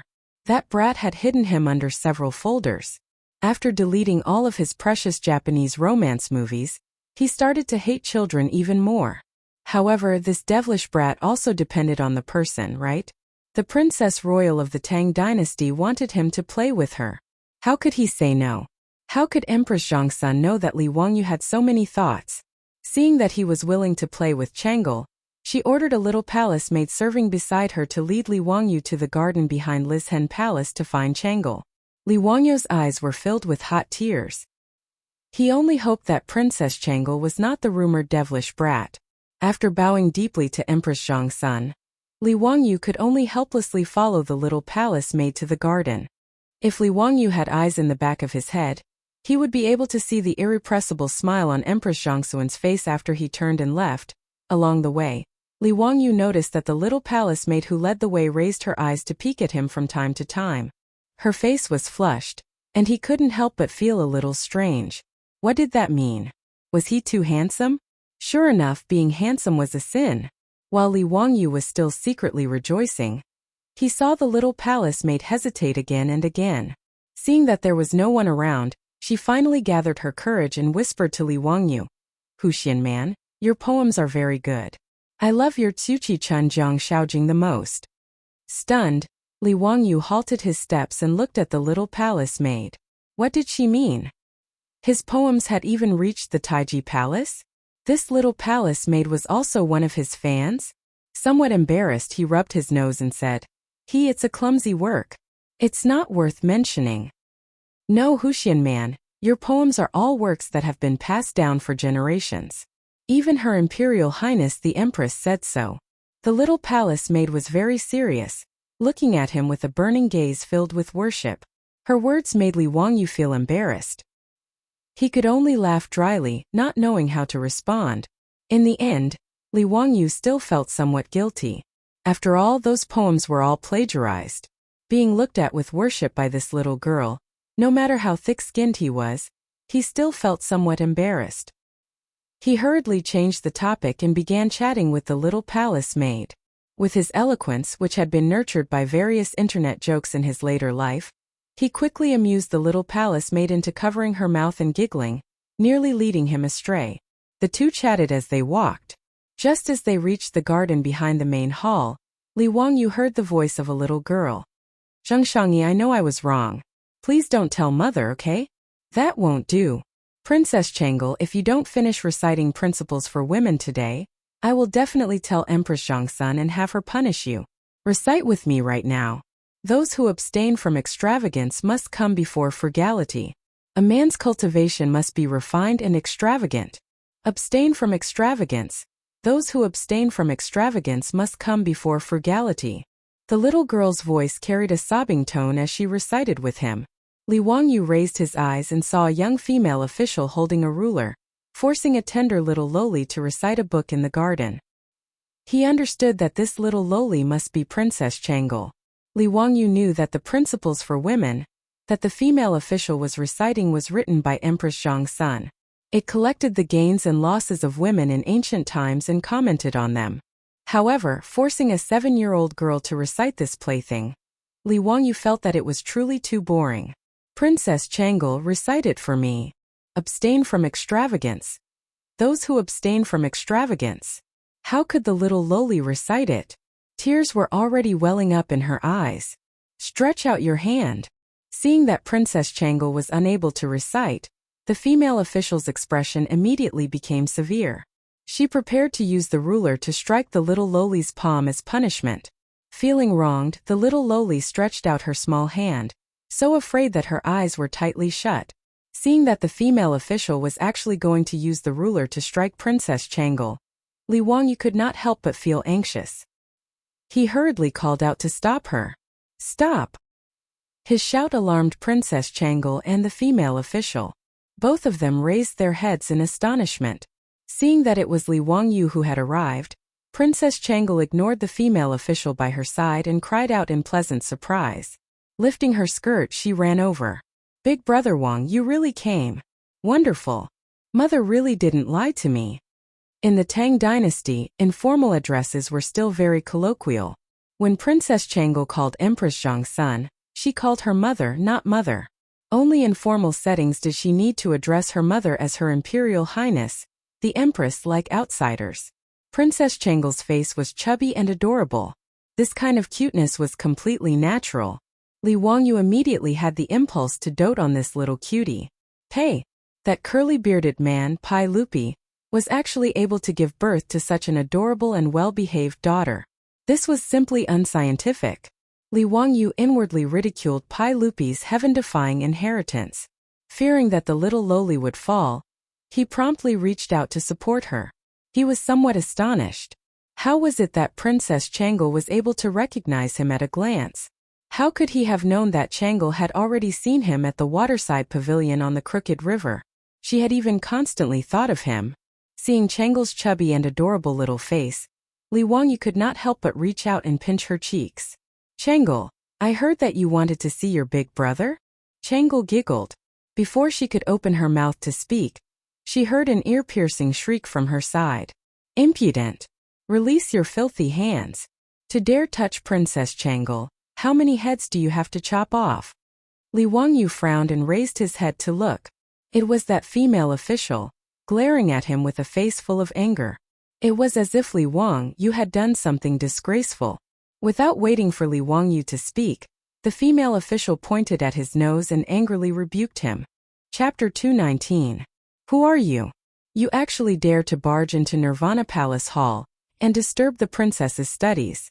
You even dare to take liberties with the princess. Someone come quickly.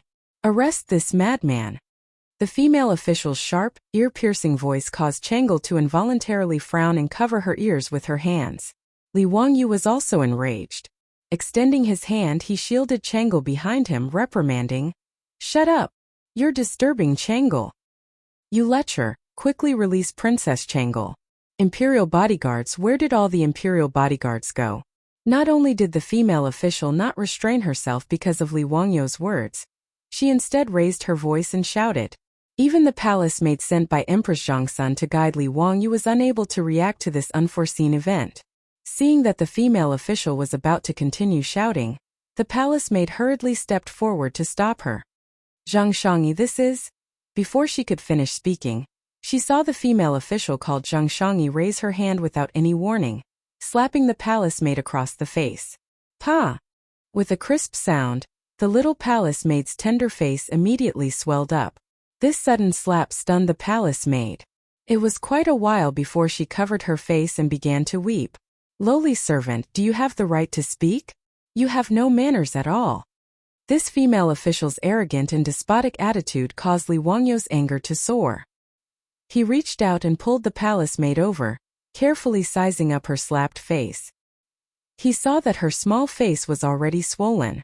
Several bruised fingerprints were very conspicuous on her fair face. Why did you hit her? Li Wangyu glared at the female official. This woman was young and beautiful. How could her heart be so vicious? Before the palace maid could say anything, she had been hit for no reason at all. What an unruly lowly servant. She doesn't even know how to salute before replying. Hitting her is to teach her a lesson. And you, who exactly are you? The female official asked disdainfully. You don't need to know who I am. Right now apologize to her. Li Wangyu said as he pulled over the still crying palace maid. As if she had heard a funny joke, Zhang Shangyi rocked back and forth with laughter. Haha. You want me to apologize to this lowly servant?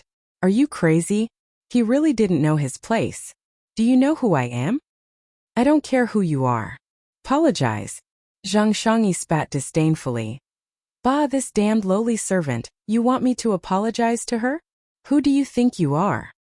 She had not heard Princess Changel call Li Wang older brother. Today, Li Wangyu had entered the palace wearing only white. As a result, Zhang Shangyi naturally did not place Li Wangyu in her eyes. Who I am is not important. Let me ask you, what right do you have to hit people? Li Wangyu said, suppressing his anger.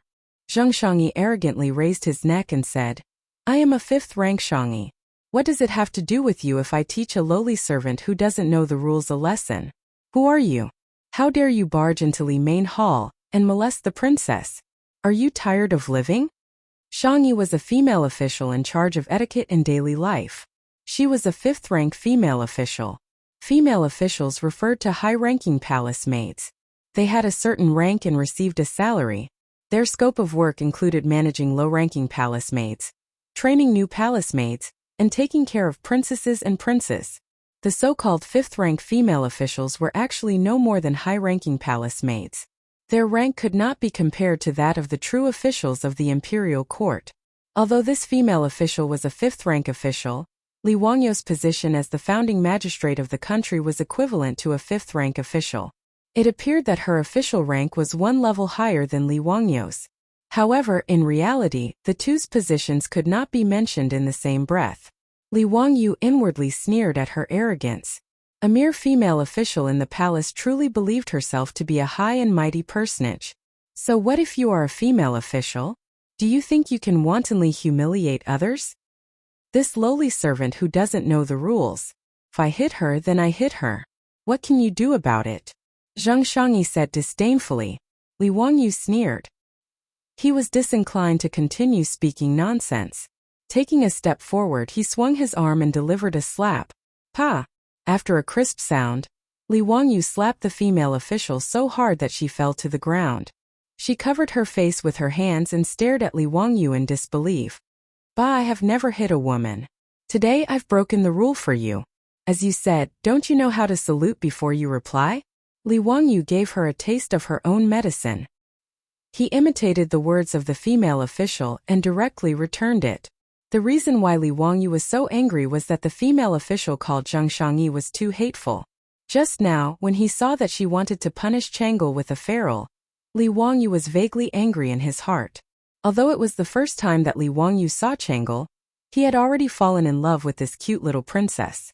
However, this female official was so cruel that she wanted to hit Changel with a ferule. This made Li Wangyu immediately feel protective of her. Not only that, this female official called Zhang Shangyi beat the little palace maid who let him here for no reason. Moreover, she spoke rudely and called her a lowly maid. This kind of person was really hateful and deserved to be beaten.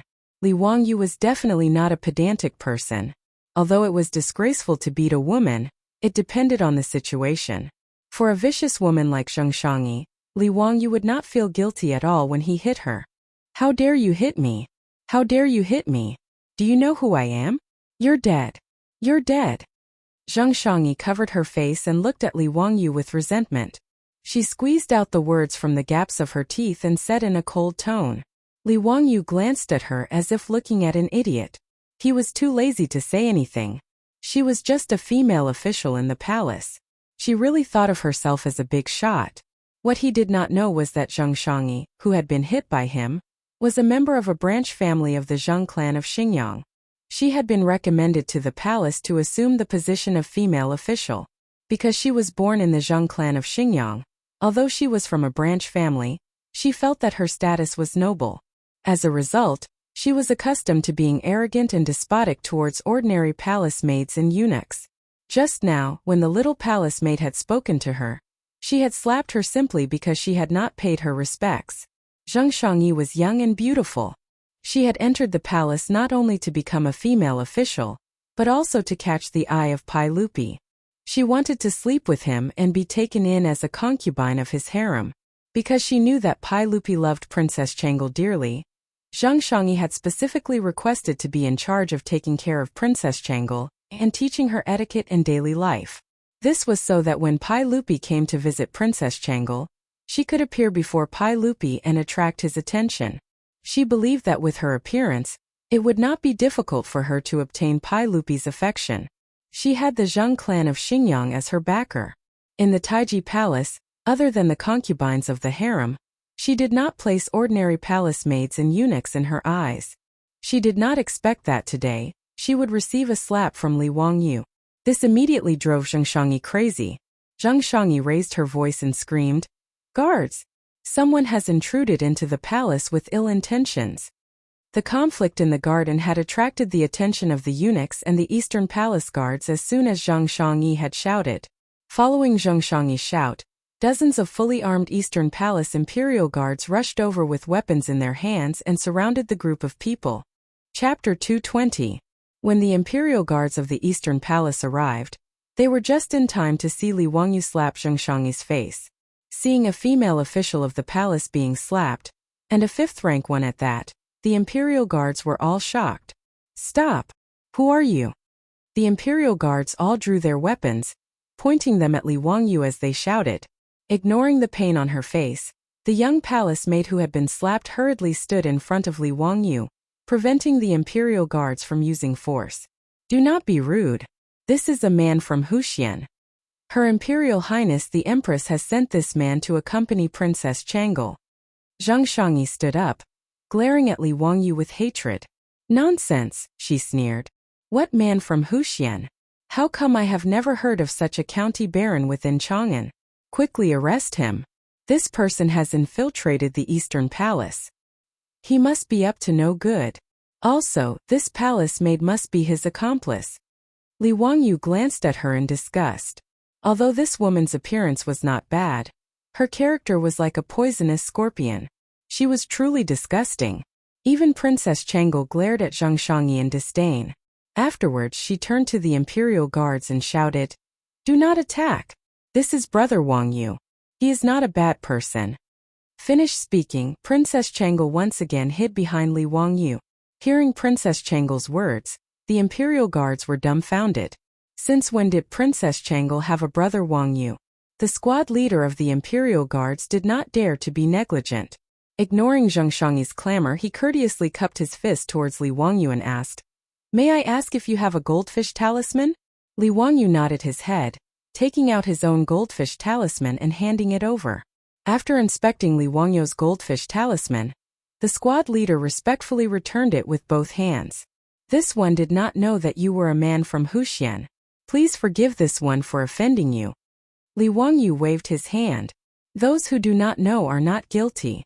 There is no need to be so courteous." What? Was he really a man from the Kaigua County? How is this possible? Seeing Li Wangyu take out the goldfish talisman, Zhang Shangyi couldn't believe his eyes. How could this young man in white be the founding father of the country? Li Wangyu pulled the little palace maid aside and said to Zhang Shangyi, "Now you can apologize to her." His actions made the little palace maid look at Li Wangyu in a strange way. She did not expect that the dignified man who founded the country would actually force the clansmen of the Zheng family of Xingyang to apologize to her for a humble palace maid. Unconsciously, the little palace maid's cheeks turned red, and her heart raced. Zheng Shangyi finally panicked. Li Wangyu stepped forward and looked straight into Zheng Shangyi's eyes. Apologize. Zheng Shangyi had never put these ordinary palace maids in her eyes. Now that she had to apologize to the little palace maid, it was worse than killing her. I will say it for the last time. Apologize to her. Li Wangyu stared at Zheng Shangyi and said word by word. Zheng Shangyi suddenly went crazy and shouted, I am the clansman of the Zheng family of Xingyang, a 1,000-year-old family. When my Zheng family was famous, this bitch's ancestors were still digging dung somewhere. Why should I apologize to this bitch? Li Wangyu was amused by her words. The Zheng family of Xingyang. It was the Zheng family of Xingyang again. Was he and the Zheng family of Xingyang incompatible with each other? How could he meet these clansmen of the Zheng family of Xingyang wherever he went? And the way they acted was so despicable. The Zheng family of Xingyang, haha, how impressive. Li Wangyu raised his eyebrows. It seems that the Zheng family of Xingyang has just apologized to me. Zheng Kongbua offended me and he acted like this. Who do you think you are? What? The Zheng family of Xingyang apologizes to you? How is this possible? You are talking nonsense. Zheng Shangyi could not believe his words. So what if this young man was the founder of the country? How could she let the Zheng family of Xingyang apologize to him? In Zheng Shangyi's mind, the Zheng family of Xingyang was a 1,000-year-old family. So what if he was the founder of the country? Could he force the Zheng family of Xingyang to bow down? Li Wangyu stepped forward again and stared into Zheng Shangyi's eyes. I will say it for the last time. Apologize. Zheng Shangyi stepped back in panic and suddenly straightened her neck. You want me to apologize to this bitch? Don't even think about it. So what if you are the founder of the country? Do you dare to continue to commit murder in front of everyone in Taiji Palace? Her action made Li Wangyu a little dumbfounded. This female official was so straightforward that Li Wangyu could not continue to act up. The slap he gave Zheng Shangyi just now was purely out of hatred. He wanted to force this female official to apologize to the little palace maid and let this matter drop. However, Zheng Shangyi actually went against him, putting Li Wangyu in a difficult position. Continuing to violently assault Zheng Shangyi was clearly out of the question. Firstly, he was unwilling to be rough with women. Just now, he was an exception because he was angry. Secondly, Zheng Shangyi was, after all, a female official of the palace. As the founder of the country, if he were to assault a female official in the palace, his reputation would be tarnished.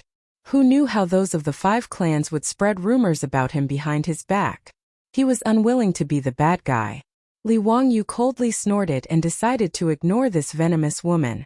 After comforting the little palace maid, he turned his head to Princess Changle and said, Changle, Big Brother will accompany you to play. Okay.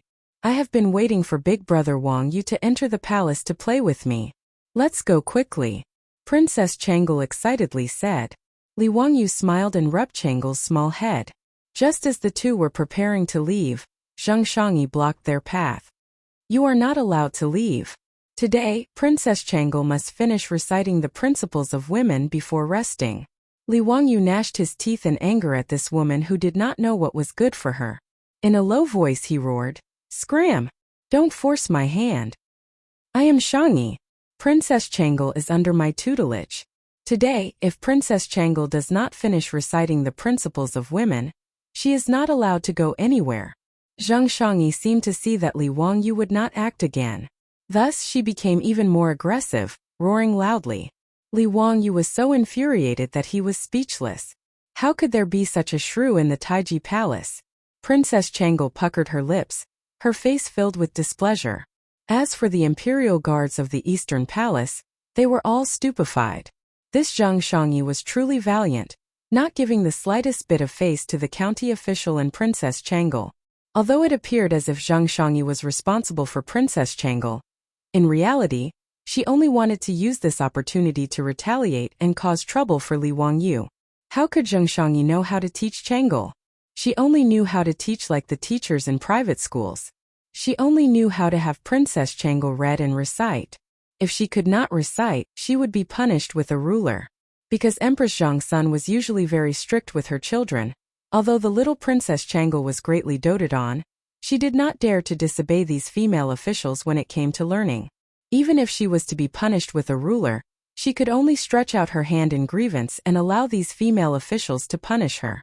How could Li Wangyu bear to part with this tender and adorable Changle? Furthermore, he had Zhang Shangyi punish her with a ruler. He looked down even more on this simple and crude method of teaching. Scram. As for how to teach Princess Changle, I will explain it to the Saint and Her Imperial Highness the Empress. There is no need for you to make a fuss here. Li Wangyu pushed aside Zhang Shangyi, preparing to pull Changle away. However, he suddenly heard a burst of laughter from outside the shrubbery. Aha, Zio, since you have said so, we will agree. Chapter 221. Li Wangyu stiffly turned his neck, looking towards the source of the sound. He saw Pai Lupi and Empress Zhongsun walking out from behind the shrubbery with smiles on their faces. The majestic emperor and empress of the Tang dynasty were actually hiding on the side and listening to a thief's words? Can't you two be a bit more reasonable? Father! Mother! Princess Changle ran over to Pai Lupi's side in pleasant surprise.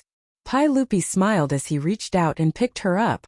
The sudden appearance of Pai Lupi and Empress Zhongsun frightened Zhang Shangyi, the young palace maid, and the imperial guards of the Eastern Palace into kneeling and paying their respects. Greetings to your Imperial Majesty. Greetings to your Imperial Highness the Empress. You may all rise. Pai Lupi smiled and waved his hand towards them. Zhang Shangyi inwardly let out a long sigh. Just as he was about to follow the others and stand up, he heard Pai Lupi say sinisterly, Zhang Shangyi, we are not talking about you. Pai Lupi's words caused Zhang Shangyi's heart to thump. Frightened, he once again knelt down, not even daring to raise his head. Li Wangyu was disinclined to pay attention to the kneeling Zhang Shangyi. After paying respects to Pai Lupi and Empress Zhongsun, he asked in confusion, Uncle, what did you mean by your words just now? What do you mean by responding to me? Responding to what? Haha, Zio, didn't you just say that you were responsible for teaching Princess Changle? We agree. Li Wangyu nearly spat out a mouthful of blood. When did I say such a thing? Pai Lupi, do you need to go see an otolaryngologist? He faintly sensed that he had been tricked by Pai Lupi and Empress Zhongsun. Uncle, this little nephew was talking about how to teach Princess Changle. This little nephew will naturally explain to uncle and aunt. I did not say that this little nephew is responsible for teaching Princess Changle. Pai Lupi glared. Could it be that Zio is saying that we and Guanyin misunderstood? Li Wangyu was at a loss for words. Are you guys King shameless? Empress Zhongsun looked at Zhang Shangyi, who was kneeling on the ground, and said, Erlang, it's fine if Zio is unwilling. Let Zhang Shangyi continue to be in charge of teaching Changle. She then said to Zhang Shangyi, you must remember not to relax your teaching of the little princess, do you understand? If you need to use a feral, then use a feral. This palace agrees. Changle was so scared by her mother's words that her face turned pale. She looked at Li Wangyu pitifully. Li Wangyu rolled his eyes speechlessly. That's enough, you two. Do you think I'm stupid? One was playing the good cop while the other was playing the bad cop. Did they think that I was a fool? He did not understand what Pai Lupi was trying to do. Why did he suddenly want him to be in charge of teaching Changle? But he was blocked by the words of Pai Lupi and Empress Zhongsun. Did he really not care about Changle and let her be taught by the damn Zhang Shangyi with a feral? Although it was the first time that Li Wangyu saw Changle, he had already fallen in love with this cute little princess. How could he bear to let others beat her little hand with a feral? Li Wangyu had no choice but to bow his head to the evil force. He replied in a muffled voice, Uncle, Aunt, I'll just teach Changle. Why do you have to scare her? Look at her pale face. Pai Lupi saw that he agreed and laughed. That's great. Zio, you are full of wisdom and talent. Since you can teach Ma Zhou and Yan Liben, why can't you teach Changle? Li Wangyu's eyes almost rolled to the back of his head. How could this be compared? Ma Zhou and Yan Liben were adults, but Changle was only 7 years old. In his heart, he absolutely did not want to be a nanny and take care of a child. No matter how noble, lovable, or adorable a princess was, She was still a child at this age. However, since things had already developed to this point, there was no point in saying more. Li Wangyu could only pinch his nose and accept the task of teaching Princess Changle. Uncle, while I can teach Princess Changle, I cannot enter the palace every day to teach her.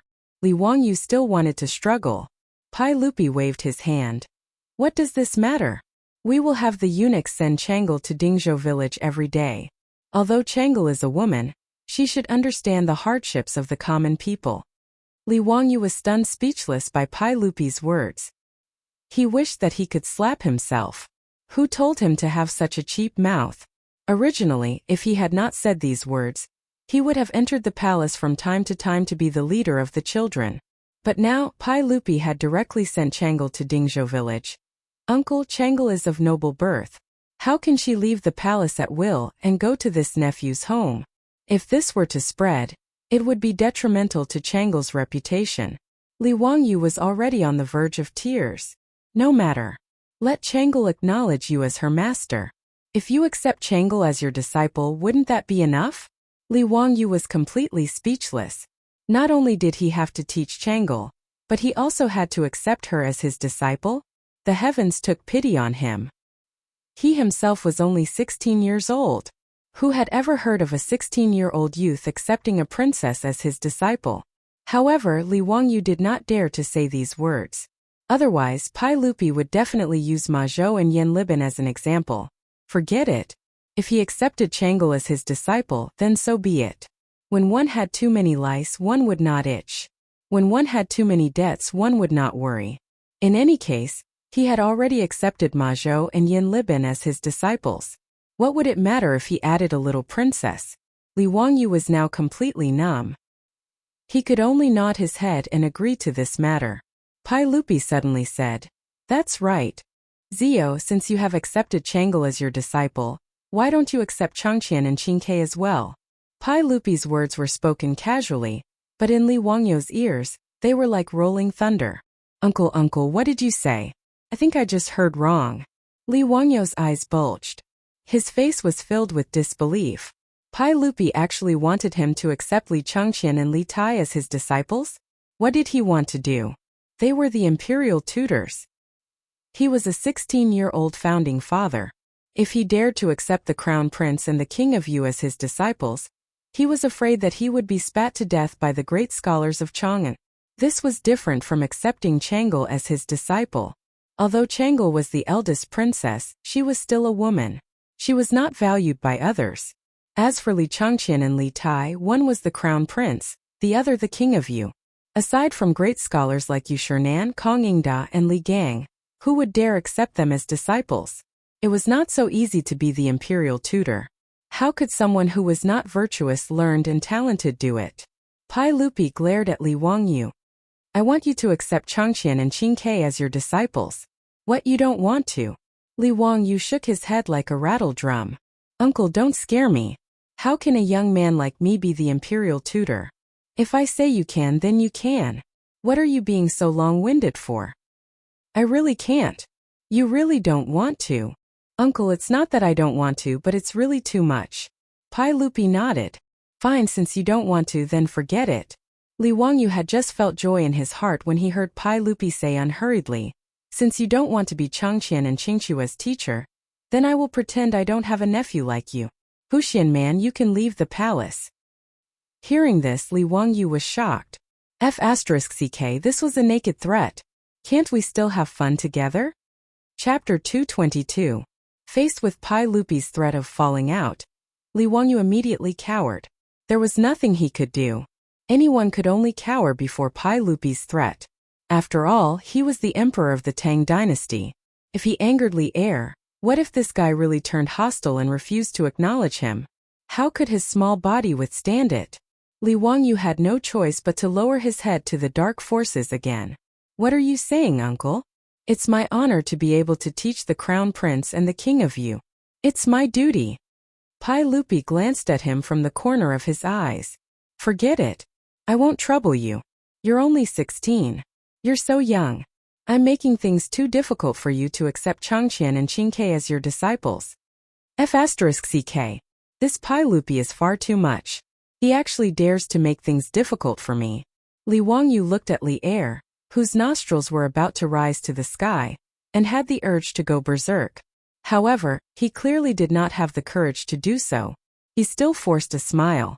Uncle, how is this making things difficult? Although I'm only 16, I already have 2 disciples. It's my honor to be able to teach the crown prince and the king of you. I'm really not making things difficult for you. Li Wangyu ground his teeth so hard that they creaked. He squeezed out a smile. No. Why would uncle make things difficult for you? That's good. Since you strongly want to be the teacher of Changqian, Qingke and Changel, then I'll agree. Pai Lupi nodded his head in satisfaction, as if he was giving him a lot of face. Pai Lupi's shameless expression made Li Wang. You very much want to give him the middle finger. Shameless, he was far too shameless. He really was a disgrace to the Tang dynasty. He did not dare to say anything more. The more he said, the more mistakes he would make. In order to avoid being molested by this extremely shameless emperor of the Tang dynasty, Li Wangyu could only silently curse Pai Lupi's entire family in his heart to vent his dissatisfaction. Pai Lupi immediately had the chamberlain summon Li Changqian and Li Tai. He was prepared to have his 3 children take Li Wangyu as their master today. Today, it was indeed Pai Lupi and Empress Zhongsun who set a trap for Li Wangyu. Their goal was to make Li Wangyu accept Li Changqian and the others as disciples. There was a reason why he chose Li Wangyu over so many great Confucians in the imperial court. One of them was Li Wangyu's outstanding talent. Whether it was those poems or the famous epigraph of My Shack that had been handed down for generations, his talent could all be seen. To be able to make someone like Ma Zhou accept him as his master, he naturally had the ability to teach Li Changqian and the others. The second reason was Li Wangyu's identity. If Li Wangyu was not a member of the imperial family, no matter how talented he was, Pai Lupi would not have made such a choice. However, Li Wangyu was a member of the imperial family of Li Changqian, so it was completely different. He was different from Prince Zhao Li Xiaogong, who would make Pai Lupi wary. Li Xiaogong's military achievements were almost on par with Pai Lupi's. Naturally, Pai Lupi would be wary of him and would not dare to put him in an important position. Thus, he sent him to manage the imperial clan temple. Li Wangyu would not threaten Pai Lupi and his successor's throne. Moreover, he was so talented, so Pai Lupi naturally viewed him in a new light. Most importantly, Pai Lupi did not tell anyone. Even Empress Zhongsun did not know his true thoughts. That was, Pai Lupi wanted to find someone for Li Changqian who could restrain him in the future. Pai Lupi doted on his 3 children. Whether it was Li Changqian, Li Tai, or Princess Changel, Pai Lupi doted on them to the extreme. However, although he doted on Li Changqian, he faintly felt that his eldest son's personality was somewhat inappropriate. When Li Changqian was only 6 years old, he was made the crown prince, the sole successor to the Tang dynasty.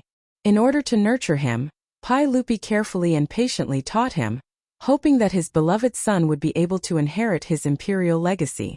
However, after Li Changqian had only been crown prince for 3 years, Pai Lupi discovered that he had begun to not abide by the rules and lived extravagantly. This caused Pai Lupi to faintly worry that after his death, no one would be able to restrain Li Changqian after he inherited the throne, causing the Tang dynasty to fall into decline. Since Li Wangyu was Li Changqian's younger brother and later his teacher, his status was naturally noble. In the future, after Li Changqian ascended the throne, if he were to become an incapable ruler, there would be someone to advise him. Pai Lupi was also far-sighted. He found a hoop curse for the 9-year-old Li Changqian. Naturally, Li Wangyu did not know of Pai Lupi's imperial schemes. He only felt that it was too troublesome to be the king of children, so he had a bitter expression on his face. Just as he was feeling depressed, he saw Zheng Shangyi, who was still lying in front of him. His mood became even worse. The cynical man pointed at Zheng Shangyi and said to Pai Lupi, "Uncle, this female official beat up a palace maid for no reason. Her behavior is vile. Uncle, please uphold justice for the palace maid." Li Wangyu did not know that as soon as he followed the little palace made out of Li Main Hall, Pai Lupi and Empress Zhongsun followed him. The conflict between Zheng Shangyi and Li Wangyu had already been seen by Pai Lupi and Empress Zhongsun. This was also the reason why Pai Lupi let Zheng Shangyi continue to kneel on the ground. When Pai Lupi saw that Zheng Shangyi was going to beat Changle with a ferule, he was already furious. If Li Wangyu had not shouted quickly at that time, it was estimated that Pai Lupi would have rushed out himself. Empress Zhongsun was a strict mother, but Pai Lupi was a standard kind father. He could not bear to see his baby daughter being punished by Zheng Shangyi with a ferule. As for Zheng Shangyi, even if Li Wangyu did not say it, Pai Lupi, who was crazy about protecting his daughter, would not let her go. Zheng Shangyi has behaved unscrupulously. She is dismissed from the position of Shangyi and sent to Yeding Palace. Pai Lupi directly opened his mouth and sentenced Zheng Shangyi, who was kneeling on the ground, to capital punishment. Yeding Palace was part of Taiji Palace. Yeding Palace was where palace maids lived. At the same time, it was also responsible for imprisoning guilty concubines, princesses, and the wives and daughters of criminal officials who had been banished. In addition, some unfavored concubines also lived here. The predecessor of Yeding Palace was Yonglane in the Western Han Dynasty. After the death of Liu Bang, Empress LV imprisoned the most favored Madame Qi here, and let her pound rice every day. Finally, she sent people to make her into human swine. Later, Emperor Wu of Han changed Yonglane to Yeding Palace, which had been used until the Tang Dynasty. For female officials and palace maids who had made mistakes, Yeding Palace was a place where they could not see the light of day. Many wives and daughters of criminal officials would rather die than be sent to Yeding Palace. When Zheng Shangyi heard Pai Lupi's words, she collapsed on the ground and wailed at Pai Lupi. "Your Majesty, please forgive me. For the sake of Madame Zheng of Xingyang, please forgive me this time. I won't dare to do it again. Wuxian man, I was wrong. I apologize to her. Please ask your Majesty to forgive me." When Zheng Shangyi did not mention Madame Zheng of Xingyang, Pai Lupi was even more disgusted. These rich and powerful families of the Tang Dynasty were still making things difficult for him in the imperial court. How could Pai Lupi not hate them? Li Wangyu was too lazy to pay attention to Zheng Shangyi. He did not say a word and looked on coldly. "Guards! Drag her away. Send her to Yeding Palace to work." Pai Lupi did not want to listen to her wailing and directly ordered the eunuchs behind him. Immediately, several eunuchs came forward and dragged the wailing Zheng Shangyi like a dead dog. They sealed her mouth and dragged her away. When Zheng Shangyi's wailing finally disappeared, Li Wangyu felt that the anger in his heart had dissipated a little. Chapter 223. Without waiting for Li Wangyu to catch his breath, he heard an attendant say, "Reporting to everyone, His Highness the Crown Prince and His Highness the King of Yu have arrived." Everyone was how Pai Lupi's closest attendants addressed Pai Lupi, but the ministers did not address him this way. Li Wangyu felt that this form of address was a bit strange, because in the Tang Dynasty, a daughter-in-law would also address her mother-in-law as everyone. With this connection, he could not help but laugh in his heart. However, his attention was quickly attracted by the two little brats behind the attendant. The two little boys, who were around 8 or 9 years old, were clearly the crown prince of the Tang Dynasty, Li Changqian, and the king of Yu, Li Tai. He was able to tell who was Li Changqian and who was Li Tai at a glance, because Li Tai's body shape was simply too recognizable. Li Tai had been extremely intelligent since he was young, but according to historical records, Li Tai's waist and belly were large, which meant that he was just a little fatty. At this time, Li Wangyu was only 8 years old, but Li Wangyu estimated that this little fatty weighed no less than 50 kilograms, and his round body shape was comparable to Cho Kuan's.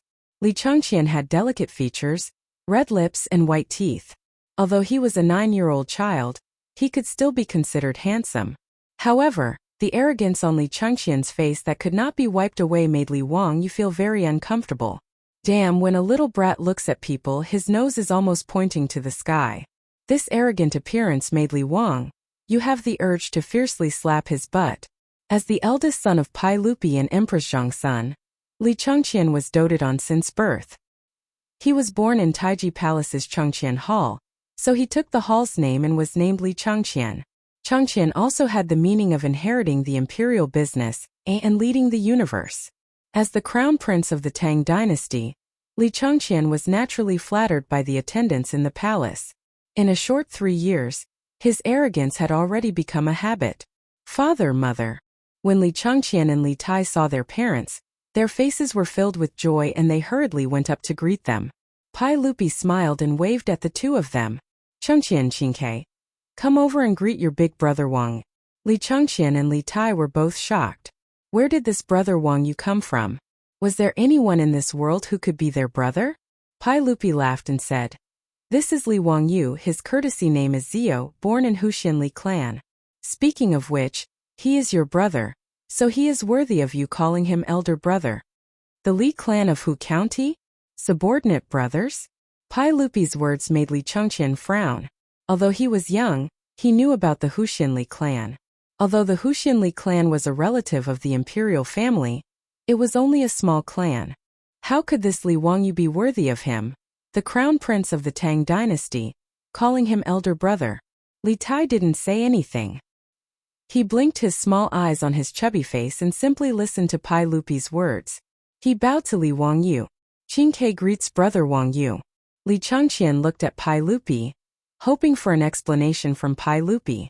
As the crown prince of the Tang dynasty, his pride didn't allow him to casually call someone elder brother. Pai Lupi acted as if he didn't see Li Chengqian's gaze and glared at him. Chengqian, why don't you bow to Zio? What? Father, did you make a mistake? You want me to bow to him? I am the crown prince. What is his status? Is he worthy of me bowing to him? Pai Lupi was angered by Li Chengqian's words. Chengqian, not only do you have to bow to Zio, but you also have to bow to him with Qingke and Changel. Zio is the teacher I found for the three of you. Do you understand? Bow to him as a teacher? Why is that? Just how old is he? Li Chengqian immediately cried out in surprise. Li Tai also looked surprised. Only Changel didn't seem to be unhappy at all. She covered her mouth and laughed secretly. Although Zio hasn't reached 20 yet, he is a rare talent. The poems I had the two of you memorize and the epigraph of my shack were all written by Zio. What are you doubting my words? Pai Lupi was dissatisfied with his two sons' attitude and reprimanded them. Pai Lupi's words made Li Chengqian and Li Tai somewhat afraid. They hurriedly bowed to Pai Lupi. We wouldn't dare. We know we were wrong. It's good that you know you were wrong. Hurry up and bow to Zio. This is also your mother's wish. Empress Zhongsun also nodded. That's right. Chengqian Qingke, from now on you have to listen to Zio's teachings. His words are father's and mother's words. Do you understand? Hearing Pai Lupi and Empress Zhongsun's words, Li Chengqian and Li Tai looked at each other. Their gazes were filled with unwillingness. Li Tai's small eyes turned and he said to Pai Lupi, Father, since you want us to make brother Wang you our teacher, then let's go prepare the tea. Pai Lupi nodded.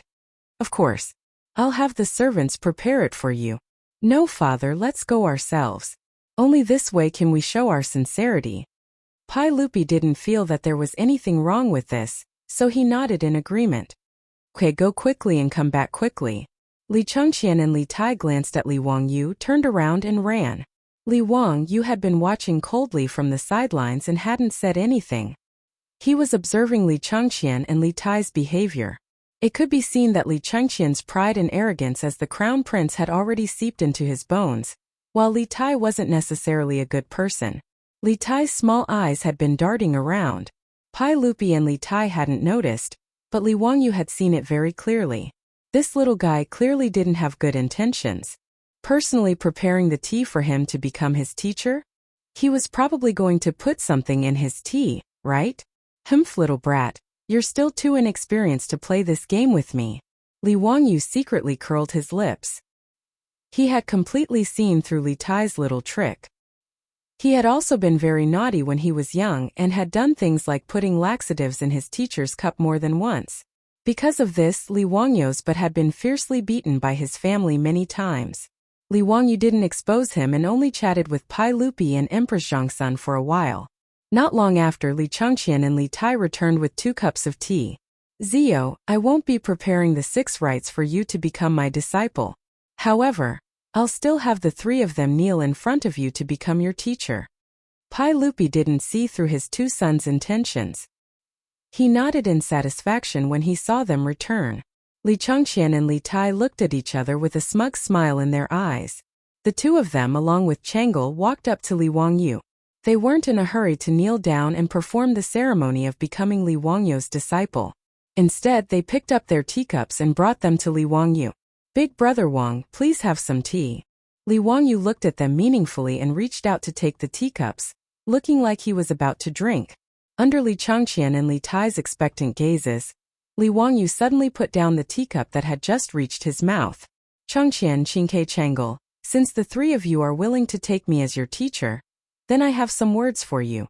Li Changqian and Li Tai were greatly disappointed when they saw that Li Wangyu didn't drink the tea. "Big brother Wang, please drink the tea. We'll listen to whatever teachings you have." Li Tai still didn't give up and urged Li Wangyu to drink the tea. Li Wangyu looked at them with a smile and raised his teacup again, looking like he was about to drink. Chapter 224. While Li Changqian and Li Tai were filled with anticipation, Li Wangyu had just brought the teacup to his mouth when he put it down again. "Let me first talk to you about my teachings. Changqian Qingke Changlu, since you want to be my disciples, I will give you a sentence. Constantly strive for self-improvement and be virtuous. I hope you will remember this in your hearts." Li Wangyu shamelessly plagiarized Tsinghua University's motto again, but Li Changqian and Li Tai were only hoping that Li Wangyu would quickly drink the tea. How could they pay attention to what he was saying? They just nodded repeatedly.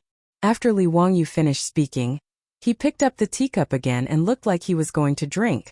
Li Changqian and Li Tai both stared unblinkingly at the teacup in his hands. At this moment they heard Pai Lupi suddenly say, "Ziyu, did these words come from the Book of Changes? A gentleman should be unyielding, not avoid danger, and constantly strive for self-improvement.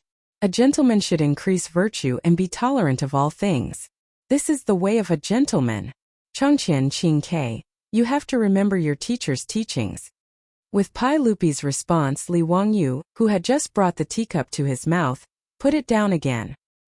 He smiled at Pai Lupi and said, "Uncle is indeed knowledgeable, not at all inferior to those great scholars."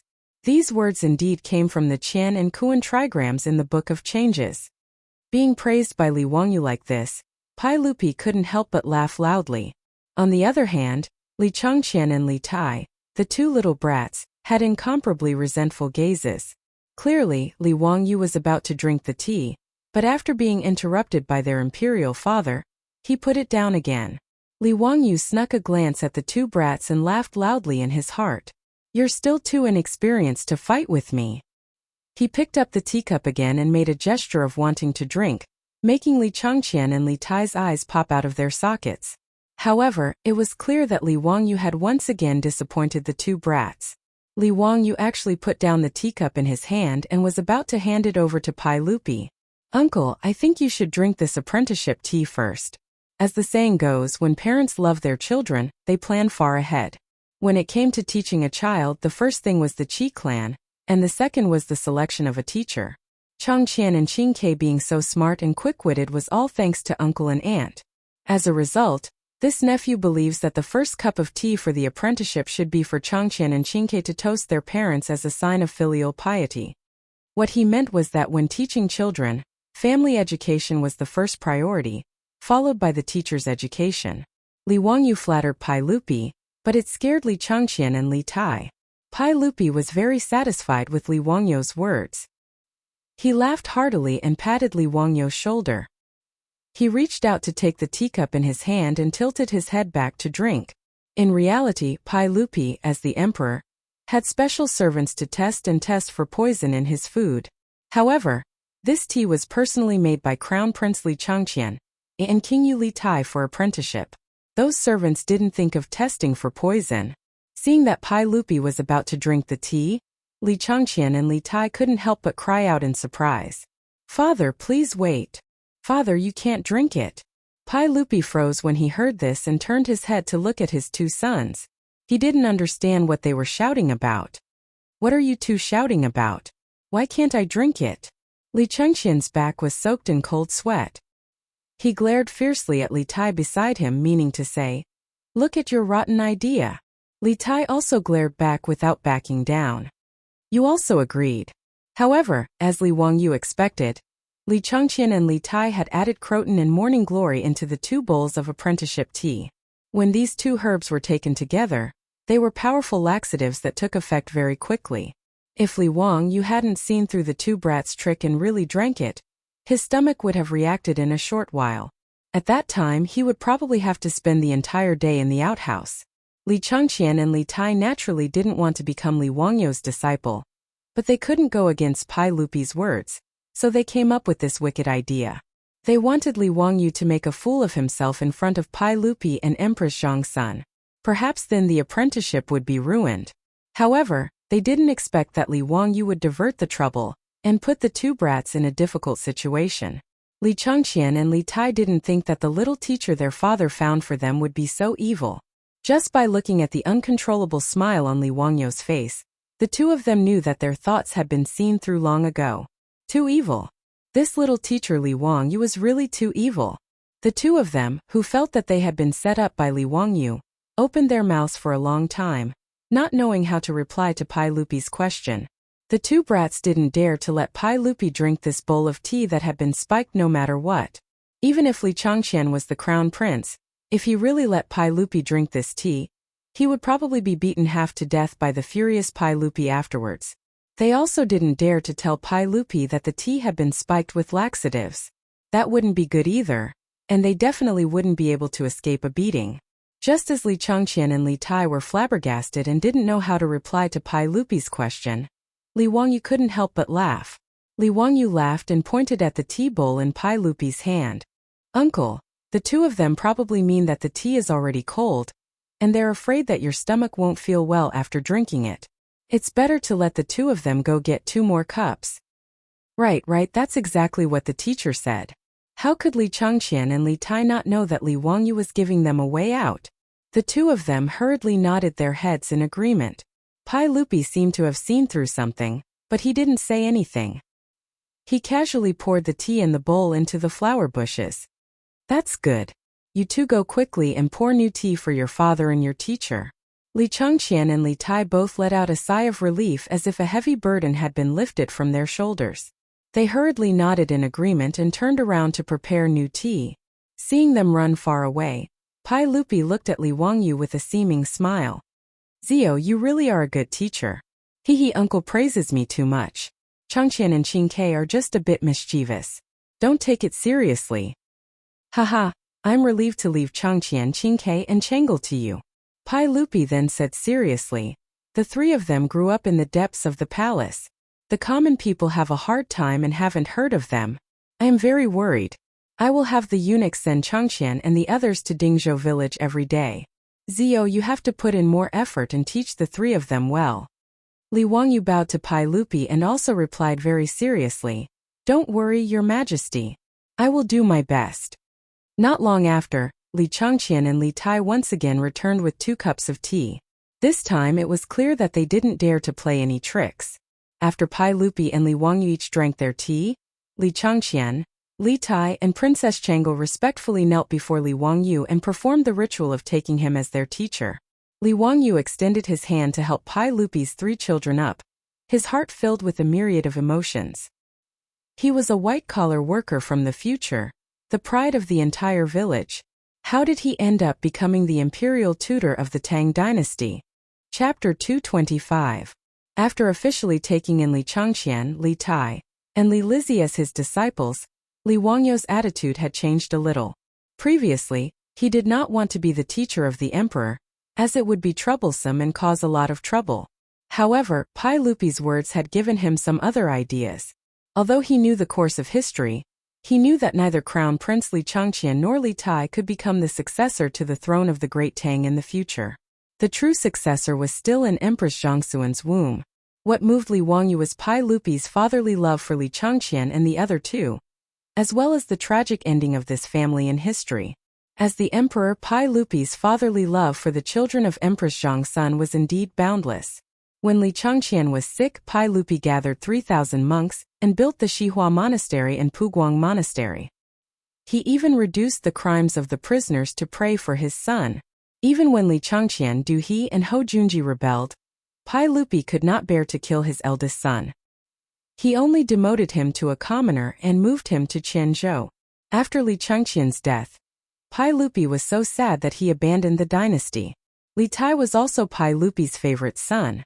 Normally, when a prince reached adulthood, he would be sent to his fief and could not stay in the capital for long. However, Li Tai was favored by Emperor Taizong, so he was given special permission to move his son into the Wuda Hall. It could be said that the reason why Li Tai fought with Li Changqian for the throne was because Pai Lupi doted on him. It was because of Pai Lupi's endless doting that Li Tai had the misconception that as long as he pulled down his brother, Li Changqian, he would be able to become the heir. In the end, Li Tai was demoted because of his plotting. Pai Lupi was heartbroken and deposed Li Tai, demoting him to the Donglai Prefecture prince. It could be said that although Li heir doted on his own son, his education of his children was a complete failure. He could be said to be a negative example. Pai Lupi had a total of 14 sons. Among them, the crown prince Li Changqian attempted to rebel and was demoted to a commoner. His third son Li Ku, the prince of Wu, was falsely accused of treason and was killed. His fourth son Li Tai, the prince of Wei, moved to a secluded residence and died of depression. His fifth son Li Yu, the prince of Qi, was sentenced to death for treason and was demoted to a commoner. His sixth son Li Gui, the prince of Shu, was demoted and died in exile. His seventh son Li Yun, the prince of Jiang, was accused of treason and committed suicide out of fear. Pai Lupi's sons could be said to have failed at educating them. Li Wangyu could only complain in his heart. Pai Lupi was such a failure as a father. Since he had inexplicably transmigrated to the Tang dynasty, although he did not expect to change history, he wanted to try changing Li Changqian and Li Tai. Although Li Wangyu was two-faced, he was very clear about his likes and dislikes. Pai Lupi was not unkind to him. Naturally, he did not want to watch the tragedy of Pai Lupi and his son happen. If he could make Li Changqian and Li Tai brothers live in harmony, it would be a good story. As for whether Li Changqian could successfully become emperor in the future, if Li Wangyu could really change Li Changqian, it would have nothing to do with Li Wangyu. Because he had thought this through, Li Wangyu did not have any resistance to accepting Li Changqian and Li Tai as his disciples. Instead, he was eager to give it a try. After Li Changqian and the others finished the ceremony, Pai Lupi waved his hand at the eunuch on the side. Immediately, the eunuch came forward with a golden ruler. Pai Lupi picked up the ruler and solemnly handed it to Li Wangyu. Zio, we bestow upon you this imperial ruler. In the future, if Changqian and the others neglect their studies and do not follow the rules, you can use this ruler to punish them. We will definitely not blame you. Li Wangyu hurriedly received the golden ruler with both hands. Don't worry, uncle. I will definitely do my best to teach Changqian and the others. I will definitely not disappoint uncle and auntie. Aha, with your guarantee we are at ease. On the side, Li Changqian and Li Tai's faces couldn't help but darken when they saw the imperial ruler. In the exchange just now, they could already tell that Li Wangyu was definitely not easy to deal with. Now that he had the ruler bestowed upon him by their father, wouldn't they be completely controlled by Li Wangyu in the future? Li Wangyu held the ruler in his hand and lightly patted his palm a few times. He gave the two of them a brilliant smile. But that smile made Li Changqian and Li Tai both shiver uncontrollably. Seeing that it was getting late, Li Wangyu bid farewell to Pai Lupi and Empress Zhongsun and returned to Dingzhou village. Time passed in a flash. 2 days later, before the sun had even risen, Li Wangyu was roused from his bed by the old housekeeper, Li Heng. Today was the Lunar Imperial Assembly, and also the day of the Grand Luotian ritual in Taiji Palace. The Lunar Imperial Assembly was the morning court on the 1st and 15th of every month. The participants were the relatives of the princes and dukes, the civil and military officials of the capital who were 9th rank and above, the local officials who had submitted memorials to the court, as well as the guests from Fan Kingdom. Because the morning court was around 7 to 8 o'clock, Li Wangyu yawned and led Niu Wu out of his house in Dingzhou village. It was still dark. Now that he was the county man who founded the country, he also needed to participate in the Lunar Imperial Assembly. Moreover, he had an important task today, so he naturally had to participate in the Grand Luotian ritual. When Li Wangyu arrived in Chang'an City, the drum of dusk had just sounded and the illustrious Virtue Gate had just opened. When he arrived outside Taiji Palace, the light of dawn was gradually descending, and the green spring scenery of Taiji Palace could be vaguely seen. Fully armed soldiers in full armor, yellow flags, and various ceremonial guards were all over the palace. The officials who were attending the court were lined up outside the palace gate, waiting for the gate to open. There were hundreds of people in the crowd, but Li Wangyu was a little dumbfounded. Where should he stand? This was his first time attending the court, so he didn't know how to stand as the county man who founded the country. Just as he was confused, he heard laughter behind him. Haha, Zio, you also came to attend the court? Li Wangyu was speechless and hurriedly turned to greet Cheng Yaojin. Nice to meet you, Uncle Cheng. The arrival of Cheng Yaojin and Qin Chong made Li Wangyu heave a sigh of relief. At least there was someone he knew, and he could ask where he should stand. The officials attending the court were divided into civil officials, military officials, members of the imperial family, and envoys from various countries. Li Wangyu was at a loss, and he didn't know how to stand. He had not regained his status as a member of the imperial family, so he naturally couldn't stand on the side of the imperial family. However, he didn't know whether he, the county man who founded the country, was a civil official or a military general. Li Wangyu raised his doubts to Cheng Yaojin and Qin Qiong, but Cheng Yaojin laughed. Ha ha ha, you can stand on the side of our military general. With me protecting you, no one will dare to bully you. Li Wangyu was speechless. This old hooligan, why did he make it sound like he was a gangster? Before he could speak, someone behind him said, Cheng Jijie, don't spout nonsense. Zio will naturally stand on the civil official's side. Chapter 226. Li Wangyu hurriedly turned around and bowed to Yu Shernan. Duke Yu, you're here. Yu Shernan smiled and nodded at Li Wangyu. Zio, this is your first time attending court. Hurry up and arrange your shift. He pointed at the area where the civil officials stood. Because there were hundreds of officials attending the lunar assembly, even the civil officials were divided into several groups in an orderly manner. The groups of third rank and above officials, fourth rank and fifth rank civil officials, fourth rank and below officials, and sixth rank and below officials were arranged in several square formations according to their official ranks. Li Wangyu had been conferred the title of founding magistrate, which was equivalent to a fifth rank official. Naturally, he would stand among the fourth rank and fifth rank civil officials. Although Yu Shernan's rank was not as high as Cheng Yaojin's, Cheng Yaojin did not dare to refute his words. He even smiled and bowed to Yu Shernan. No matter how much Cheng Yaojin messed around, he would not dare to mess around in front of Yu Shernan. Haha, Duke Yu, I'm just teasing this kid. Don't be angry, don't be angry. Jijia, you're already the father of several children. Why are you still so mischievous? Yu Shernan scolded him like a child. However, Cheng Yaojin could only listen to him. There was nothing he could do. Who asked this old man to be so old? Cheng Yaojin was almost 40 years old, but compared to Yu Shernan, who was in his 70s, he was still a child. In the Tang dynasty, people married and had children in their teens. With a 30-year difference, Cheng Yaojin could be considered Yu Shernan's grandson. Li Wangyu was very happy to see Cheng Yaojin, this old hooligan, being humiliated. He could not help but smile. Cheng Yaojin saw that Yu Shernan was laughing at him from the side, and glared at him to scare him. Li Wangyu quickly went forward to support Yu Shernan. He pretended not to see Cheng Yaojin's threatening gaze, and helped Yu Shernan to the group of civil officials. 2 days ago, he had already paid a visit to Yu Shernan's residence to return the 1,000 strings of copper coins that he had borrowed. However, he couldn't return the money. Yu Shernan wouldn't accept it no matter what. He even said that the 1,000 strings of coins was a gift to congratulate Li Wangyu for his knighthood. Li Wangyu was helpless, unable to persuade the old man. He could only thicken his skin and take back the 1,000 strings of copper coins. Li Wangyu then informed Yu Shernan of the fact that he had accepted Crown Prince Li Changqian, the Prince of Yu, and Princess Chang'e as his disciples. He was also afraid that if this matter were to spread, he would be scolded to death by those Confucian scholars. That was why he wanted to ask Yu Shernan to help him deal with those Confucian scholars.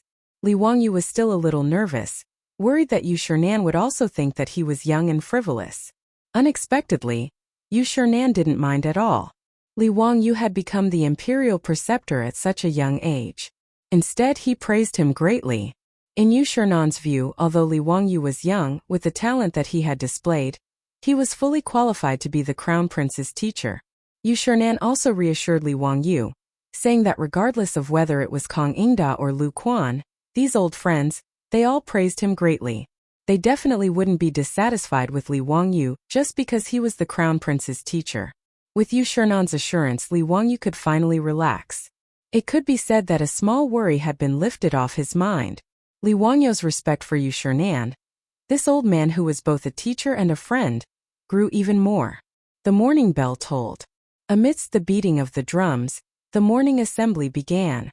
Under the lead of the imperial censor, the officials lined up according to their ranks and walked towards the Taiji Palace. Dressed in court attire, the officials were respectful and solemn. As they walked up the white jade steps, the melodious sounds of swords and jade ornaments on their bodies could be heard. In the Tang dynasty, there was a poem that described the scene of a court assembly. The crowing of the rooster is purple, and the dawn of dawn is cold. Warblers are chirping in the emperor's land of spring. The golden clock opens tens of thousands of households. The jade steps command thousands of officials. The flowers welcome the swords and jade ornaments. The stars have just set. The willow flutters, the banners still wet. Unique guests at the Phoenix Pond. The song of spring is difficult. It was referring to the scene in front of Li Wangyu's eyes. The morning bell in the palace rang. The thousands of doors opened. Pai Lupi's ceremonial guards lined up on both sides of the jade steps. The hundreds of officials entered the imperial court. This was Li Wangyu's first time attending a court assembly. He followed the crowd's every step. Before the officials entered the main hall, they first dissected their swords and took off their shoes. The imperial censor, the Ministry of Appointments, the Ministry of War, and the Honglu Temple all led the civil and military officials to their respective positions. Amidst the beating of the drum and bell, Pai Lupi sat in the imperial palanquin, carried by the chamberlains. He sat facing the south. A Fu Baolang placed Pai Lupi's imperial seal in front of him. One of the provincial attendants, who presided over the court assembly, walked to the front left of Pai Lupi. He took a deep breath and shouted with his danton, "Bow!" All the officials cupped their fists and bowed to Li Ershing. Li Wangyu, who was confused, bowed along with everyone else. Bow again. Well, I have to do it again. Li Wangyu was speechless. He continued to bow to Pai Lupi. After bowing twice, Li Wangyu just got up. He had an expression as if he had seen a ghost. He blinked his eyes hard to make sure that he was not mistaken. He discovered that in the solemn and sacred hall, the officials had actually begun to dance like a bunch of demons. Damn, why does this scene look so familiar?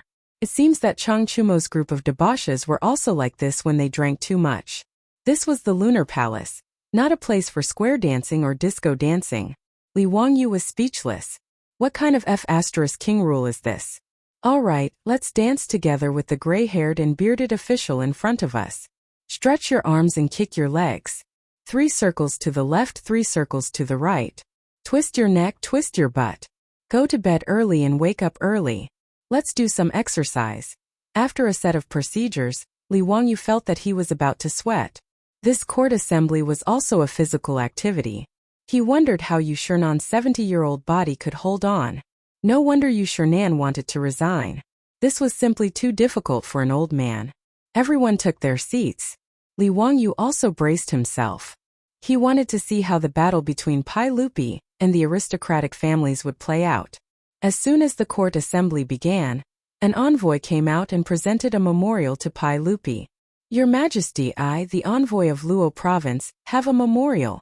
When Pai Lupi heard the words of the envoy of Luo Province, his face immediately darkened. However, he still said in a deep voice, "Present the memorial." The envoy of Luo Province was also known as the examiners. They were officials sent by the various provinces of the Tang dynasty to Chang'an. Their main purpose was to represent the provinces to participate in various ceremonial activities in the court. They were also responsible for the examinations of local officials. They were also responsible for bringing local tributes to the capital to participate in the imperial examinations. They were also responsible for conveying the will of the provinces. To put it bluntly, they were the directors of the offices in the capital, of the various provinces of the Tang dynasty. The envoy of Luo Province was not qualified to attend ordinary court assemblies. However, they were allowed to participate in major court assemblies such as the New Year's Day Assembly and the New Year's Day Assembly. The envoy of Luo Province was the envoy of Luo Province. Luo province was within the sphere of influence of the Zheng family of Xingyang. Li Wangyu was willing to bet his head that the envoy of Luo province was here to force Pai Lupi to issue an edict in the name of the locust plague. Your Majesty, the locust plague in Luo province has begun to spread. The locust falling from the sky is a divine punishment. Your Majesty, please consider the common people and issue an edict in order to save the people. The words of the envoy of Luo province had already been expected by everyone in the hall. However, after he spoke, the originally silent hall was once again filled with a buzz of discussion. Chapter 227. Li Wangyu inwardly curled his lips. These aristocratic families were truly sparing no effort in attacking Pai Lupi. The last person the aristocratic families had tossed out as a chess piece was an upper 8th rank imperial censor. Even now, he was still locked up in the censorate's prison. Although Pai Lupi did not order this imperial censor to be beaten to death in his rage, he still ordered imperial censor Wei Zheng to investigate. Wei Zheng was a straightforward official, and he was rather disdainful of the aristocratic family's use of natural disasters to attack Pai Lupi, and use this as a pretext to gain political power.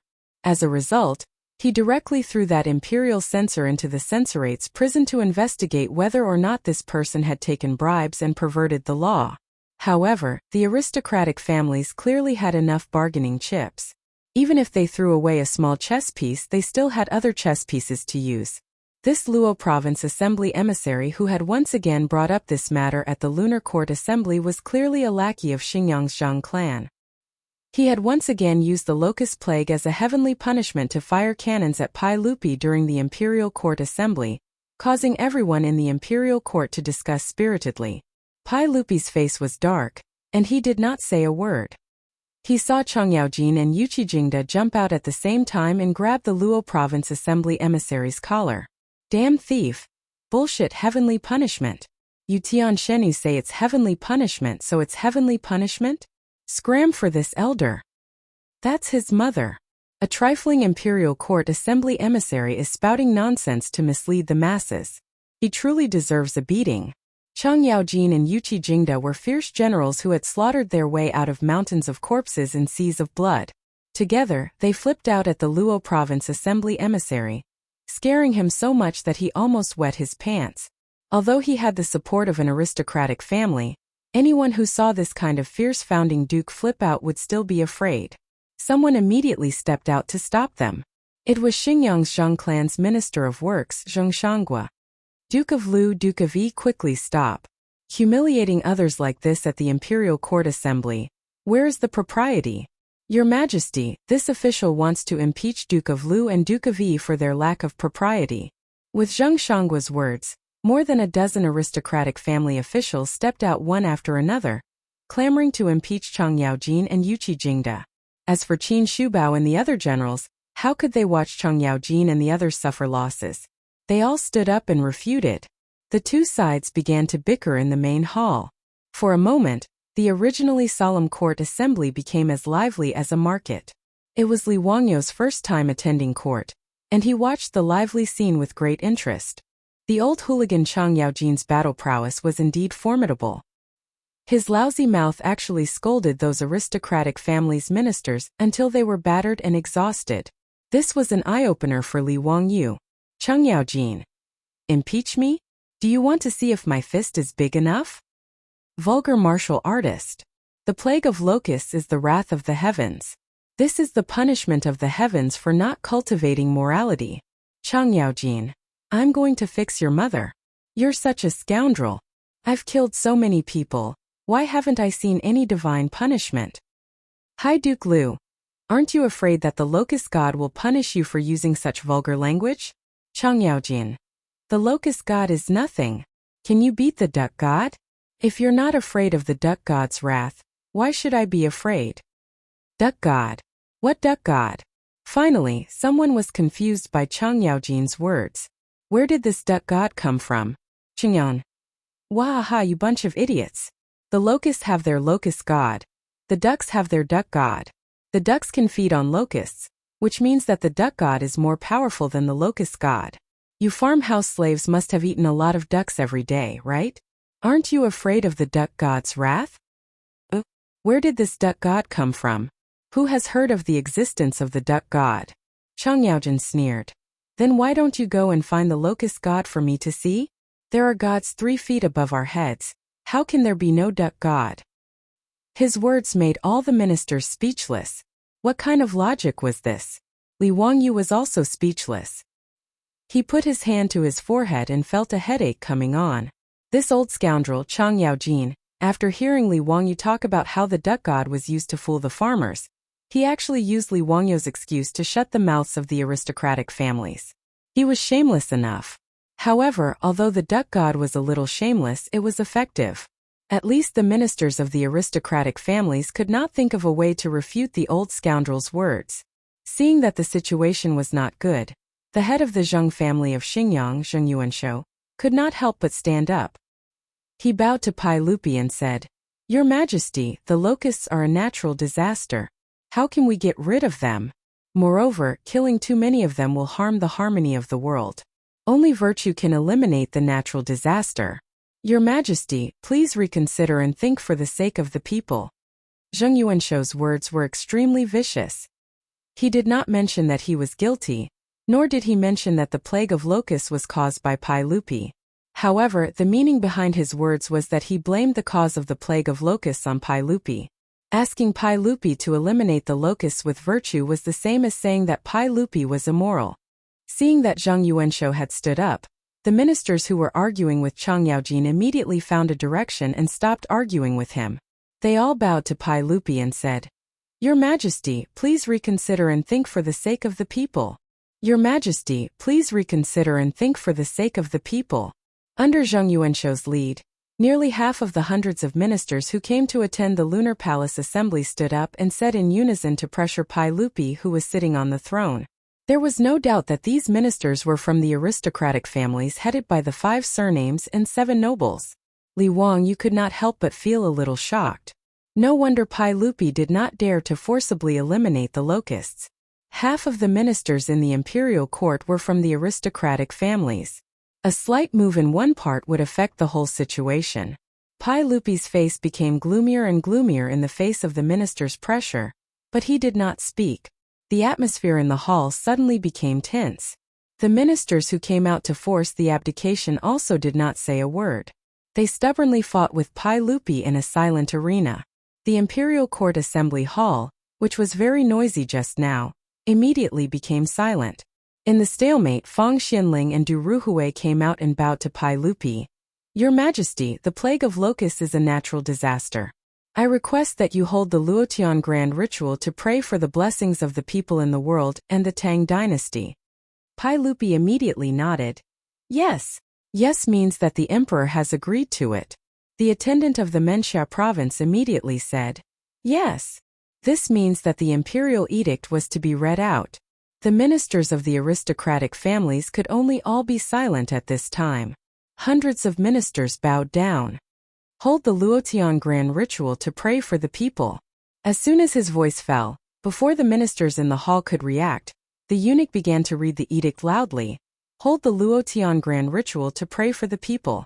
As the eunuch in the palace read the edict loudly, Yuan Tiangang and other Taoists who had been waiting for a long time outside the Taiji palace immediately filed in. In the surprised eyes of the ministers, they began to build altars and prepare to worship the gods of heaven and earth. Li Wangyu directly rolled his eyes. Damn, Fang Xianling and Pai Lupi are not acting at all.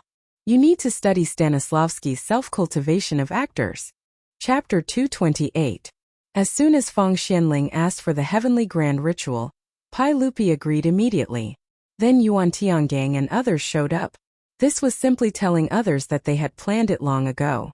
They were so careless that their acting was so perfunctory. Li Wangyu despised them.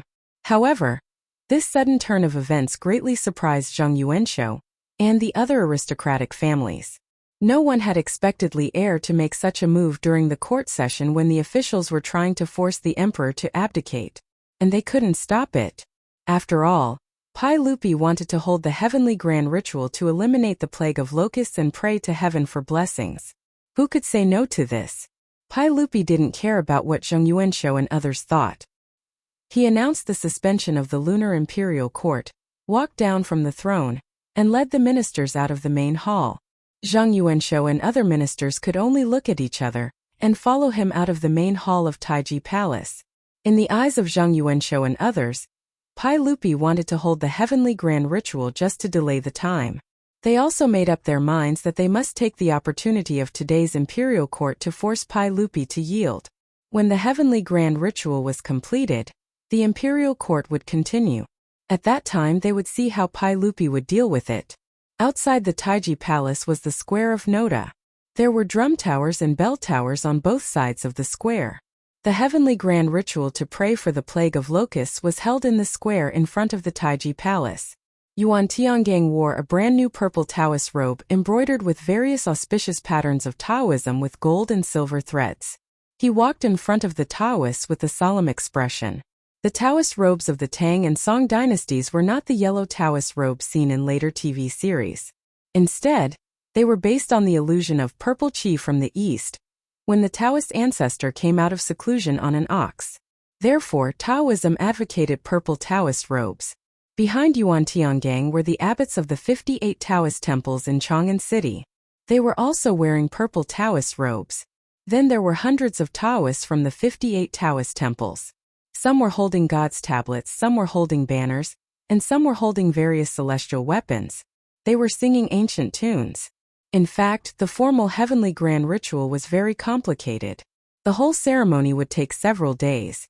However, no matter if it was Pai Lupi or Li Wangyu, their ultimate goal was not to worship heaven itself. Therefore, today's heavenly grand ritual in front of the Taiji Palace was actually a simplified version of the ritual. The group of Taoists quickly set up the altar and enshrined 1,200 tablets of the gods. In the middle of the altar, there was a gilded bronze statue of the Tao ancestor. Li Jing stood among the officials and felt that the statue on the altar was exceptionally familiar.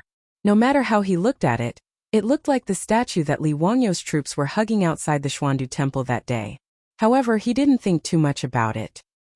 He thought that it was possible that Li Wangyou had brought the statue home to worship for a few days. This wasn't strange.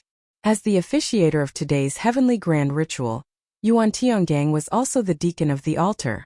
He performed gang steps, made gestures and chanted spells.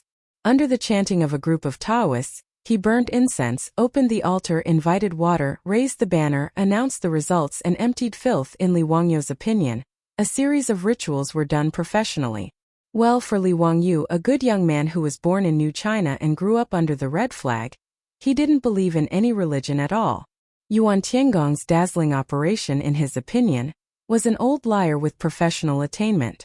However, in the eyes of Pai Lupi and other officials, Yuan Tiangang was Jing Feichen, Yan Xuanda, Hui Sanjie, and Li Jing Feichen. He was like an immortal. The simplified version of the heavenly grand ritual soon came to the step of inviting the sage. Yuan Tiangang, who was performing gang steps and making gestures and chanting spells, couldn't help but peek in the direction of the officials to see where Li Wangyu was. At this time, Pai Lupi also began to turn his head to look for Li Wangyou's figure, because Li Wangyu had promised him before that the Tao ancestor would show his divinity in the heavenly grand ritual and personally break the saying that the plague of locusts was the punishment of heaven. Now the inviting the sage ceremony began. Pai Lupi and Yuan Tiangang, who presided over the grand ritual, were both nervous. They didn't know how the Tao ancestor would show his divinity. However, Pai Lupi frequently looked back, but he didn't see Li Wangyou's figure among hundreds of officials behind him. Pai Lupi was anxious. He reached out and beckoned the servant beside him. He whispered a few words and asked them to find Li Wangyu, the man from Hu County. If this bastard played a trick on him, Pai Lupi would be furious. Pai Lupi's behavior made Fang Xianling and others, who didn't know the inside story, a little puzzled. His Majesty kept looking back. What was he looking for? Zhang Yuanshou and other masters of aristocratic families looked on coldly and sneered in their hearts. They thought that Pai Lupi was too naive. Even if he made such a heavenly grand ritual, what could he do? This group of old foxes more or less guessed the intention of Pai Lupi and Fang Xianling at this time. They just wanted to use the heavenly grand ritual to break the saying that the plague of locusts was the punishment of heaven. The deacon who presided over the ritual was a minister of aristocratic families. Some people recognized him as a famous Taoist priest in the land of Shu, named Yuan Tiangang. It was said that he was an unprecedented genius in divination. So what? Zheng Yuanshou and Zheng Shanghua, as well as the masters of the Fanyanglu family, the Taiyuan Wang clan, the Qinghe Chui family, and the Bowling Chui family, looked at each other silently and coldly. Even if the heavenly grand ritual was over and the deacon, Yuan Tiangang, claimed that the plague of locusts was not the punishment of heaven, they would not take half a step back. Zheng Yuanshou and the others did not believe that Li Er would be able to turn the tables because of the heavenly grand ritual, even though there were hundreds of courtiers present. Ma Zhou, who proposed this plan, was also in the hall at this time. He had now joined the censorate as an imperial censor. Naturally, he needed to attend the lunar imperial censor today. Just now, he also saw his junior teacher, but it was not convenient for him to go forward and greet him. Ma Zhou was the one who proposed the heavenly grand ritual. He had been paying attention to the reactions of those aristocratic families. When he noticed Zheng Yuanshou and others sneering, Ma Zhou's heart couldn't help but thump. He vaguely felt that something was wrong. He seemed to have underestimated the determination of these aristocratic families to fight Pai Lupi to the death. Originally, he thought that with Pai Lupi's imperial prestige and the addition of the heavenly grand ritual, the famous Taoist Gao Zhen claiming that the plague of locusts was not the punishment of heaven should be enough to make these aristocratic families give in. But now it seemed that it was wishful thinking. Ma Zhou couldn't help but feel anxious. He gave the idea to Pai Lupi. Was it really useless for a Mo Fei? He also began to look for Li Wangyu in the crowd frequently. He wanted to ask his junior teacher how to deal with the next attack of the aristocratic families. However, Li Wangyu seemed to have disappeared from the crowd. Neither Ma Zhou nor the eunuch sent by Pai Lupi found Li Wangyu in the crowd of officials. The heavenly grand ritual was still in progress. Because he didn't know what Li Wangyu was going to do, Yuan Tiangang worshipped, burned incense, announced the form, and recited the incantation uneasily. He only knew that yesterday, Li Wangyu came to the Xuandu temple and returned the borrowed statue of Tao Zu. Li Wangyu also told Yuan Tiangang to enshrine the statue in the center of the altar, saying that it was the key to the Tao Zu's divine manifestation. Yuan Tiangang naturally obeyed and enshrined the statue of Tao Zu on the altar. Now he kept peeping at the statue, wanting to know what Li Wangyu was up to. Just as Li Er, Yuan Tiangang, Ma Zhou, and the others were feeling uneasy, and Zheng Yuanshou and the others were watching coldly from the side, an unusually clear but strange voice came from the gilded bronze statue of the Tao ancestor on the altar. Chapter 229. Beep, the Bluetooth speaker is connected. The sudden strange sound came into the ears of all the people present very clearly. What was that sound? What Bluetooth? What speaker? Who was talking? Why couldn't they understand the meaning of these words? Everyone looked at each other and began to look for where the sound came from. Yuan Tiangang looked as if he had seen a ghost, and even the chanting in his mouth stopped. He looked unbelievably at the statue of Tao Zu in the center of the altar. He was the closest to the statue, so he was very sure that the strange sound just now came from the statue of Tao Zu. Before he could react, everyone heard the sound again. A song that no one had ever heard before began to reverberate through the Taiji Palace. It sounded like heavenly music. The music was neither a flute nor a guqin. Even Pai Lupi, who was familiar with all kinds of instruments of the Tang dynasty, could not tell what kind of instrument it was. Everyone turned their eyes to the altar, and the sound like the fairy music came from the altar. Pai Lupi's face changed greatly, and he suddenly stepped toward the altar. A group of civil officials and generals behind him were stunned, and then they all followed him. At this time there was no censor correcting the etiquette. All the officials were shocked by the inexplicable music. When they walked to the altar, Pai Lupi and the officials behind him were stunned, just like Yuan Tiangang. The music was clearly from the statue of Tao Zu in the center of the 1,200 god positions on the altar. What is this sound? A minister murmured. Yuan Tiangang suddenly shouted excitedly, "Fairy music! This must be fairy music! Tao Zu is showing his holiness! Tao Zu is showing his holiness!" His shout confused Li Er and the group of civil and military officials. Could it be that the heavenly grand ritual had really invited the Taoist ancestor? But if that wasn't the case, Then why would there be such heavenly music coming out from the altar without any reason and without any cover? Pai Lupi was also beginning to be confused. Could this be the Tao ancestor's divine manifestation that Li Wangyu swore? But this was too inconceivable. Was it really the Tao ancestor showing his divinity? Or was it Li Wangyu, that little brat, who was playing tricks? If this was Li Wangyu's doing, how did he do it with such godly means? In the crowd, Zhang Yuanshou and the others also looked as if they had seen a ghost.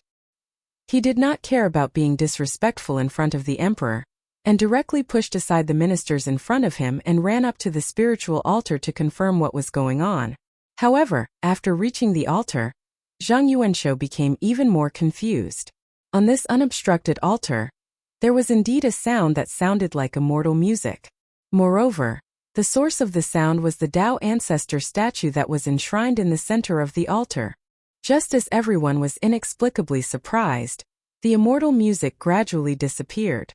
However, they heard a voice coming from the gilded copper statue of the Tao ancestor again. It was an unusually ethereal human voice. The Tao can be said, but it is not the Tao. The name can be named, but it is not the name. The ethereal human voice was reciting the Tao ancestor's Tao Te Ching. The sudden appearance of the human voice made everyone present shudder. Pai Lupi even felt the hair on his arms stand up. All of this was too strange. Why are you not kneeling? Just as everyone was at a loss, they heard the ethereal voice coming from the Tao ancestor statue again. Pai Lupi composed himself, swallowed a mouthful of saliva and said, Who are you? I am Taishang Lao Jun. I was born without beginning and without cause. I am the ancestor of all Das, the ancestor of vitality, the ancestor of chaos, the parent of heaven and earth, and the master of yin and yang.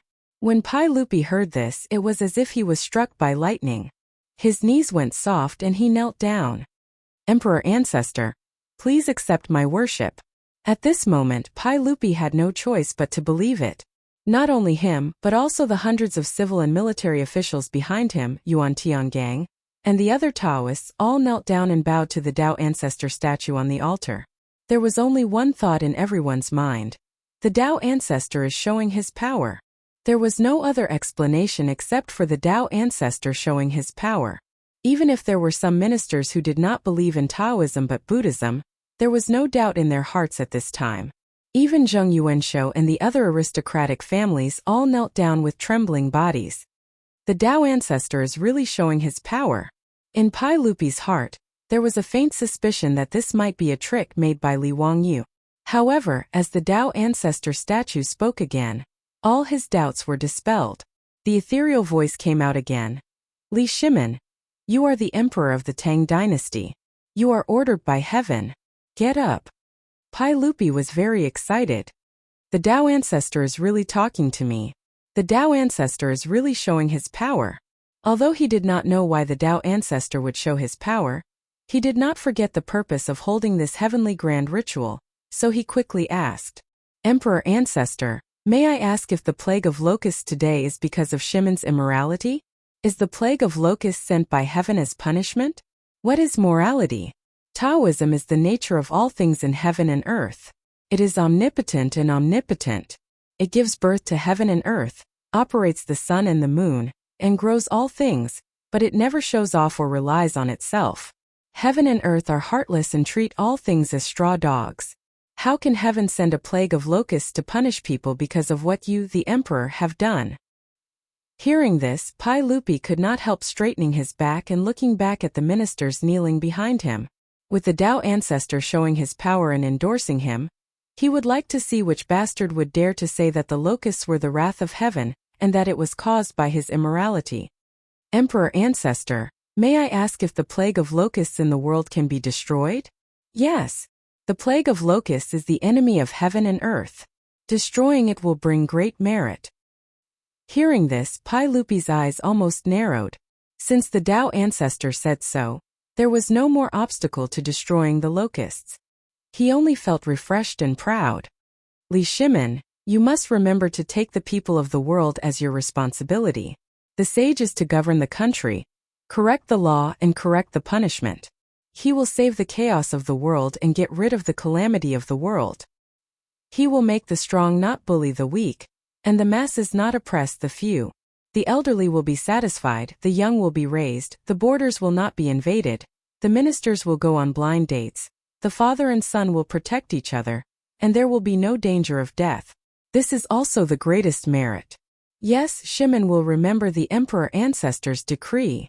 Haha, that's good. I'm leaving. The Tao ancestor's ethereal voice came out. After the last sentence, another burst of heavenly music came out, and then there was no more sound. On the altar, under the sunlight, the Tao ancestor's gilded bronze statue seemed to be plated with a layer of golden light, emitting a dazzling light. Farewell, Emperor Ancestor. Under the leadership of Pai Lupi, everyone once again kowtowed 3 times and 9 times, kowtowing to the Tao ancestor statue on the altar. Yuan Tiangang also came back to his senses at this time, and quickly led a group of Taoists to recite the Tao Te Ching.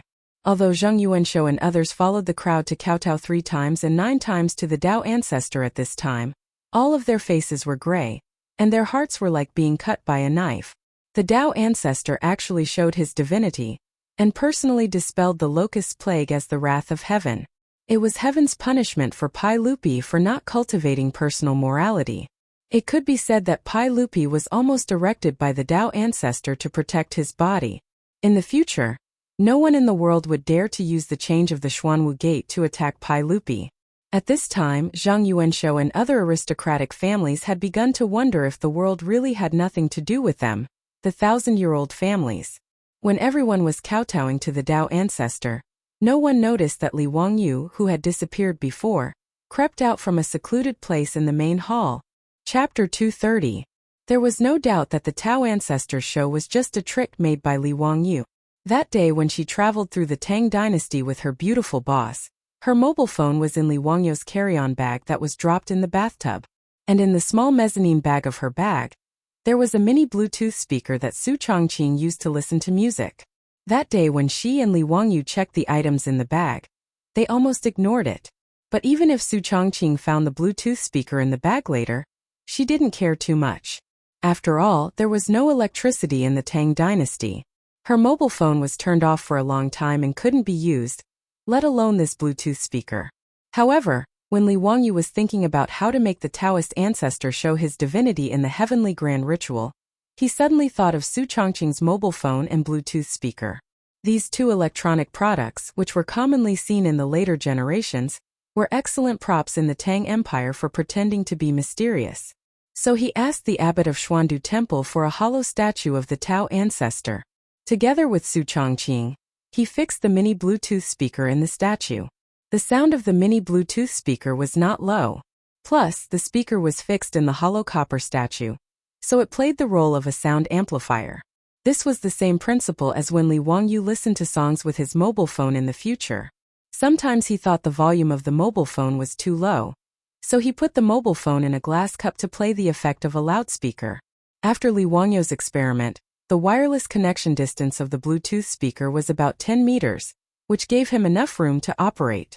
When the heavenly grand ritual was going on, Li Wangyu slipped to a secluded place in the Taiji Palace and connected the Bluetooth speaker with the beautiful boss's mobile phone while everyone's attention was attracted by Yuan Tiangang, who was performing dipper steps and reciting spells on the altar. Yuan Tiangang and others heard the beep. The Bluetooth speaker is connected. There was no doubt that it was the sound after the mobile phone was connected to the Bluetooth speaker. To Pai Lupi and the others, the music that sounded like heavenly music was actually the music that their beautiful boss had downloaded on her phone. If a friend from the future transmigrated to this Taiji Palace, they would definitely realize that this was the theme song of the movie, Big Fish Begonia. As for the Tao ancestor showing his divinity and talking to Pai Lupi, it was even simpler. Li Wangyu used the voice-changing software in his phone to make his voice ethereal, just like the voice of a celestial character in a TV series. To put it bluntly, the so-called Taoist ancestor show of divinity was nothing more than Li Wangyu playing a wonderful magic show in front of the emperor and ministers of the Tang dynasty, by using the high-tech electronic products of later generations. This was not worth mentioning in the future, and it could not even fool elementary school students. However, 1,300 years ago, it was a real miracle, an undeniable Tao ancestor showing his divinity. With Su Chongqing's mobile phone and mini Bluetooth speaker, Li Wangyu showed off fiercely in the Tang dynasty, and his level was quite high. He pretended to show his divinity, and even Pai Lupi, the emperor, knelt down. It was very exciting. However, it was obvious that Li Wangyu could only rot in his stomach for such an exciting thing. Even if Pai Lupi interrogated him later, he could only insist that it was the Tao ancestor showing his divinity, and that he did not do anything behind the scenes. Otherwise, Pai Lupi would have skinned him alive. What made him even more regretful was that Su Chongqing's mobile phone was completely out of power after such a toss. The beautiful boss's mobile phone did not have much battery left. Even if it had been turned off for more than a month, the battery in the mobile phone was still running out. Plus the battery of the mobile phone that he and Su Chongqing consumed when they were at home and did experiments, there was only about 20% battery left in the mobile phone.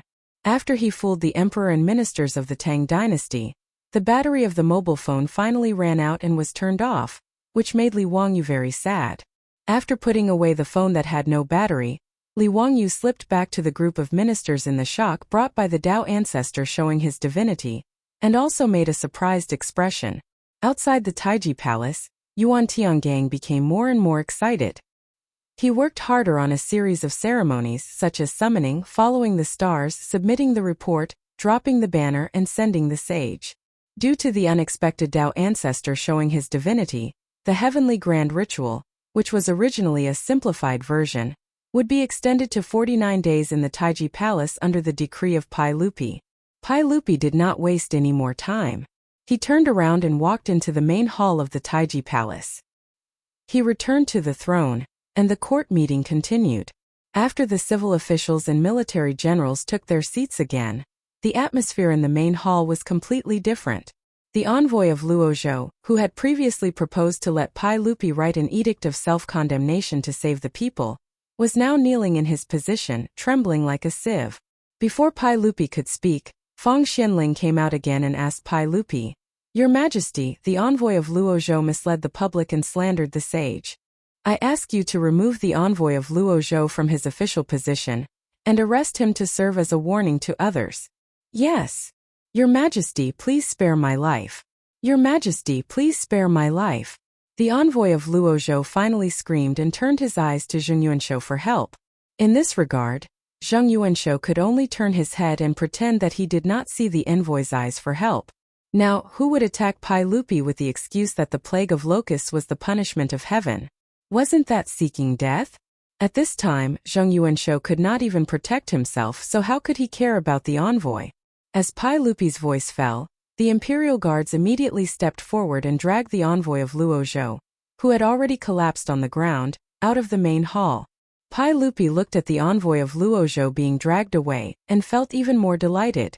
This group of bastards from aristocratic families had previously used the plague of locusts as an excuse to make trouble for him. This had already made Pai Lupi very sullen. If it were not for the great influence of the aristocratic families, Pai Lupi would have already killed them to vent his anger. Today, Dao Zhu actually showed his divinity in front of the civil and military officials. This had completely relieved Pai Lupi of his worries. In the imperial court there were no more restrictions. Pai Lupi could not help but smile. "Minister Zheng, do you have anything else to say?" The black-bellied Pai Lupi could now be said to be elated, sweeping away the bad luck of being forced to abdicate by hundreds of aristocratic family officials. He looked at Zheng Yuanshou and was prepared to ridicule the head of the Zheng family of Xingyang. However, Zheng Yuanshou no longer had the intention to arm wrestle with Pai Lupi. Today's imperial court had completely exceeded their expectations.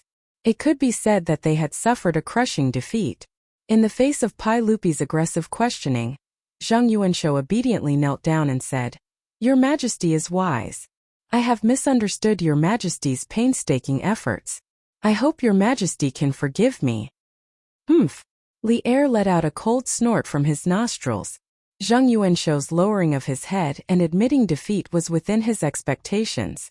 Pai Lupi then looked at the heads of the other aristocratic families.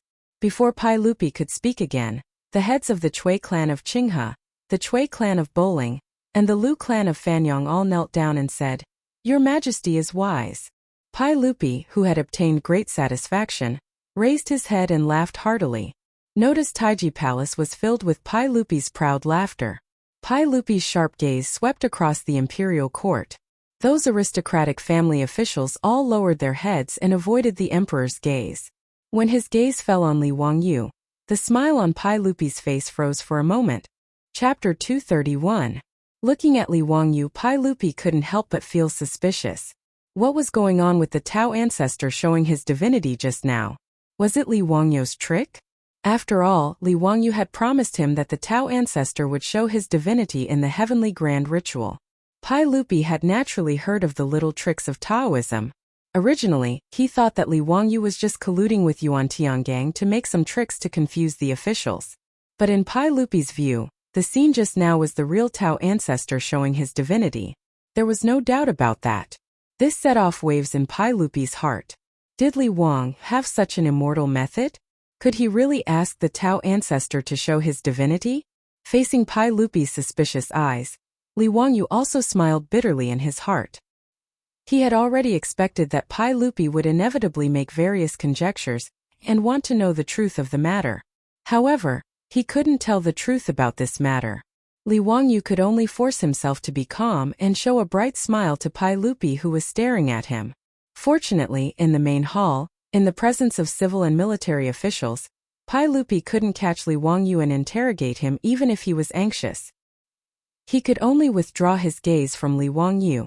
He coughed softly and said, "Come on, give me a banquet." Give a banquet?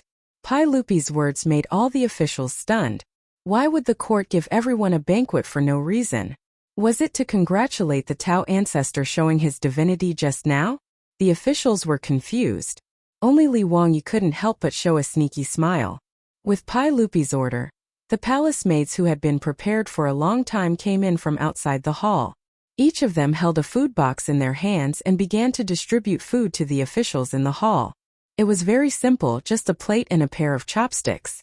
However, the food on the plate turned the originally solemn hall into a wet market once again.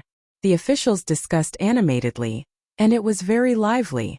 What is this? They look like locusts. How can this be eaten? Your Majesty, how can this worm be eaten? In the Taiji Palace of Noda, only Li Wangyu, Fang Xianling, Chang Yaojin, and the others were smiling as they looked at the food in front of them. Pai Lupi ordered people to deliver plates of fried locusts to the officials in the name of a banquet. In front of Pai Lupi's throne, there was also a plate of fried locusts. Pai Lupi opened his mouth under the gaze of all the officials in the hall. The people live by the grain and you eat it.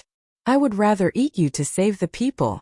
After saying that, Pai Lupi stretched out his chopsticks and picked up a locust that was fried until it was yellow and fragrant.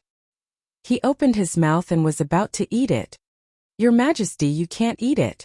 Your Majesty, you can't eat it. How can you eat locusts? Your Majesty, if you eat locusts you might get sick. You can't eat it. Pai Lupi ignored the official's dissuasion and directly put the locusts into his mouth and started chewing.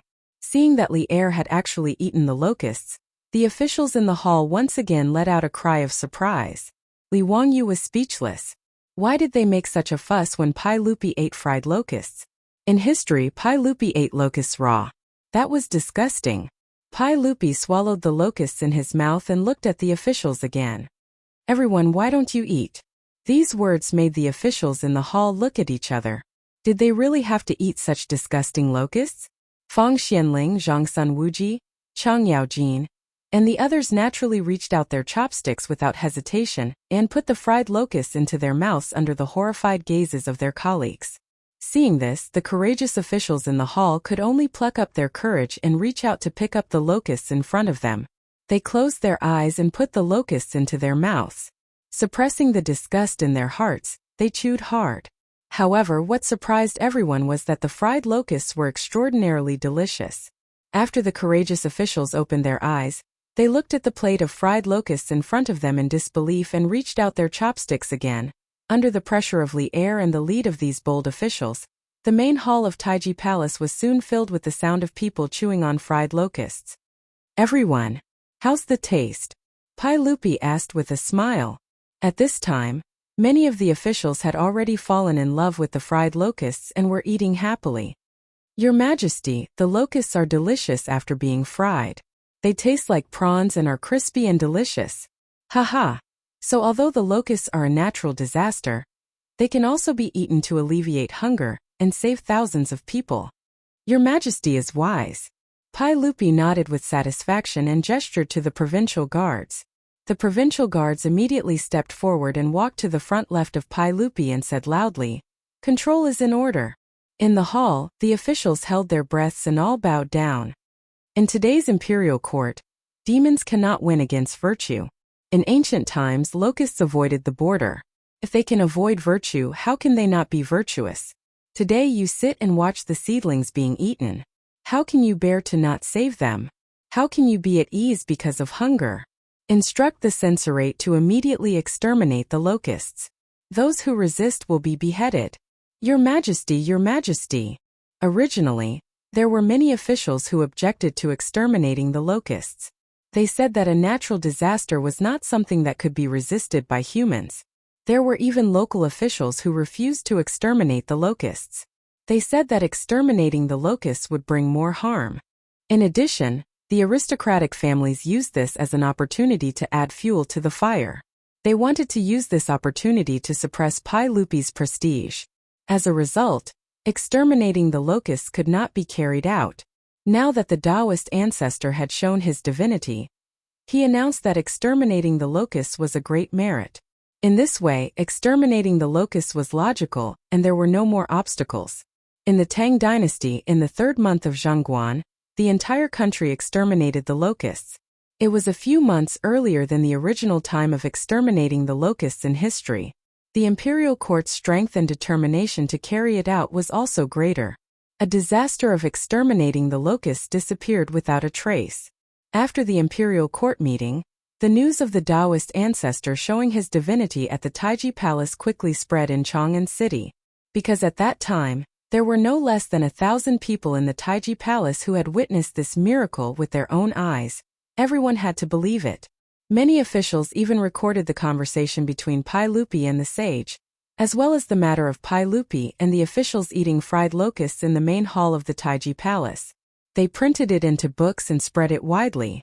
In the Tang dynasty, which had a strong atmosphere of religious belief, this matter immediately spread to the entire Tang dynasty with Chang'an City as the center. For a time, the Taoist temples that were originally prosperous in the Tang dynasty became even more prosperous. The people of the Tang dynasty went to the Taoist temples in groups to burn incense and kowtow to the Taoist ancestor, asking for the Taoist ancestor's blessing. Under the strong push of Pai Lupi, the Tang dynasty began to exterminate the locusts. Exterminating the locusts was not complicated. At night, a fire would be lit, and the locusts would fly to the fire and be burned to death. Then a pit would be dug to bury the locusts. In addition, with the help of manpower and other methods, exterminating the locusts was not too difficult. The landlords and villagers who were originally worshipping the locust god immediately changed their minds when they heard from the officials and scholars that the Taoist ancestor had shown his divinity at the Taiji Palace in Chang'an City, and personally passed down a verbal order saying that the locust plague was the enemy of heaven and earth. Exterminating the locusts would be a great merit. In this year, the locusts were not a disaster. However, Li Wangyu was not happy at this time. He was racking his brains thinking of how to fool Pai Lupi. Chapter 232. In the Yin and Yang Hall of Taiji Palace, Li Wangyu was restless. From time to time, he would raise his eyes to look at Pai Lupi, who was sitting at the side and reviewing memorials. As soon as the court meeting ended, Li Wangyu wanted to blend into the hundreds of officials and slip away. However, before he reached the entrance of Taiji Palace, he was stopped by the palace eunuchs, who were summoned by Pai Lupi. He knew very well why Pai Lupi summoned him. This was also the reason why he wanted to slip away. Feeling uneasy, he followed the eunuchs into the Yin and Yang Hall. However, he saw Pai Lupi sitting behind a few tables and reviewing memorials, completely ignoring him. Li Wangyu complained in his heart. Isn't this King's psychological warfare? He had seen a lot of movies and TV shows in his previous life. The police often did this during trials. They put psychological pressure on the suspect to make the suspect reveal flaws. Pai Lupi used this method to interrogate him. He had underestimated Li Wangyu's psychological endurance. Back then, He was able to change his mathematics score from 9 to 99 to lie to his parents without batting an eyelid. Although he had been severely beaten after being seen through, it was not because he had revealed flaws. It was because the bastard neighbor's child next door, his classmate, had exposed him. Therefore, even though Li Wangyu was nervous, he did not show any flaws on the surface. He was calm and composed, quietly watching Pai Lupi show off. In the yin and yang hall it was quiet for a moment. Neither of them made a sound. Even the eunuchs who were waiting on the side lowered their breathing. After a full 30 minutes, Pai Lupi put down the pen in his hand and rubbed his slightly sore wrist. He raised his head and looked at Li Wangyu with a faint smile. He waved his hand and motioned for all the servants in the hall to leave. Then he stared at Li Wangyu and said, "Zio, tell me, why did the emperor ancestor suddenly appear during the heavenly grand ritual today?" Li Wangyu, on the other hand, was not flustered at all. Just now, Pai Lupi had purposely left him to the side, and his mind had wandered off. In the end he came up with a reasonable excuse. "Uncle, actually, as early as 3 days ago, the Taoist ancestor told me in my dream that he would show his divinity in today's heavenly grand ritual and open the eyes of His Majesty." Pai Lupi was stunned. "What? The imperial ancestor gave you a dream?"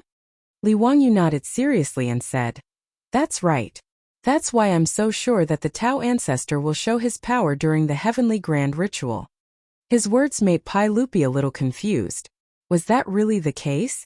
Seeing that Pai Lupi didn't speak for a long time, Li Wangyu couldn't help but laugh in his heart.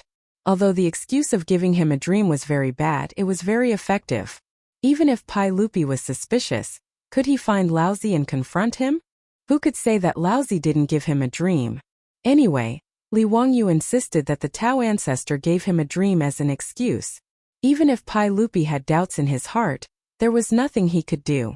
In the end, Pai Lupi could only accept Li Wangyu's explanation and reluctantly believe that the Tao ancestor gave Li Wangyu a dream. Although there were many doubts, such as why the Tao ancestor gave Li Wangyu a dream, and why Li Wangyu believed the words of the Tao ancestor in the dream, these were not important. At least Pai Lupi was sure that Li Wangyu was not malicious, and what he did was in line with the interests of Pai Lupi. Naturally, Pai Lupi was too lazy to continue to delve into this matter. After the lunar pilgrimage in the Taiji Palace ended, the gilded copper statue of the Tao ancestor was directly enshrined in the Taiji Palace by Pai Lupi. He burned incense and prayed day and night. After the heavenly grand ritual, Pai Lupi gave rewards to the 58 Taoist temples in Chang, including the abbot of Xuandu Temple. Yuan Tiangang was left in Chang, and by Pai Lupi 4 years earlier, and became the think tank of Emperor Taizong of Tang. As for Li Wangyu, Pai Lupi did not give him any more rewards. The main reason was that he was too young, and had just been granted the title of county founding man. It would be too excessive to give him another title. In this regard, Li Wangyu complained in his heart. The stingy Pai Lupi did not give him a title, but he could give him some gold. Li Wangyu did not mind having more money in his family. Now his Li family was just out of poverty. Not to mention those aristocratic families, even ordinary businessmen were much richer than him. Even if Li Wangyu was granted a title, he had no interest in entering the imperial court. Now he was only interested in making money. After the threat of the locust plague was eliminated, Li Wangyu began to think about his plan to make money. The winemaking workshop was a must. This would be an important industry for his Li family in the future. Glass was also a very profitable industry. Unfortunately, Li Wangyu did not know how to make glass. Glass seemed to be made of silicon and sand. But he was a second-tier college student who majored in electronic business. He really did not understand. In fact, it was not only Li Wangyu who did not understand. Su Chongqing, a top student at the University of Pennsylvania, also did not understand. In the future, the division of labor was too detailed. If one did not specialize in that industry, how many people knew how to make glass? It did not matter if they did not know how to make glass. If they could make high alcohol content wine and then purify the alcohol, it seemed like they could make perfume. This was also a very profitable industry. In any era, women's money was the easiest to earn. Soap could also be made. Li Wangyu still had the basic knowledge of chemistry. Li Wangyu had already learned how to make soap from the old people in the village. Li Wangyu had read many transmigration novels. Most of the protagonists did this. He also planned to follow suit. With a four-wheeled carriage business, winemaking, perfume and soap industries, his Li family would be rich. After thinking about what to do in the future to get rich, Li Wangyu was in a good mood. On this day, Li Wangyu planned to have Niu Wu go to Chang'an City and ask him to help Fatty Cho Kuan find food for him. He planned to buy grain and wine from Cho Kuan. However, he saw the old housekeeper Li Heng come in from the outer courtyard with a smile.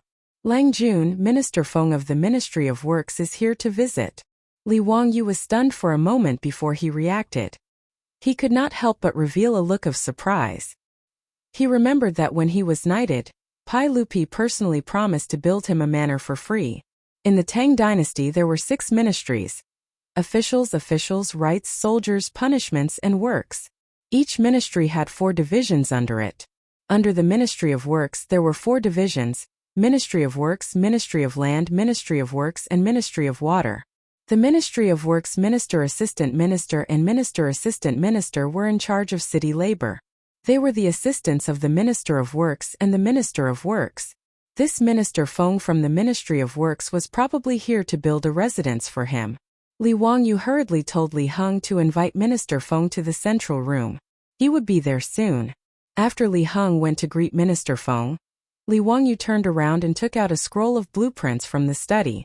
These were the blueprints that he and his beautiful boss had come up with after Pai Lupi agreed to let him design the manor. Li Wangyu unfolded the blueprints and looked at them with satisfaction.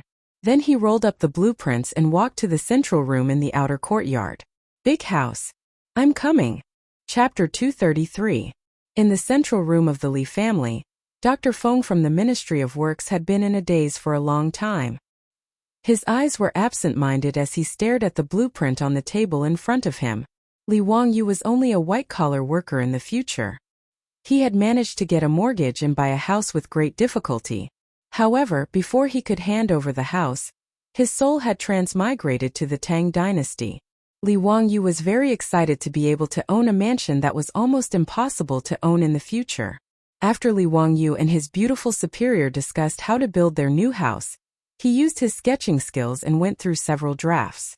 Finally, he drew a sketch that satisfied both of them.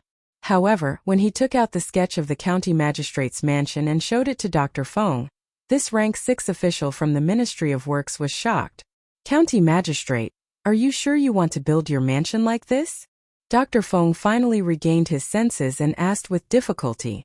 Li Wangyu nodded and said, "Yes. Is there a problem? I don't really understand. This shouldn't be against the rules, right?" Dr. Feng from the Ministry of Works was in his 50s. He had worked in the Ministry of Works for more than 10 years.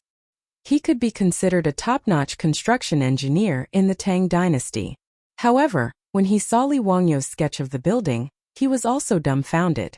This was because he didn't know whether this building was against the rules or not.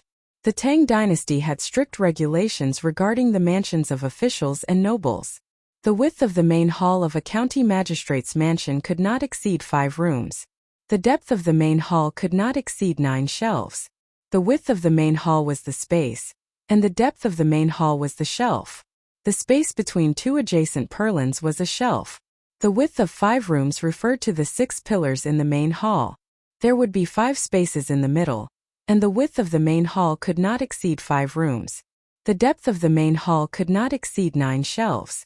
However, these data and requirements were based on the traditional architectural and garden design requirements of China. However, the sketch Li Wangyu showed him was an architectural style that Dr. Feng had never seen before. Of course, in this era, other than Li Wangyu and Su Chongqing, no one else could draw such an architectural blueprint.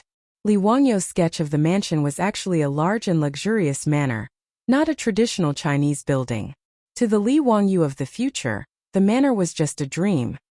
He reckoned that even if he worked hard for the rest of his life, got promoted, got a raise, married a rich and beautiful woman, and reached the pinnacle of life, he might not have the chance to own a luxurious manor that could only be seen on TV. But now, his soul had transmigrated to the Tang dynasty, and he had been granted a title of nobility for no apparent reason. Pai Lupi had even generously offered to give him a county mansion, so he immediately thought of his dream of a manor. His beautiful superior naturally wouldn't reject his idea. Even if Su Chongqing's family conditions were good, owning a manor was still out of his reach. Therefore, the two of them hit it off and joined hands to design an architectural blueprint that would create a new world in the Tang dynasty. Dr. Feng had never seen an architectural blueprint like this before, so he couldn't help but lose his composure. In Li Wangyu and Su Chongqing's design, Noda's manor was based on the designs of many of the world's top manors. In this aspect, his beautiful superior, who was a sea turtle, had the right to speak. When she was studying in America, she often traveled to Europe and America during winter and summer vacations, so she had a deep impression of those top manors. For example, the garden in front of the manor's main building was a miniature version of the Palace of Versailles. All kinds of roads, trees, ponds, pavilions, and flower beds formed a symmetrical geometric pattern that was very magnificent. Li Wangyu even designed a Noda lake in the manor, which made Dr. Feng click his tongue. The manor didn't only have Western garden designs, but Li Wangyu and Su Chongqing also incorporated Eastern garden designs. Jiangnan's Yu Garden and Humble Administrator's Garden were representative garden designs, and all kinds of pavilions and waterside pavilions were also copied by Li Wangyu. The main building of Noda's manor was a small 3-story castle. In order to design the castle, Li Wangyu didn't forget to find Aphrodite and discuss it with her for a long time. Aphrodite was the most excited person in the family when Li Wangyu wanted to build a small castle. She never thought that she would see a castle in the style of her hometown in the Tang dynasty, thousands of miles away. Aphrodite looked at Li Wangyu with eyes full of love. She misunderstood that Li Wangyu had built the castle especially for her. How could a man who could build a castle for his woman not make Aphrodite's heart beat faster? If not for her beautiful superior staring at her from the side, Aphrodite would probably have jumped into Li Wangyu's arms and offered herself to him. Dr. Feng swallowed with difficulty and asked, "Hu Xianen, how can this manor be built like this?" "Why not?" Li Wangyu asked in confusion. "It's against the rules." Dr. Feng began to explain to Li Wangyu what the composition of feng shui was, what the front hall and back bedroom were, what the 3 entrances home were, what the hierarchy was, and what the differences between men and women were. In short, the architecture of the Tang dynasty wasn't as messy as Li Wangyu's sketches. What kind of manor would lead to Noda's garden? And the shape of the garden was so strange. As for the master and the servants living in the castle, it was even less in line with the residential culture of the Tang dynasty. Dr. Feng could only shake his head at Li Wangyu's strange idea. It was really too messy. Li Wangyu didn't care so much. No matter what Dr. Feng said, he insisted that his manor should be built like this. "Hee, Dr. Feng, if this manor doesn't violate the rules, I still want to build it like this." In response, Dr. Feng could only shake his head. Forget it, this was the manor of the Huxian man. Before he came, he had already received instructions from Pai Lupi from the palace that the Huxian man's manor didn't need to be too concerned about whether it violated the rules or not. If necessary, it could be built according to the standards of a duke's manor. This could be considered the Pai Lupi's hidden compensation to Li Wangyu. In any case, Li Wangyu's manor was far away in Dingzhou village, not Chang'an city. Even if it violated the rules, it wouldn't be conspicuous. Dr. Feng was prepared to leave this hot potato to his superior to worry about. He didn't plan to express his opinion. As long as Pai Lupi and the Minister of Works agreed to build according to Li Wangyu's sketches, then everything would be fine. Dr. Feng of the Ministry of Works took Li Wangyu's sketch of the mansion and left, returning to Chang'an. Even the Minister of Works was dumbfounded when he saw the sketches for the Huxian man's manor. In the end, he simply pushed it to Pai Lupi and asked Pai Lupi to decide on his own. When Pai Lupi saw Li Wangyu's sketches for the manor, he was also thunderstruck. However, he was quite open-minded. If Li Wangyu wanted to build it this way, then so be it. 100 years later, the world-famous Li Clan's manor in Huxian was ready to break ground with Pai Lupi's approval. When Li Wangyu heard that Pai Lupi had actually agreed to build a manor for himself, he was so happy that he couldn't close his mouth. However, his good mood didn't last for long. Following the arrival of the brats, Li Wangyu once again had the urge to go berserk. As expected, no matter which dynasty the brats were from, they weren't good people. Especially when one of these 2 brats was called Li Changqian and the other Li Tai, it was even more so.